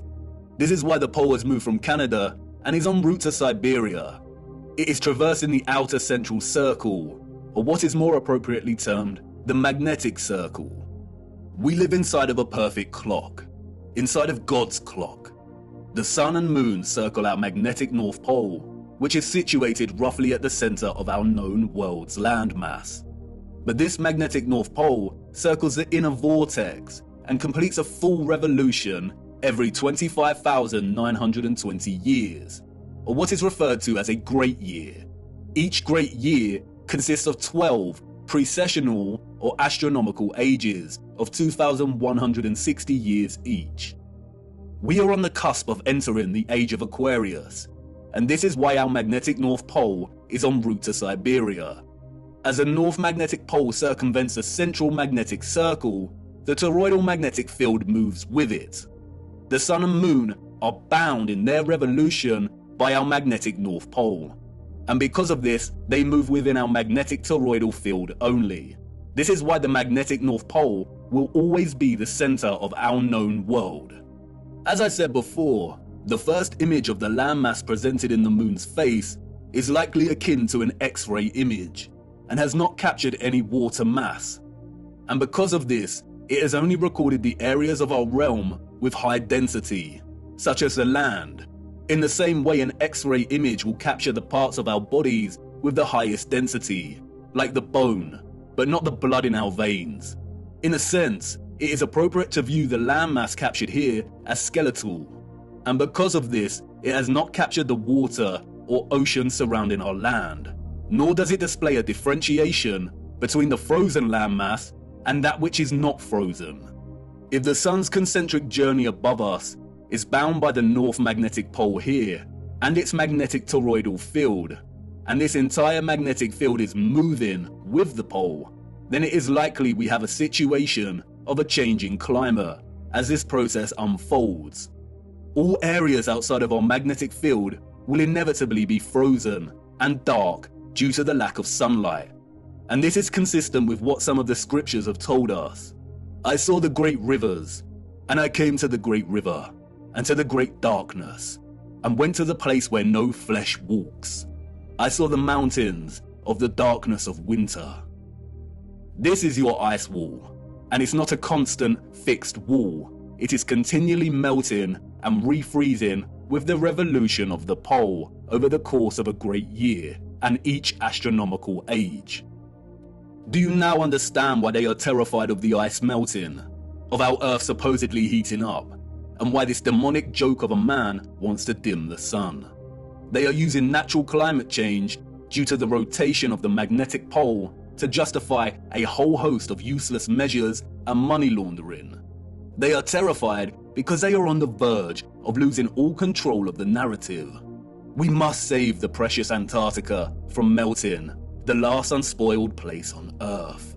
But as you can see, there is no landmass for us to call Antarctica. It is a complete lie.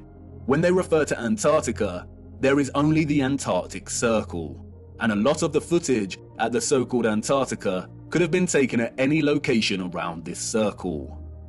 As you can also see, the land masses of South America, New Zealand and Australia all fall within close proximity to the outer edge of the greater world map, and would therefore be within close proximity to the foundations of the firmament itself. This is most likely the reason there is heavy military presence in these regions. The change in climate, the melting of the Antarctic Circle, is as natural as day and night. It is a macro process of the larger clock we live within. We have already discussed how the constellations that the sun is in during the equinox and solstice form a cross on the zodiac wheel when signaling the age and tropic designation. We'll look closer at the Prague clock again. The central dial of the clock is placed within the center of our magnetic field, and the sun and moon move within this field. Our magnetic field is off center from the overall greater realm. It isn't an even cross, but a true cross, or what is now referred to as a Latin cross or crucifix. We live within the crossbeam of the cross. And in case you hadn't noticed, our magnetic field pocket within the greater realm also forms a crescent moon. Not the type of crescent moon associated with the alchemical mercury and silver, but this kind of crescent moon. The same symbol that the controllers appropriated and redesignated to represent nobility. The cross and crescent are natural expressions inherent in the workings of the timepiece we live within. They are natural expressions of God's clock. And we got it wrong. Polaris is not situated 90 degrees above our north magnetic pole, in the region we call the Arctic, home to Greenland and Iceland. Polaris rests above the vortex at the center of the greater realm. And this is where the distinction between geographic cardinal directions and magnetic directions needs to be emphasized. When we travel across our known world, or the land within our toroidal magnetic field, we use a magnetic compass, and the magnetic pole is in the center. That's why when we travel from west to east, we go in a circle, and when we travel north, we go towards the center, and when traveling south, we move directly away from the center. However, there also exist geographic cardinal points. And what do the scriptures have to say about this? It's right there in Enoch's reference to the four quarters of the world. Our magnetic field, according to Enoch, lies in the geographic north of the greater realm. And the first quarter is called the east, because it is the first. And the second, the south, because the Most High will descend there. And the west quarter is named the diminished. And the fourth quarter, named the north, is divided into 3 parts. First of them is for the dwelling of men. The second contains seas of water, the abysses and forests and rivers, and darkness and clouds. And the third part, the garden of righteousness. The vortex is in the center of the realm, or what is more appropriately termed true north. The X-ray image of the land on the moon map does not display this vortex, but, as discussed, it is present in the second image of the firmament. At the crown of the firmament, we see it reflected, the navel of the world. It could be that the garden of righteousness that Enoch refers to, and what is also known as Hyperborea, is located right where Sturgios has plotted it. But this land is not the true north or central vortex. That can only exist in the center. And as stated before, there is some curvilinear distortion present in the composite image on the moon's face. I have used my little colourful map here strictly for illustrative purposes. I am not a map maker, but I did attempt to smooth some of this distortion out. Let's hope Sturgios tackles the distortion. And in both my quick attempt and the actual moon map, we do see a body of land right in the center, right here. Perhaps this is the garden of righteousness, surrounding the central vortex. And perhaps Enoch's reference to it being located in our northern quarter is because it can only be accessed from within this quarter. Who knows? It is likely that the controllers deliberately put Hyperborea at the Arctic in the fraudulent maps to throw anyone of a curious and adventurous nature off track. If someone set out to find true north using these maps, they would fail. And because of the distinction between magnetic and geographic direction, finding true north would be a monumental feat, even without their deceptions. If anyone wanted to truly journey to the center of our greater realm, they would have a very hard time, and they would need to forsake the compass altogether. If the geographic south of our magnetic field is down here, with the lands usually associated with south, then the central vortex of the greater realm falls within our geographic north. But we would not be able to reach it with the compass pointing north. It is not located at our north magnetic pole. If you use a compass to travel north, you will end up traveling here. If the South Pole is the entire Antarctic Circle, then to travel to the true north, you would need to go south. But even then, this would most likely fail. If the center is made of iron, then at some point it would supersede the southern magnetic pole of our magnetic field. If by chance you were lucky to head in the direction of true north, then the compass would most likely fail altogether due to the iron core. As the mysterious text, the Inventio Fortunata, states, here the ship's compass loses its property, and no vessel with iron on board is able to get away. The only way to get to true north is by celestial navigation via Polaris, a skill set that has been generally eradicated from common knowledge. And I bet these oceans are heavily guarded. We will be returning to magnetic fields later in our journey. And we really need to reappropriate the definition of the word planet.